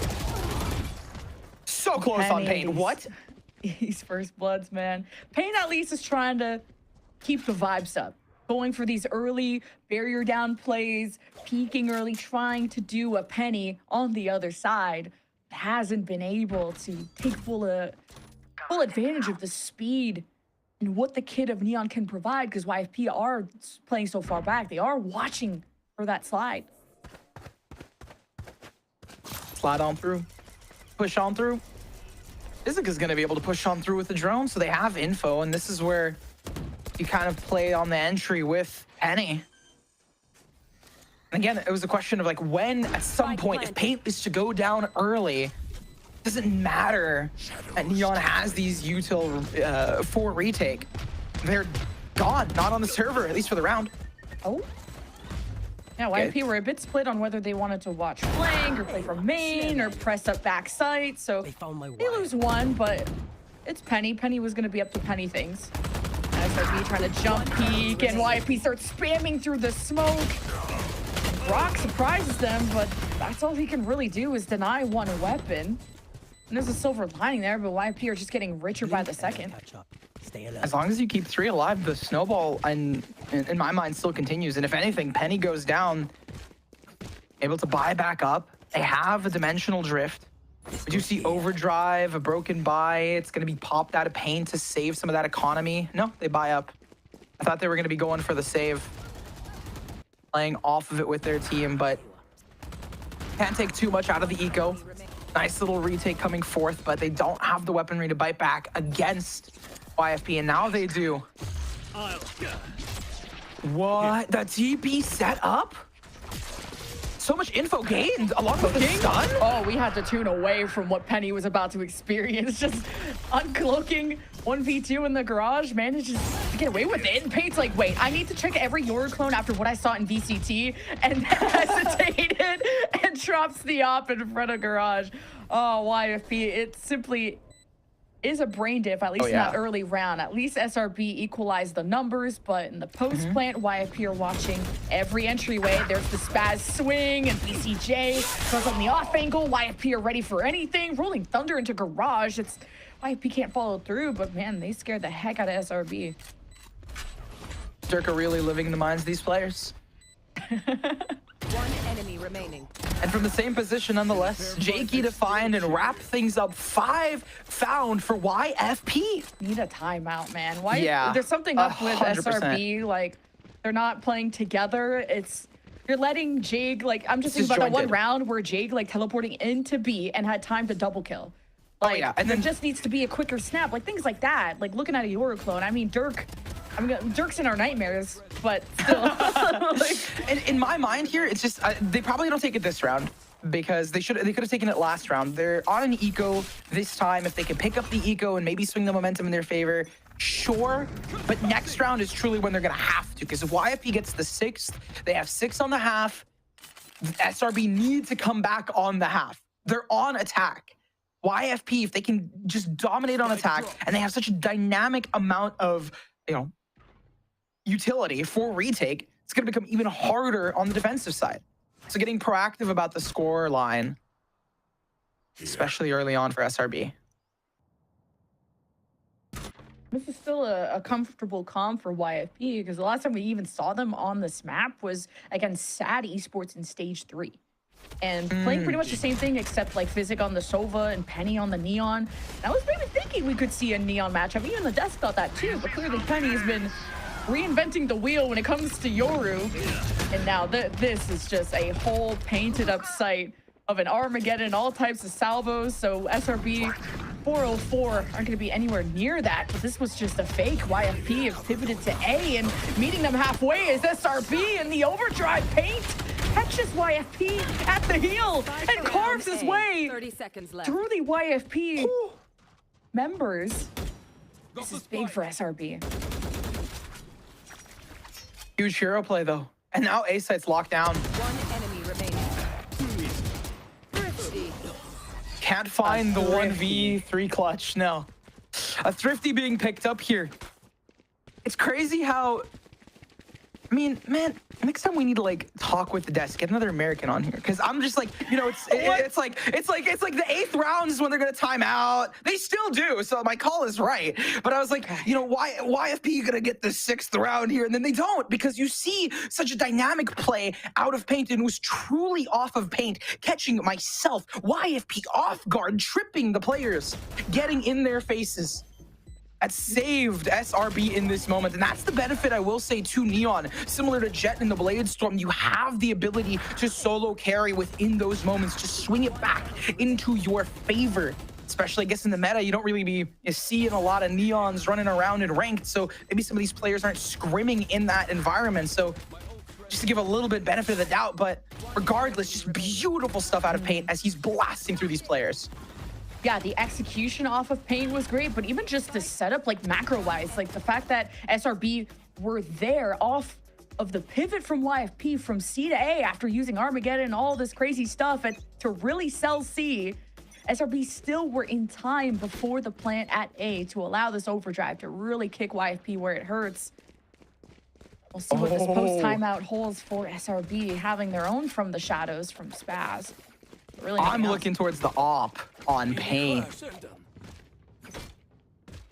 That's gonna be interesting for me, right? You have an op on paint, set up towards C. The retake potential is a little bit harder because now Neon is really good on the retake, but with an op, it's gonna be harder. But the benefit you get is you can lock down these long sight lines with confidence. And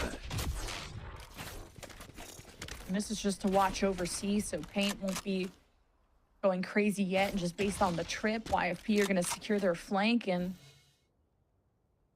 make a march towards A with a camp set up from SRB. They can almost play out of sight, and if they want to try to hold heaven for when paint gets back and hold BCJ for the retake, and BCJ living is very important for the retake potential of SRB.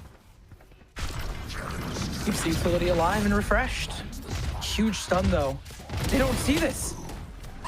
Oh, Jake is cooking, and YFP have breached into the site, and that's why I said maybe SRB would want to play in the site, just play for retake, because this site is so small, you can get overwhelmed by util so fast. So here's the break in from SRB, and Brock went for the initial pick, backed away, conditioned YFP to spam through the smoke. Now, how do SRB get in without BCJ? This is cooked. For the people at home that know, this is a kerfuffle. Definitely. Because A-site retake is so difficult. Notoriously one of the harder sites to retake, especially on Haven out of the 3. You have more choices here. So it's difficult without maybe like an ultimate of some kind, like we saw previously out of paint. So I expect to see that kind of change up in the future for SRB. They need to save this op.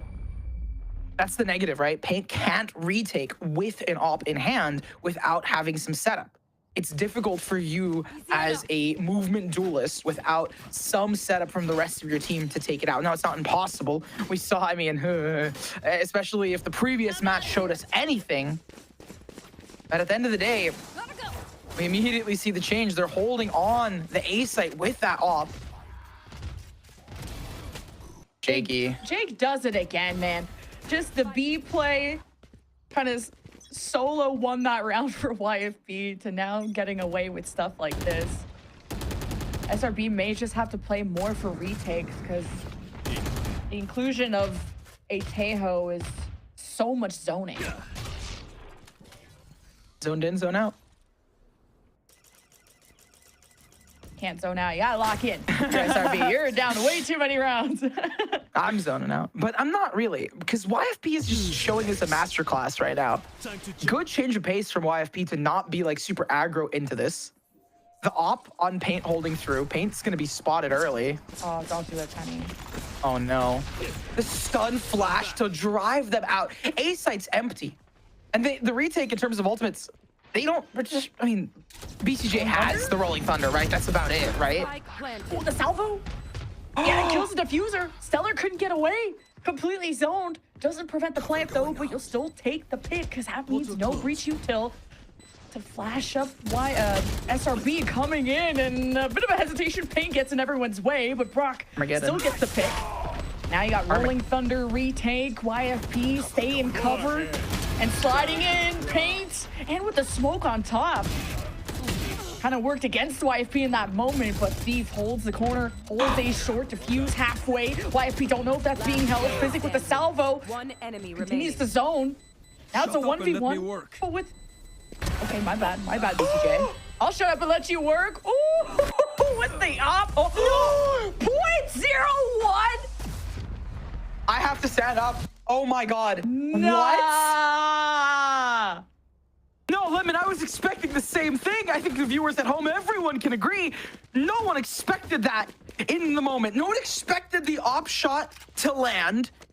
But then immediately after, you don't expect a 0.01 scenario here. And the layers were there together. Under my breath, I was mumbling this. We saw there was an Armageddon available. There was an Armageddon there. Thief stealing these rounds away for YFP. And that's why they're the band into the night. Robbed. Absolutely. Actually stolen.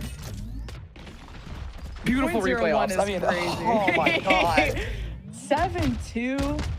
And this forces like a broken bye out of SRB. Tough one. I mean, it's going to break their mental. The spirits are gone for SRB as well. Like, how did I get shot in the back as the defense? From like Toru at Aor. Like, We've come so far. We've gone so far.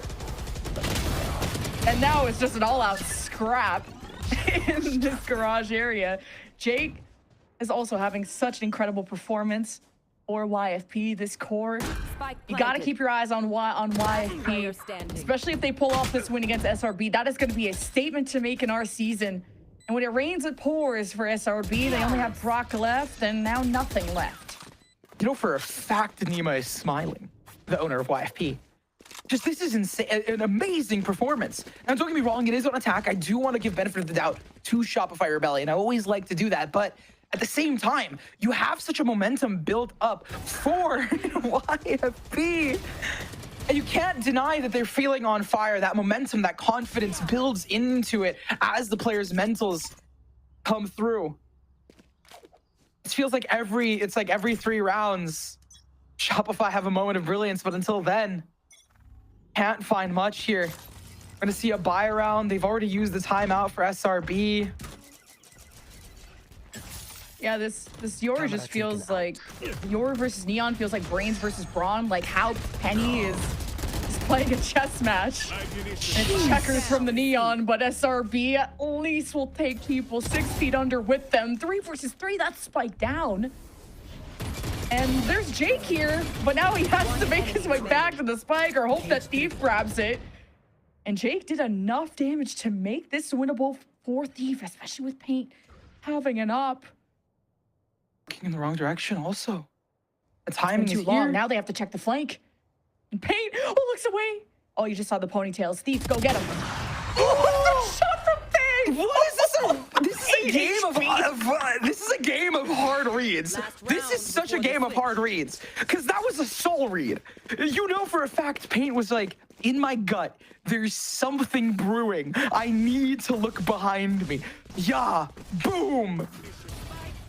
Just the fact that happened was insane because you expect one to be found there, picked up yet again.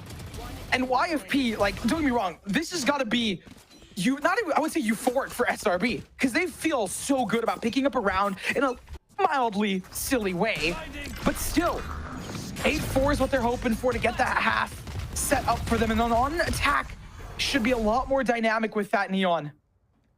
Oh, just YFP reading that Paint was there. Salvos to force him in an awkward spot, and Paint just barely getting out due to his concuss. So YFP are still gonna check to see if there's anyone on the site. They've absolutely slaughtered SRB if they actually were still remaining on A. Now it's a 5-man retake for SRB. Rolling Thunder. Rolling Thunder and also the Armageddon getting into position. So you have so many options. And YFP also has some people out of the site. Keep in mind, Stellar has his own Rolling Thunder. So it starts with the Armageddon from the defense, and it's fully pushed into by SRB, including with the op. And Stellar never pulled the trigger on the Rolling Thunder until now, until it's a 2 versus 3. But there's no vision from YFP to do anything about these CC members. They only care about the spike. And as soon as Stellar checks, he's picked off by the op. And Physic through a sword denies the defuse. And now it's too late for SRB to do anything. Just an absolute Jimmy Neutron brain blast from YFP. I just love how I can't tell what's going on 9 times out of 10 because these players are so good at switching things up. YFP, like I said, I know under my breath, right? Stellar had the Rolling Thunder, denied it, waited for the right moment, but then immediately you have a player who's further ahead of it for Shopify Rebellion. It's Pancakes. He's there. You expect something to happen. The defuse starts immediately. Thief snatches it away from the hands of Shopify Rebellion. Perfect timing to even talk about how the fact that Jakey was even pushed out of it. Team kill on Paint as well, which, I mean, is just insane. At the very end of it all, it's the IGL, Physics, the big brain. I mean, that's why you call him Physics, because you could just do quantum mechanics, figuring out how to play around the utility that they laid down themselves. Oh, wait. Watch the trap play from Garage, but the trigger's pulled first from SRB off the Paranoia from Spaz. That is the advantage now SRB can work with. There is someone up close and personal. There's the crutch. Oh, no, Spaz, you can't choke that. And the whole back presented to you, and maybe a teammate that could have traded, but should have won that.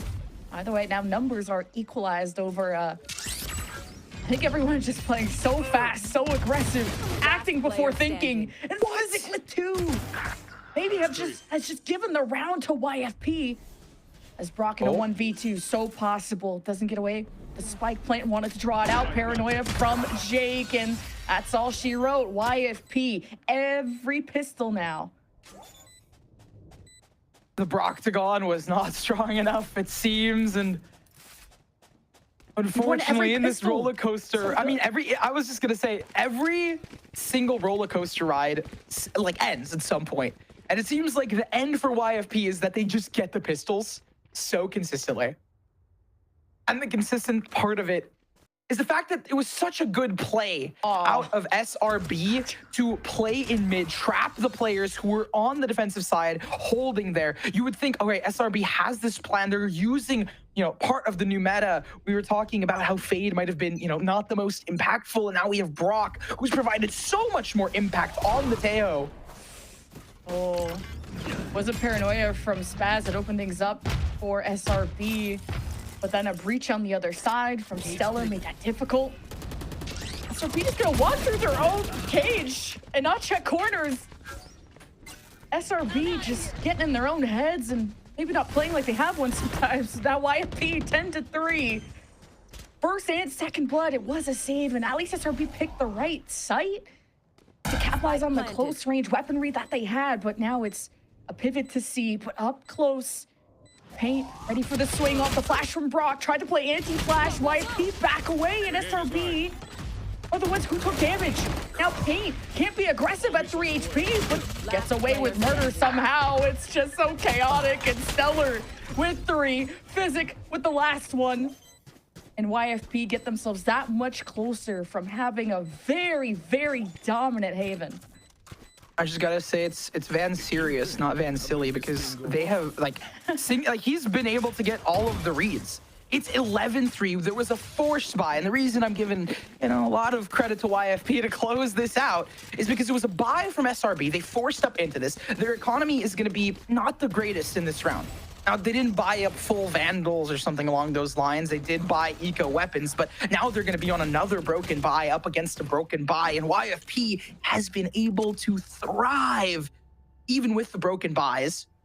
We see Vandals, Outlaws. There's light shields galore for the Shopify Rebellion black side. And I know there's one co-streamer definitely ripping their hair out. SRB just got to lock in and losing pain on entry. No follow-up. SRB were worried about someone pushing up a short, and they did trade from that moment. And SRB do a good job of spamming through the smoke and bringing the advantage back in their favor. Can't really push up to grab those weapons. Saw some stuff going in SRB's favor previously. A lot of momentum that needs to be capitalized here. Okay. Okay. Let him cook.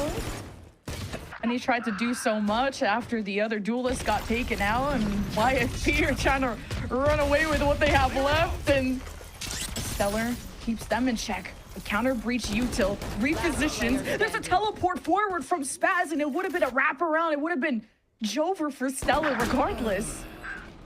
And it's SRB with a very much needed round, but to string together 7 more rounds, that's feeling like an impossible task. Impossible, but not improbable. It's an eco for YFP. Physics gonna have the Tejo ultimate Armageddon if they want it, but I doubt it's gonna be used for anything other than a momentum change if they start picking up guns. Realistically, though, YFP 2 away. They can let it slip away from them, but I start believing around the 10th mark. If we get to 10-11, then it's like, okay, they have snowballed this. Much needed round for SRB. They've already picked off Penny. Thief is 10 HP after an exchange over at C, I believe. Now YFP, the race is on to try and meet SRB into the site to be proactive against the plants. And Paint, bodyguard in the smoke. Spaz is watching it and does sacrifice himself for the planter. And the plant never went off because of it, giving a chance for YFP to say something about it, but being on the other side of this box is tough. And Jake will not give up. He gets 2 with the Sheriff. Not bad. Not bad damage for a round of Sheriffs from YFP to only let 2 Vandals slip by. Okay, We're starting to build up. The momentum is there. The 2 have been found, but this is going to be the true test. Penny has an op in hand. We have Armageddon. Jakey, who has, in my opinion, found such insane value out of from the shadows, because it's just beautiful. On the flip side, we have BCJ with an ultimate of their own, very good on the retake, which we have seen from to prevent the retake, which we've seen from SRB that they have been doing better on, preventing YFP from getting into those places and retaking. This little exchange, conversation happening at A main, A long, has been so back and forth between Paint and Penny. And I can appreciate that SRB don't want to play scared, because Penny was like conditioning them that I could teleport behind you and shoot you in the back. And SRB are just not changing their game plan, because Penny won't go for that again and again. He's not Okeanos, right? But YFP are taking damage. Penny with the op is trying to survive through this rolling thunder.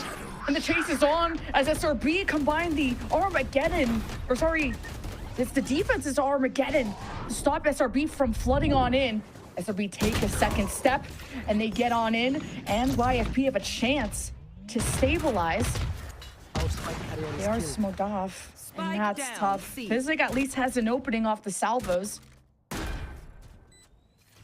I just want to mention how the drone caught off players' back sight and got them info so SRB could get in here. Still, though, they lose player counts. Must-win round for SRB. You just have to play flawless for where the score is. And it's a 2 versus 3 retake or SRB. But right next to the smoke, SRB react as best as they can, but at a distance. YFP, all they do is laugh and then defuse. But this time, more than enough time. 12-5. This feels like a matter of time with how YFP have been playing. The desk has been singing their praises. Just how well the last map went for them, and this one even better. And just the way that we see YFP adapt, small change.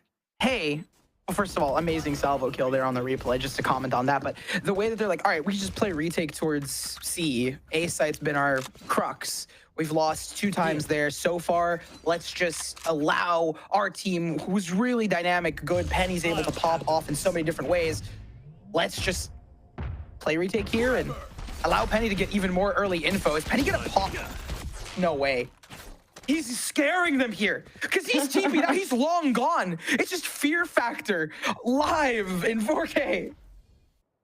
Got the fault line out of BCJ2. Just one less thing for YFP to worry about. One less tool for SRB to use to clear through. And based on how they're established in mid, they have options of using this breach util to get into garage. I feel like B has been pretty cooked, so maybe not that. Right there. See how they converge into C. They will just try to take their time with it. Same gameplay for SRB of just concentrating on the left side, but this time with more numbers. And that, in this case, it's traded out, which is what SRB wanted. And with that B control, they clear all the way through the backseat. A lot of utility dumped here. Take at a distance, loses that to Pain. Okay, SRB have strung together a round. And now Isaac and Thief is gonna keep these weapons. Holding together. They want that op, especially because they only need one more round. And the economy's a little lackluster. Beautiful mustache from our Colombian homie. But at the end of the day, right? They need one more round, realistically, here. And it's 13, whatever. It doesn't matter what score line's happening there. But I break every time I see it. But at the end of the day, that makes sense.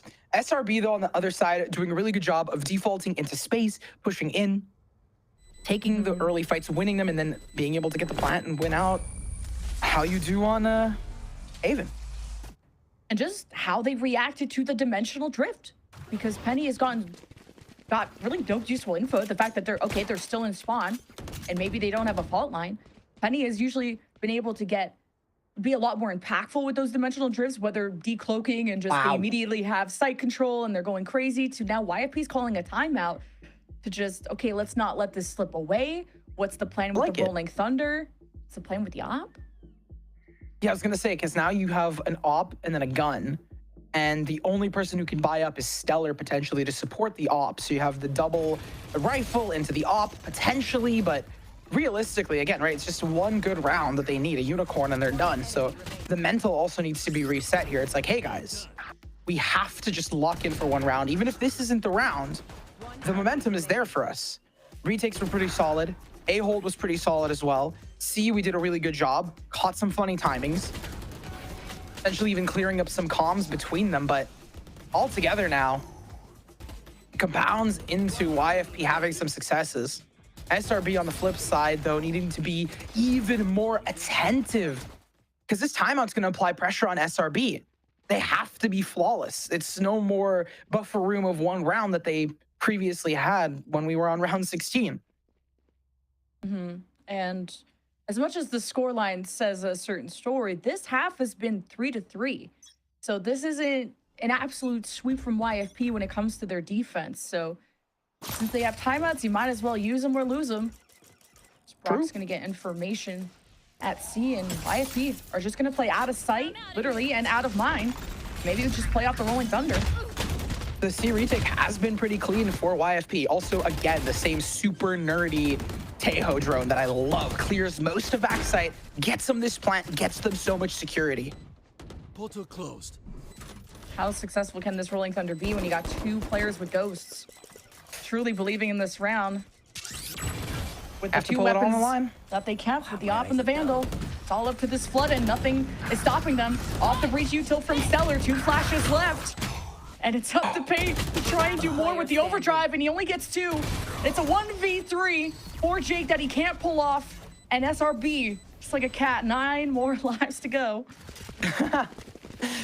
I think I will also say I doubt that the Rolling Thunder was the main plan there. They wanted to flood in, potentially get some picks, and then if the opportunity presents itself, pop it, but not off the rip just because of like what you mentioned, no security. But more than that, SRB, the momentum is there. They're 1 away from some crucial ultimates, 2 for BCJ and 1 for Brock. Armageddon and Rolling Thunder will be amazing to prevent any of the defuse, especially on the attack side. Sometimes this kerfuffle, as you've called it, at A-Long has resulted in a first pick, and this time it's for Paint. He's got backup, he's got support, and first blood, but Jake goes unchecked in A short. And Pancake's just too slow to react. Gets away back into sight, and now it's Paint chasing him down. Good clears from SRB, and another round potentially in their favor, as Thief and Penny have to consider whether to save these weapons and where the economy is. It's another round gifted to SRB. Okay, I'm gonna start believing in about 2. And also, it's funny because if I don't believe, then there's potential for the curses. At the end of the day, right? It's just some of these rounds seem to be slipping away from them. SRB is doing a really good job of entering after taking really good first contact and tripping up the way YFP is playing. YFP does have one more timeout in their back pocket, as well as some of those crucial ultimates if they want to use it. But the momentum is there. I mean, Brock is at 7,000 creds, 6,950, but 7K creds all in all. I'm about to hit him with the Oprah. You getting up, you getting up. But also keeping those weapons, Penny and Thief just staying calm, cool, and collected. That this neural theft, first blood, YFP can just be sure to check Paint and be aware of how aggressive and how confident he's becoming at A-Long. Also, SRB, this is 3 rounds in a row. I bet vibes are so back because it did not feel so back earlier on in this game, but oh, yeah, that's really got to help the mental. You gotta have, I'll cut through. you gotta purchase up some vibes, right? Multiple different ways. Vibe merchants, where are The you? vibe, yeah. Zelsis is called. But at this point, again, the timeout has helped reset the momentum, and even the YFP timeout, which was meant to reset the momentum, probably helped SRB, if anything, because once they won that, it sort of is like a double-edged sword. It's like we pick up after your timeout and like even more so hurt the momentum of YFP.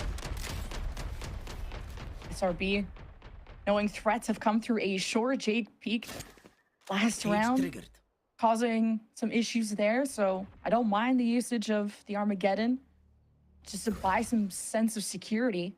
Now the cage, the push-up, the lurk activated from SRB, right side of map, but pushed up on the other side. Thief could get some really important information on the left side where the spike is going.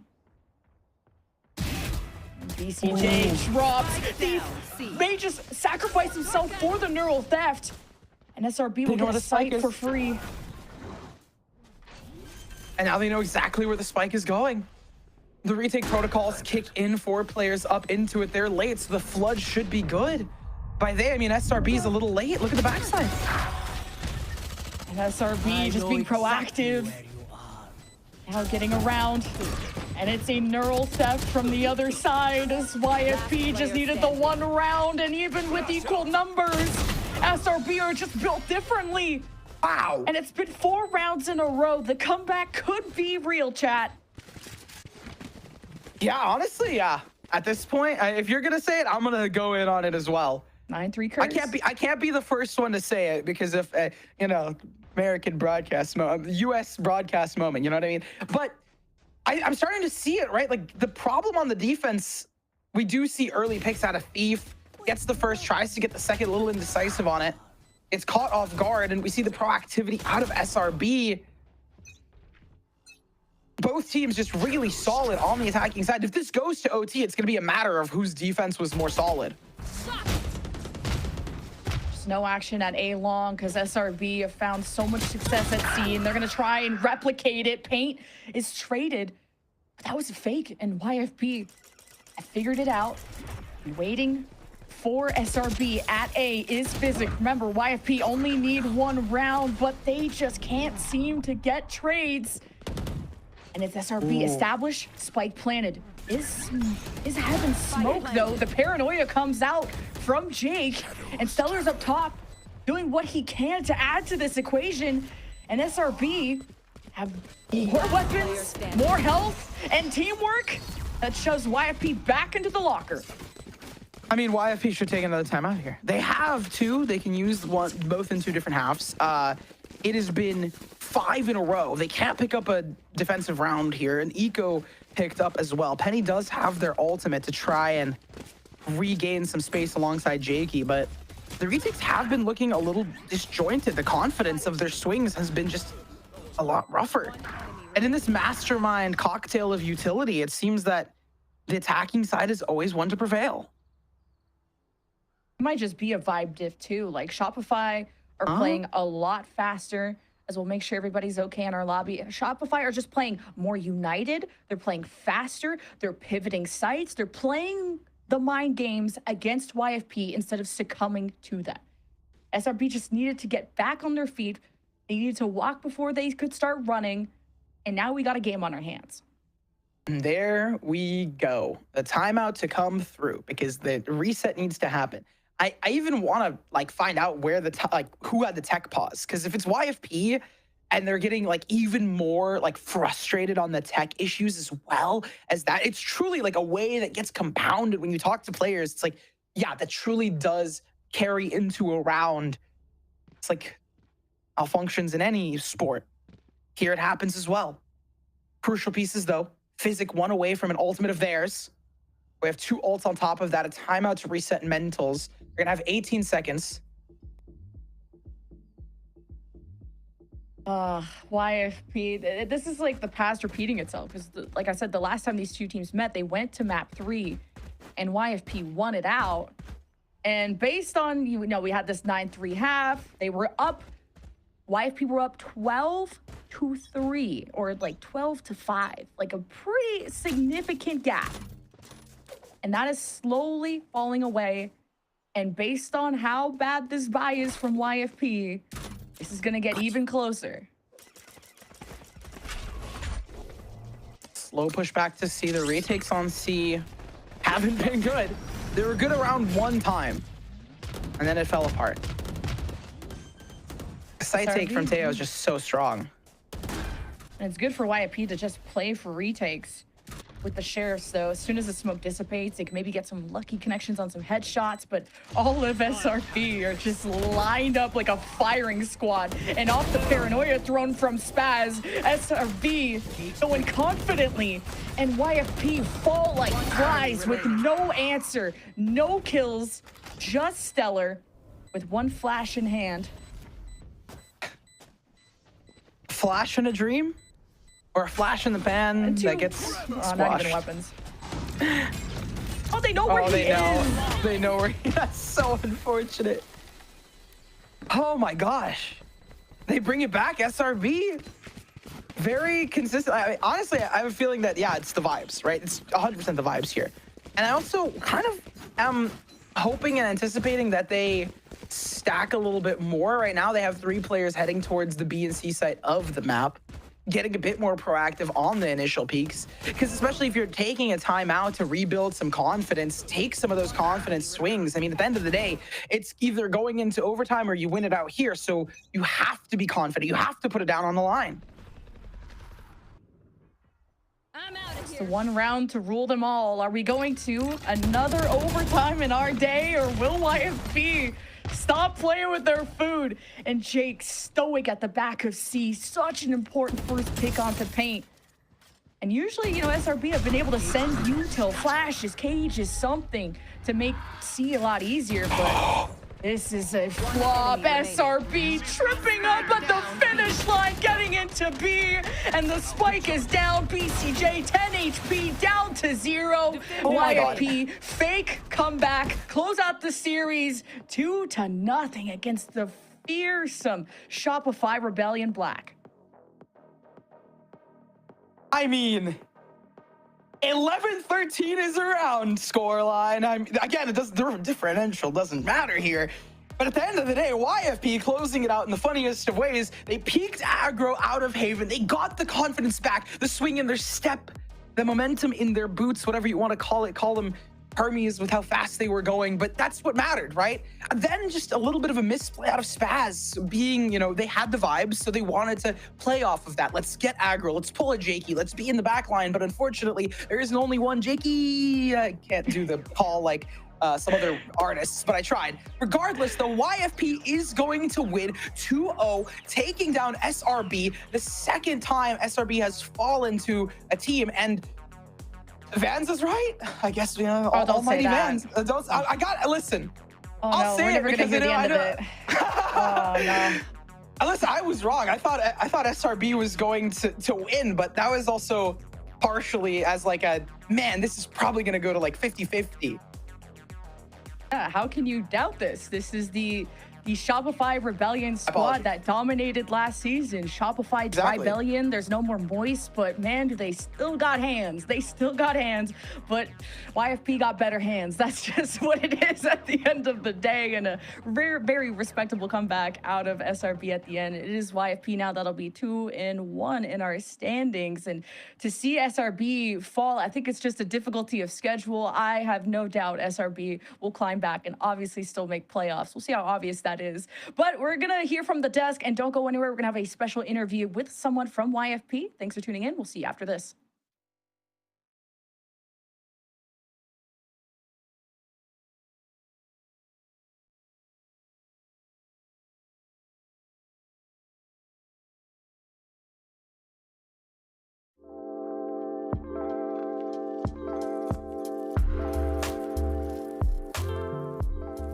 We started extremely late. I kid you not, we have 3 weeks of practice. I said this in the first week. We walked into the first week having 1 week of practice, right? But the amount of work that we've put in compared to everyone else is absurd.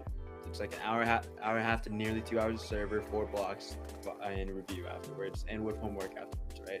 The team is like gelling together pretty consistently. Obviously every team has some days where we're peaking higher than others.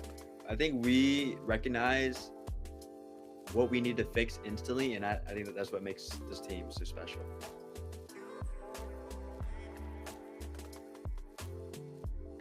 I always put 100% into whatever team that chooses to play with me. Obviously, Blinn was a more unknown team. It was like a collegiate esports club. While M80 is like, the principal of tier 2, they have made essentially grand finals twice now, so they obviously have that level of prestige to them, and so that obviously has to affect my demeanor as well when it comes to just overall like how I present myself, right? Because right now I'm not just establishing and representing like a group of people that enjoy the game. I'm representing like a high profile organization that has had tons of gravity in the tier 2 scene, right? So I obviously have to hold myself up to a higher standard, and I'm trying to do that. But I'm also blessed and grateful that I was chosen to be able to, fill in the shoes.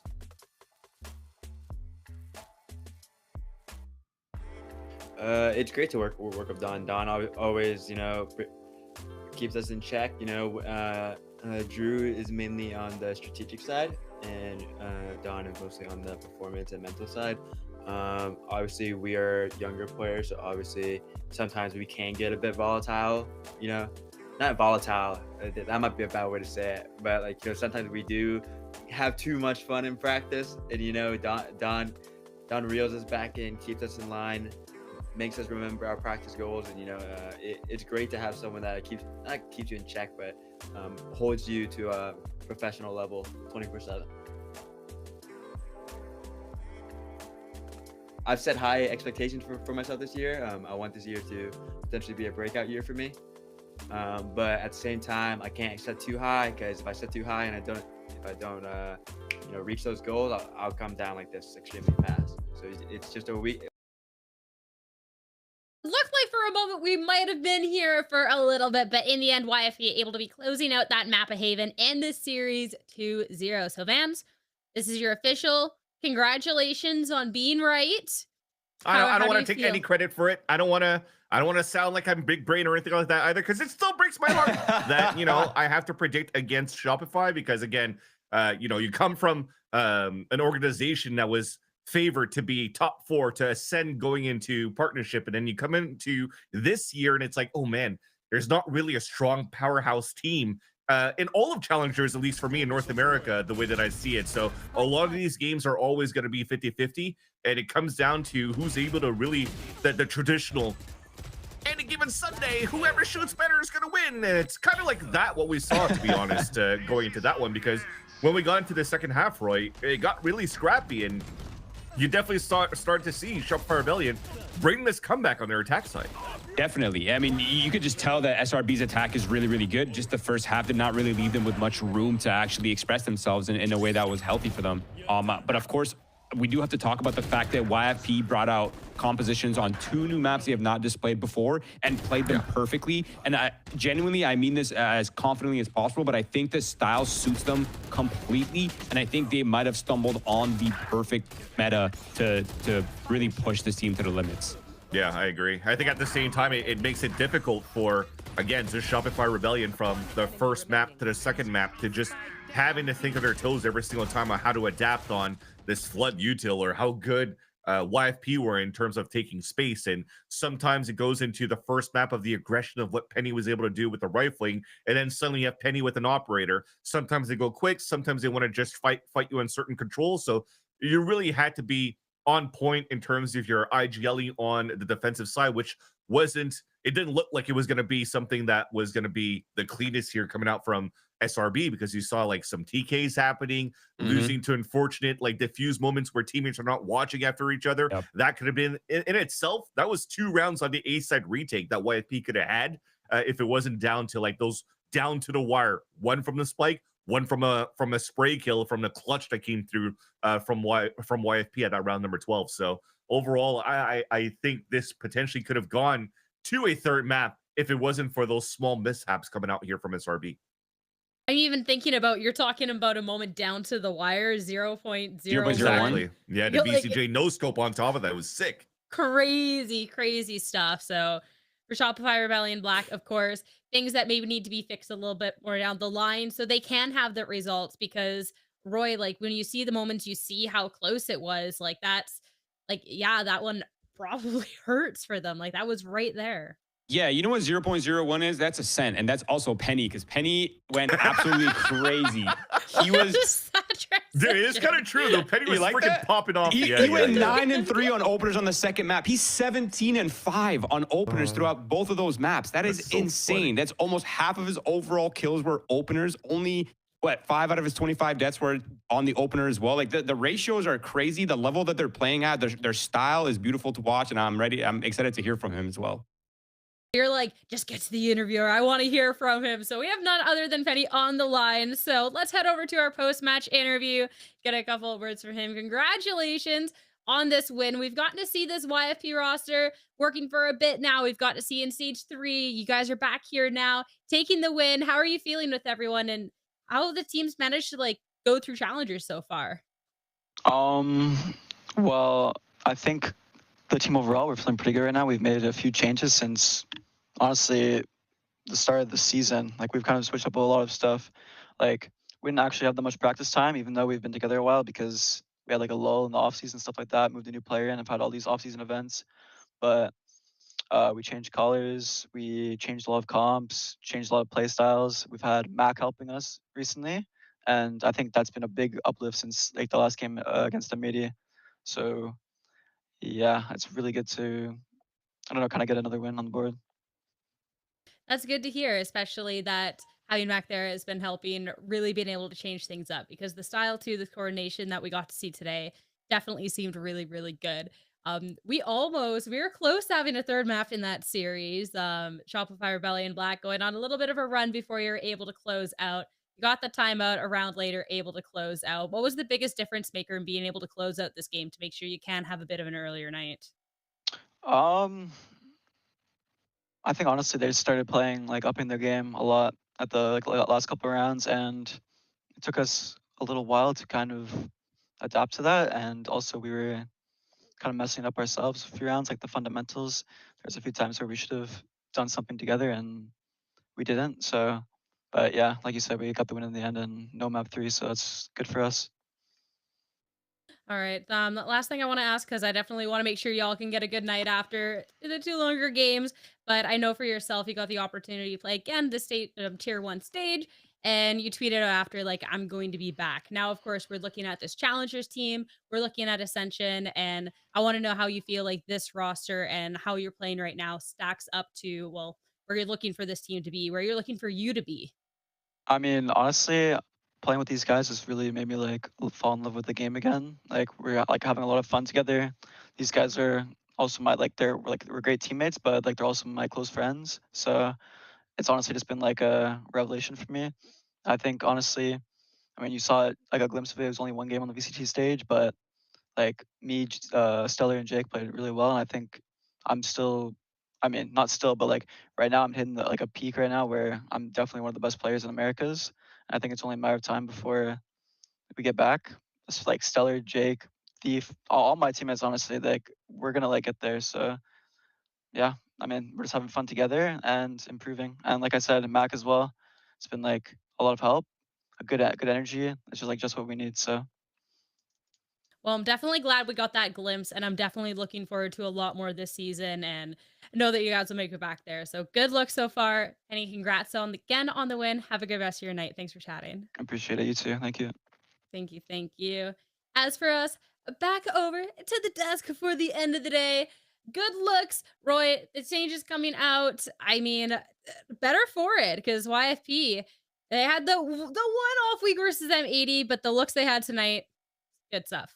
Yeah, I mean, I think he said it best. They're making changes. We're clearly seeing those evolutions happening. It's the same story from the TTR from last year, just repeating itself in a different way. They're finding their groove. They're finding their ideal play style. They're trying to find their place in the meta. And so far, I'm really enjoying what they're doing. And I think they should just keep going in this direction because, I mean, they looked amazing today. Yeah, 100%. Good looks, 100%. But now we can talk about the bracket and talk about how things have been squaring up. Of course, YFP able to take this win 2-0. As for our other games, Nightblood, a 2-1 victory over Winthrop University, and Vans, Blue Otter, 2-0 against Burger Boys.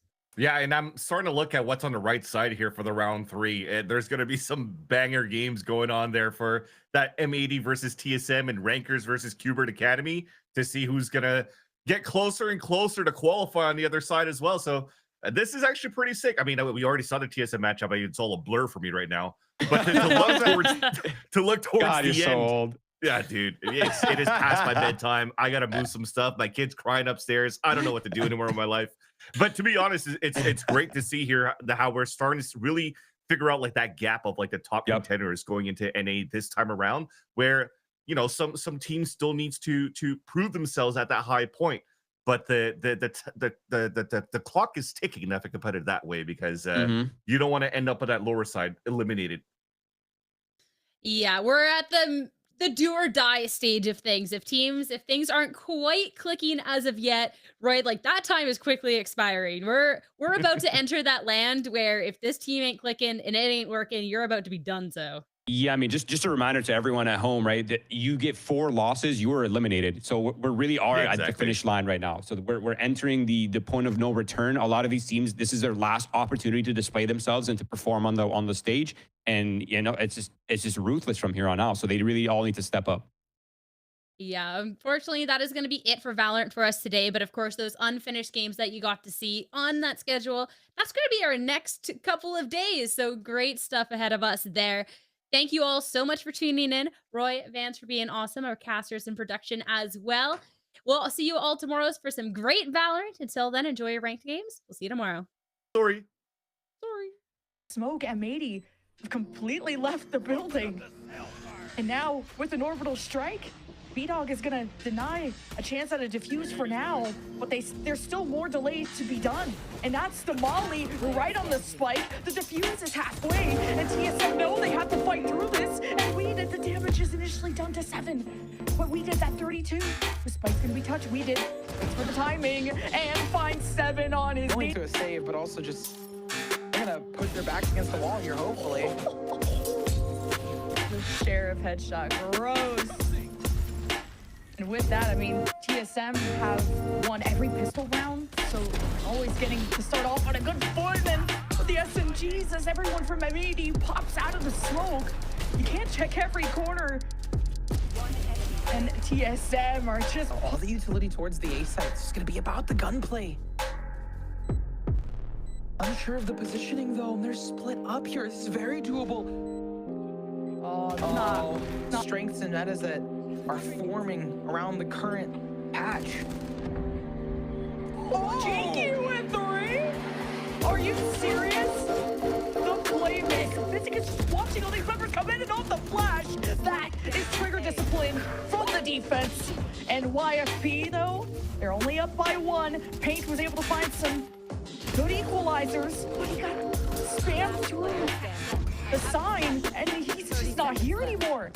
YFP again with the SRB have been able to send util, flashes, cages, something to make C a lot easier, but this is a flop. SRB tripping up at the finish line, getting into B, and the spike is down. BCJ 10 HP down to 0. YFP fake comeback, close out the series 2-0 against the fearsome Shopify Rebellion Black. Smoke M80